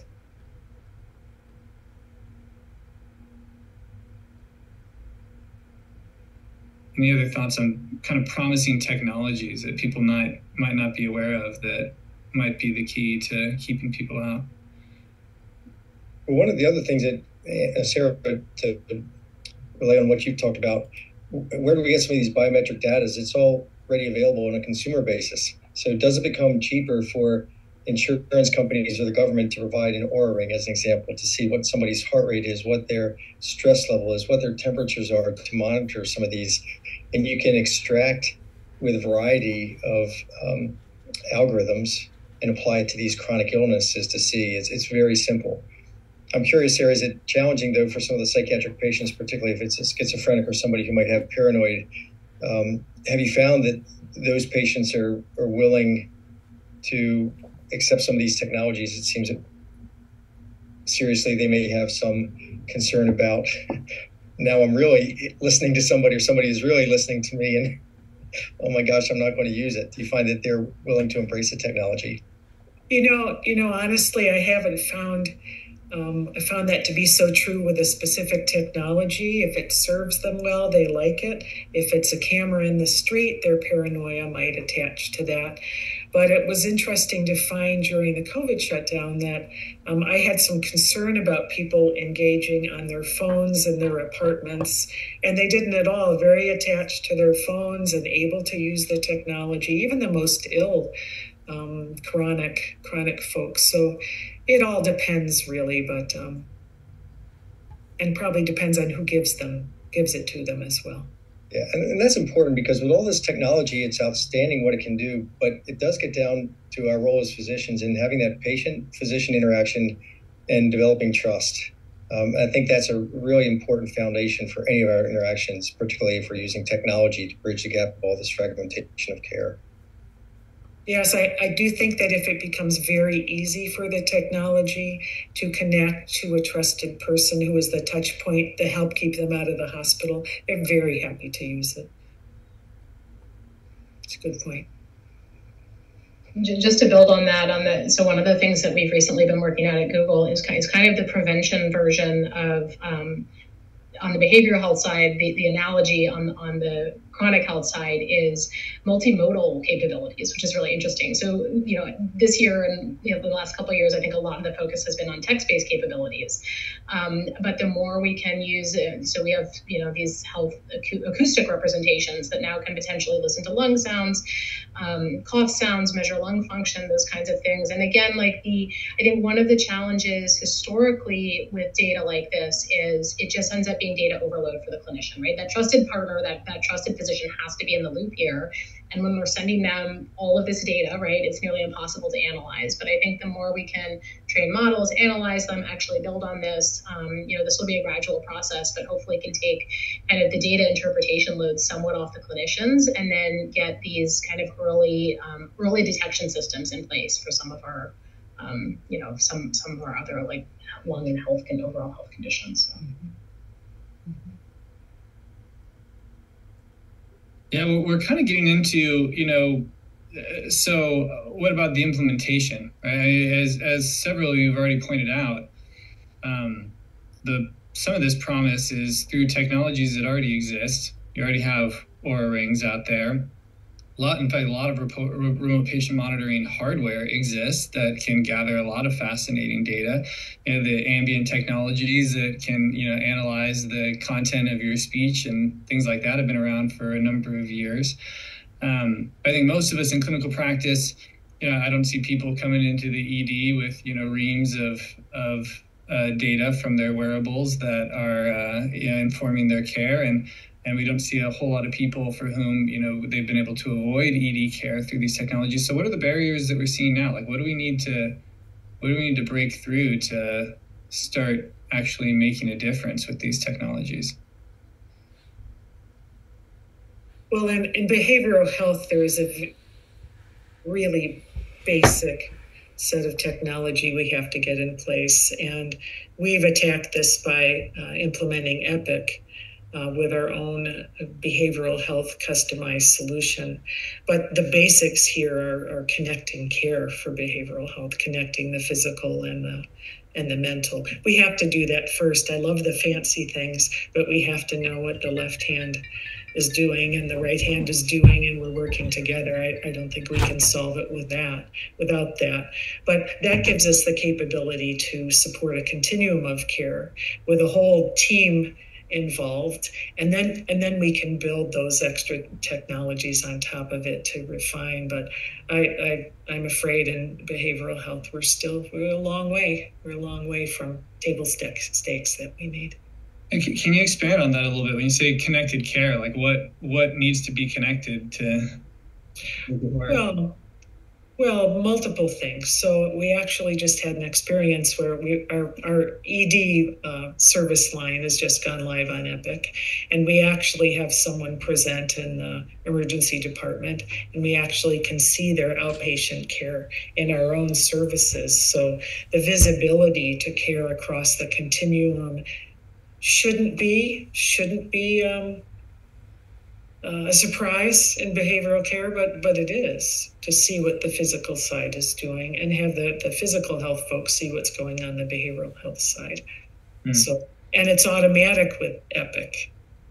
And I believe we are the only behavioral health company in the country that's gone with Epic, just for that reason. How do we make continuity and shared data just be the norm? So we're able to do that. Without it, we don't know what's happening. We don't know what a sleep study is. We can't, it's just too hard. It's too effortful to find the information we need. Yeah, a significant barrier seems to be that so much of the software, it's outstanding, and even some of the hardware, it's outstanding, but it's all proprietary. And so there are built-in barriers and firewalls. Unless there's somebody willing to pay for it, it's not going to integrate. And the amount for any DRG you're getting is fairly fixed. Nobody's paying more. You don't get paid more, as an example, when you're more efficient or reduce use of utilization. MIPS and the other things not standing, but it's some of the software. As an example, Epic, it's great. They have the ambient listening, which we can use, and we've instituted that in our place now for the history and physical. So it does decrease some of the time, but it always circles back to the clinician because we have to review it and make sure it's accurate. And it includes what we want and doesn't include what we don't want. But, suppose if we go to the next step, the real saver, and this goes to what the topic is about decreasing wait times, not just avoiding the ER visits, but once you're there, how do we really increase efficiencies? It's how do you integrate this data? So currently we all have to go into Epic to see when was the last echo done for this CHF, or what's their EF if the oncology patient, when did they last get their treatment? What are they on? Any number of things. The AI, it would be really easy if we can extract some of this data like we do, as an example, for sepsis markers. On the Epic, we have a flag that says, here's what the sepsis score is. It's automatically populating and giving real-time update. We should be able to do that. If somebody has chest pain, we should be able to have a mark that comes up immediately within this system. And in Maryland, we do have shared systems, so it's not just our hospital, but Pennsylvania, West Virginia, DC, we have access to all that data. To be able to pull in what their echo is, what their most recent visit showed, so we don't have to repeat that. So it's the good and the downside with some of these efficiencies. We want to decrease our door-to-doc time to improve efficiencies, but also there's such a low threshold to add a lot of diagnostics unnecessarily. So my door-to-doc time might be better, but because I'm doing a really fast evaluation of the patient, I'm adding a whole lot of diagnostics that may not otherwise be needed. So on the downstream, I'm also increasing costs and I'm increasing the ultimate weight. Right, because now I have traumas, I have stroke patients, anybody else who's going to need CT scans, even with 2 CT scans running all the time, it just creates a big backlog. But in distinction, if I'm able to get this data and pull it up what's pertinent and to really help the AI not just do a data dump, but to be able to refine and distill some of the information so that it's useful relative to the chief complaint with which the patient presents. I think that would be a huge thing once they come in to help us understand what's going on. One other thing that's helpful, it reminds me of a patient I saw earlier today. She's a lady, and it was somebody not heard from a couple of days. If she had an Oura ring or something else to have some biometric data that somebody's really watching, maybe she's found before she's on the floor for 8 hours, and now she has rhabdo, acute renal failure, et cetera, hyperkalemia. Those are some other things where, the barriers should not be that hard because that's a very inexpensive hardware to implement. And sharing of that data is very simple. Those are just a few thoughts. Yeah, I mean, definitely in a world where there's a lot of data out there, and how do you get that data to the right person at the right time? And as you mentioned, a lot of it is unfortunately proprietary and siloed.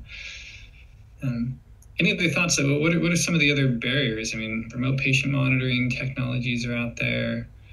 Our ability to use search to prevent people from coming in. We'll speak just to the interoperability issue. I mean, I think, within the span of most of our careers on this panel, we've seen kind of the introduction of FHIR. We're all maybe old enough to remember that acronym. And just moving from, fairly siloed medical record systems where our best chance of getting info was, to sift through pages and pages of nursing notes for a transfer or something like that, to at least being able to, majority of the time, be able to at least have the privilege of looking through some of these other medical record systems when a patient comes in who gets care elsewhere. But even with some of these devices, there's a real difficulty in actually exporting some of the data. I would love for, even if I can't access your Oura Ring or Apple Watch or whatever your Chorus. I'm brand agnostic here, but if there was some willingness for some of these vendors to at least provide a data export, it would be really useful, in the same way that I think many of the pacemaker developers and some of the other implanted devices, their reps will come to your hospital and give you the box that you can read the pacemaker record with. That's huge. And again, they're not necessarily selling you on, that box being able to modify anything. When I work in the community and it's, 1 a.m, I pull out the box and the ring and read, the pacemaker report very easily. And that just doesn't exist as it stands for many of these other devices and systems. So again, it's not necessarily that I need total access, but the ability to have some kind of export to put into the medical record would be incredibly useful. I mean, there's a non-zero number of times where what we're adding, the way we're importing this data to the medical record is we're using our cell phones to take a picture of somebody else's phone screen, that's got the EKG tracing or something like that. So, again, it's not that we have to have this all be open source, but it would be great to at least have some greater standards we can work with for some of these sorts of data. Yeah, and a fascinating idea of being able to put in an order to interrogate someone's Oura Ring would be pretty interesting and perhaps not that far away. I think the one thing that we are seeing on the patient side of things in terms of, so AI technology is moving fast. It's not fully reliable yet. I don't think we're at a place yet where it's ready to reliably do something like ED triage without, the patient actually being seen by someone and evaluated. So I wouldn't go quite so far as to say that. But I do think that one of the key reasons that people sometimes come to the emergency department, at least from one component, is information gaps or misunderstanding of their disease, or not being able to truly make their own informed decision, right? Because they don't have answers to their questions. So one of the interesting things we've seen with the technology is, it used to be the case even 5 years ago that if you put in very long search terms into search, you didn't get much reward from that, right? Often the more terms you added, the more it restricted things down. What we're seeing with these models is that patients can actually put in quite long questions and context that they can add. And so they're putting in longer questions. They're putting in more contextual questions. And we are no longer limited to just provide them an answer based on, a quite literal single web page that's available out there. We can actually synthesize the information, and then we can tailor it to their specific, very complex question. So that's an area that I think, again, from kind of an information synthesis and an education perspective, I think there are huge opportunities there. And then potentially thinking about when they do come to the hospital, the intersection of that information with the clinical summarization that we can now do on the EHR side could be a pretty powerful way to kind of get a simple, concise summary of the ED, and then hopefully, move through the triage process faster. Yeah, that's great, Anne. I think just to expand on that idea, if we could also synthesize the information to be much smarter in informing behavioral health as it intersects with physical health. We know a lot about this. We know they're completely entwined. How we actually act on it, we don't quite have that in place yet. I think there's just so much we need that decision support. We've been talking a little bit about the barriers, and certainly there are some, but we know there are health systems and programs out there that are successful in preventing unnecessary ED visits using technology now. But what have you all seen from your seats? What are some successful programs that you've seen get put in place that are actually getting patients the right care in the right place?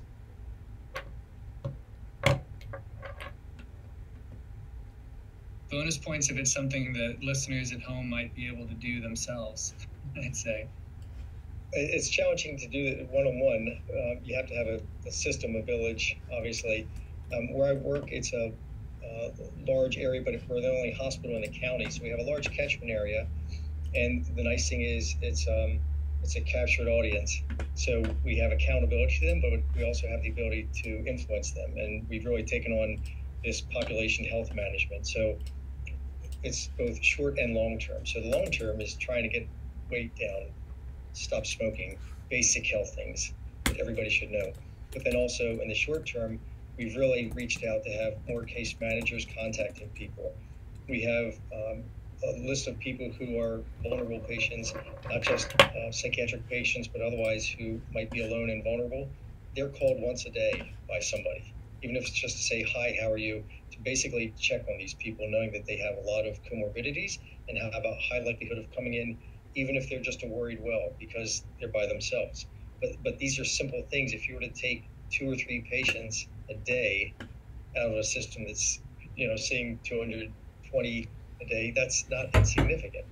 The other things we're doing is, in addition to case managers, we're having use of pharmacists and our mid-levels to reach out. So they're actually, on the one hand, it might seem like they're fragmenting care even more, but we're doing it in a way that's coordinated. So we're actually bridging the gap and helping them bridge the gap. And they're establishing this trust. And it's usually by phone. So for folks, there is a touch point with a human and they trust it. But they're able to bridge the gap to say, hey, have you gotten your medications? Have you had the follow-up? Did you see this physician? Why did you miss this appointment? And it might be from completely non-medical, those social determinants of health-related issues that we can address. So those are the things that it sounds really intuitive the older I've been in medicine, but you realize, this is still an ongoing problem. And this is a much smarter, more intelligent, efficient way to deal with it. And it's really had a lot of success. I can't quote the numbers that we've decreased it, but I think the frequency with which these ER visits have had for the chronic patients who we know are unfortunately vulnerable to coming back frequently, that has dropped significantly.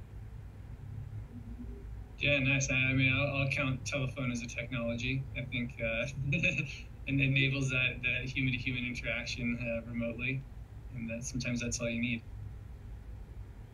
I hear in that story really a great example of technology supporting team-based care, and it really is a team. Someone said earlier about it taking a village.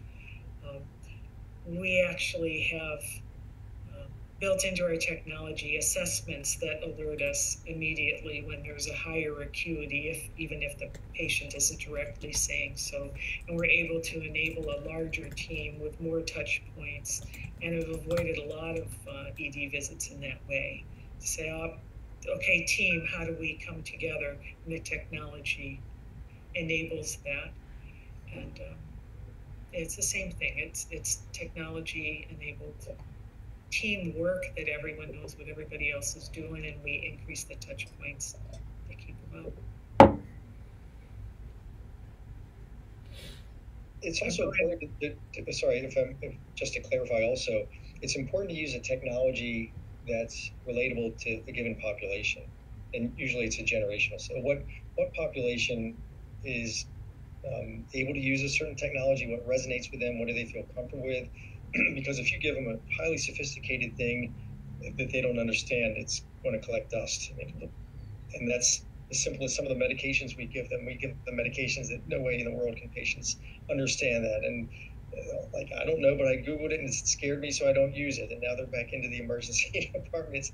You see these things. So it's really funny because as sophisticated and exciting as some of this stuff is, you really have to bridge it back to the patient and where the patient lives. And meet them on their terms, because otherwise you're not going to have the trust, you're not going to have the uptake of the technology, and it won't be so successful. But if you meet them where they live, that's when you can really have great successes. Yeah, that's great. That's why I was going to thank Ryan for blessing the phone as a technology. It still does really work for lots of folks of all ages. It's so true, and I think it's just such a critical element of this that especially on the AI side, we think about this often. That if these tools are used well with patient needs in mind and are adapted to truly meeting the patient where they're at, right, and addressing their concerns, that's one thing. But what we don't want is for this technology just to be another reason to increase or just to kind of reinforce existing biases and gaps that already exist, right? There are already information and understanding gaps when you look at the patient populations, especially who come to the emergency department. That already exists. There are already biases in terms of when you think about how we treat gender-specific pain or how we treat certain illnesses, right? They're already known stigmas there, right? So to just add technology on top of that isn't necessarily solving the underlying problems. We need to do it with intention and really keeping the humans front and center in this. I think it's absolutely critical.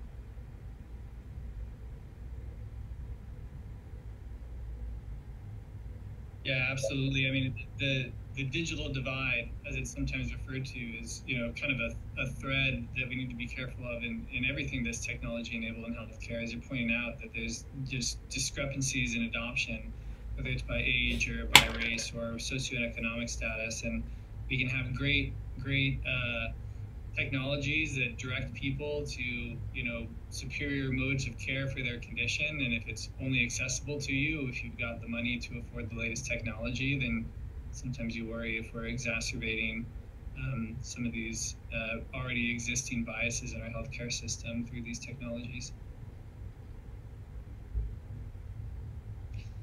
Now, I guess speaking of potentially making things worse, one of the other questions I wanted to ask was, what are some of the risks associated with this? I mean, the whole premise of this conversation is, hey, we should try to find ways to keep people out of the emergency department. But, is there a risk we overshoot? Is there a risk that, we provide people so many tools to try to manage things at home that you've got people sitting on, heart attacks for too long? And how do we prevent that? How do we, part of getting the right care to the right person in the right place at the right time is also making sure that, ED care is accessible when you need it.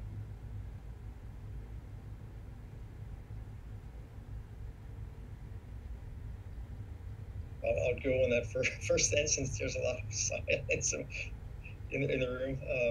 And it's sort of interesting because that's effectively what the ER does, right? We're the last bastion of care. We're the last access. So it's really a fine line because we want to minimize unnecessary demand, but again, that's different for different people. For some people, it might be great to have the technology, and they're perfectly willing to have a social support, whether it's for a psychiatric or medical issue, to take care of. But others, they just don't have it, and they need something that, maybe they do need the ER, unfortunately. And it's not just for the individual, though, but it's also for, obviously, the clusters of care, whether it's a pandemic, epidemic, or mass cas, something like that. I think that we started out this session talking about it, Ryan, you brought it up, was you want to have a touch point with these patients beforehand. The bulk of America is chronically ill. More than a third are obese, a significant portion morbidly obese, and we still are fighting the same things that we've been fighting for decades. And now we've had such great technology to keep patients along and still living, but they're even more tenuous now because they have even more comorbidities. So we want to establish a connection between these patients and help them from falling off that tightrope that they're really living on day to day. And that's the challenge, right? So if we can avoid that, that's great. One of the unintended consequences is, well, we might be too late, or the patient may be empowered more perhaps than they should be. And so that's always the fine line, right? Goldilocks, too good, too bad. Where do we go? And it's a combination of population health, but also individualized, so you can catch the people who may have those unintended consequences.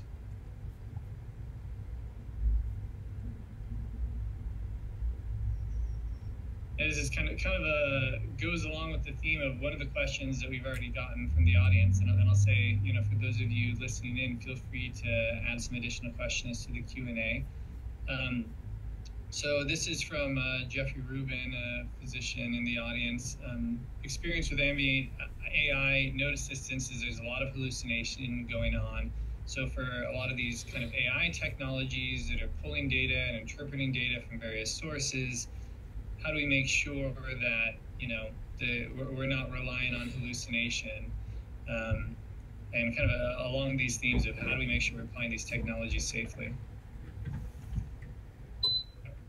To address some of this, not just in the comments here, I'm also going to just state that if there's a technology, I think, that could be overhyped anymore. It'd definitely be LLMs. And LLMs and transformers, I realize this is Stanford, so I have to be circumspect, are pretty near and dear to my heart. And I think there's an awful lot that they're very good at. But I think one of the issues that we've had, and that continues to be seen, is that, and this is going to go into ancient AI history for a sec. There's a program called ELIZA. This was one of the original chatbots, and this was basically designed as extremely simple code written to simulate a Rogerian therapist. So basically, you type in something, "I'm feeling sad," and it basically would say, "Tell me about why you're feeling sad." And again, it would basically just sort of reflect exactly what the person had written. It seems that this is a big deal that X, Y, or Z has happened, and without fail, people tended to see the system as basically being a person or an actual therapist. And people vastly overestimated what the system was capable of doing or understanding. And I think we're at a very similar place here with LLMs, in that LLMs are incredible at a number of tasks, at generating text, at generating very good sounding text, at generating often very plausible sounding text, and also at many other things that I think they do very well, like translation. But we have a tendency, because these systems appear so smart, to assume that under the hood, they're necessarily superior to using kind of bespoke tools. Again, there are really well-designed, very kind of well-validated systems for looking for specific conditions, for looking at specific patient populations.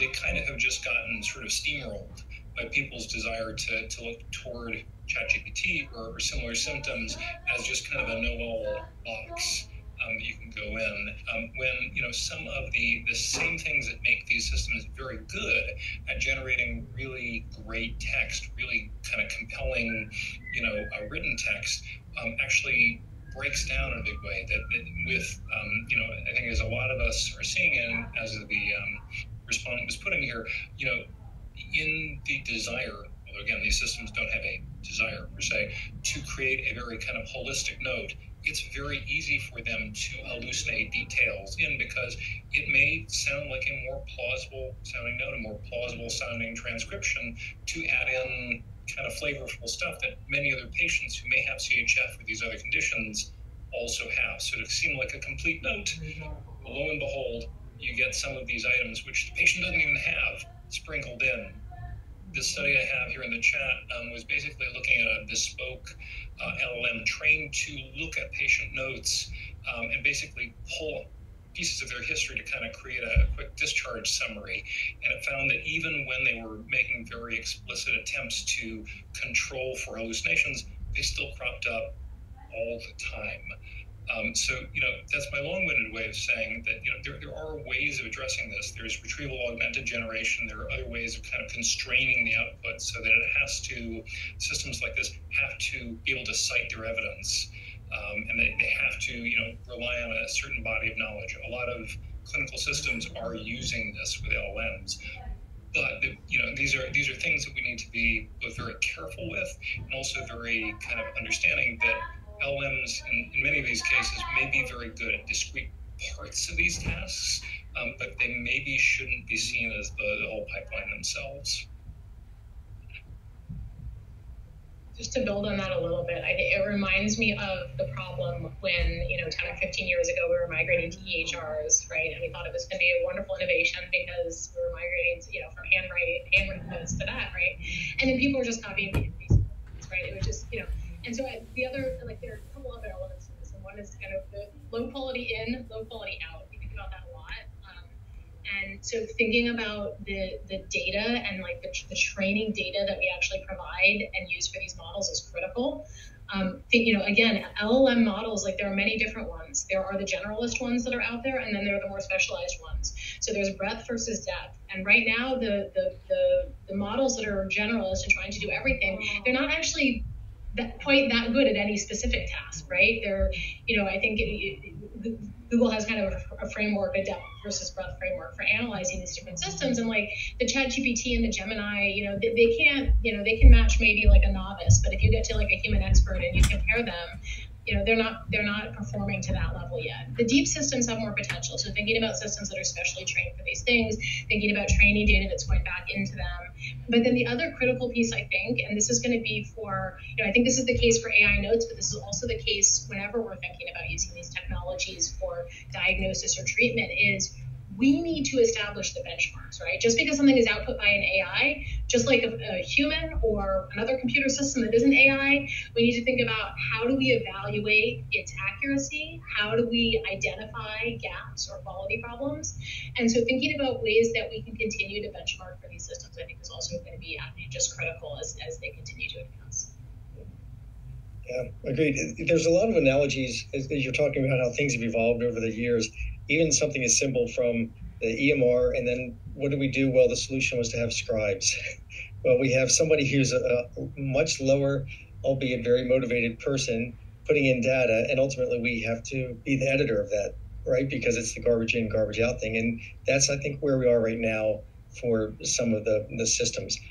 But the benefit would really be, it's not the AI interpretation of the data, but it's for us to write algorithms that help us extract data from different sources.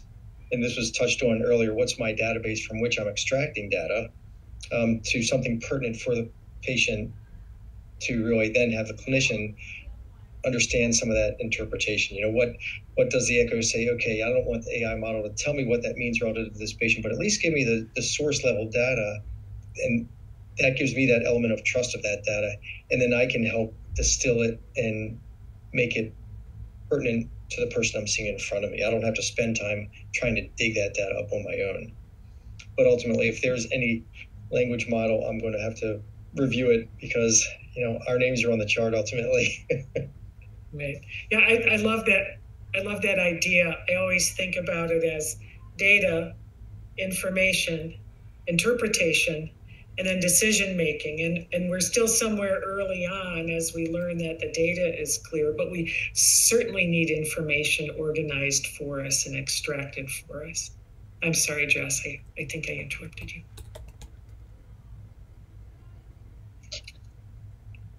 No?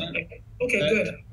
Well, and I was going to say, I think one of the other things we're getting to is, when we talk about, the increased integration of technologies into, really anywhere in medical care, there's always this question of, to what degree is this, replacing human efforts? To what degree is it augmenting human efforts? And when we're talking about these technologies that are kind of designed to be alternative CED care, RPM and, early identification of, exacerbation of chronic conditions and rerouting and AI triage and telemedicine technologies. And from this panel's perspective, what do you are these generally things that will still require humans in the loop, where these are going to be augmenting, human providers? Are we going to be replacing human providers? And I say that without judgment. I mean, there's pros and cons to each of those approaches. Yes, you'll always need humans in the loop. So the obvious example is this: show any med student an EKG, and where do their eyes go? They go to the top right text box. And right, I think Alma 2 refers to that as the plaintiff's attorney interpretation.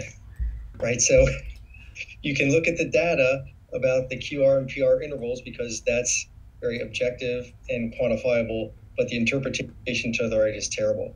And I think that the AI, this is where we are in that train. It's helpful, but ultimately we're still going to have to be able to interpret it, because ultimately you have to put it in context of the patient that you're seeing in front of you, or the population that you're seeing in front of you, right?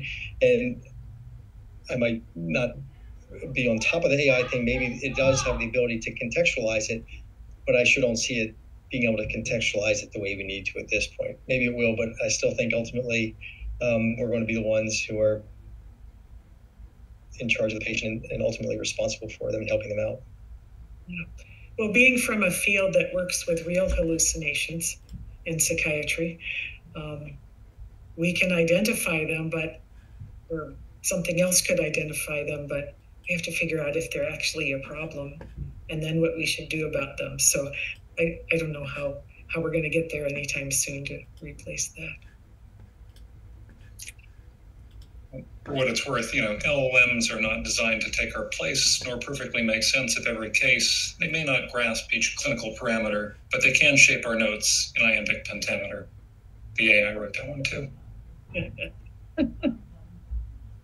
That's quite poetic.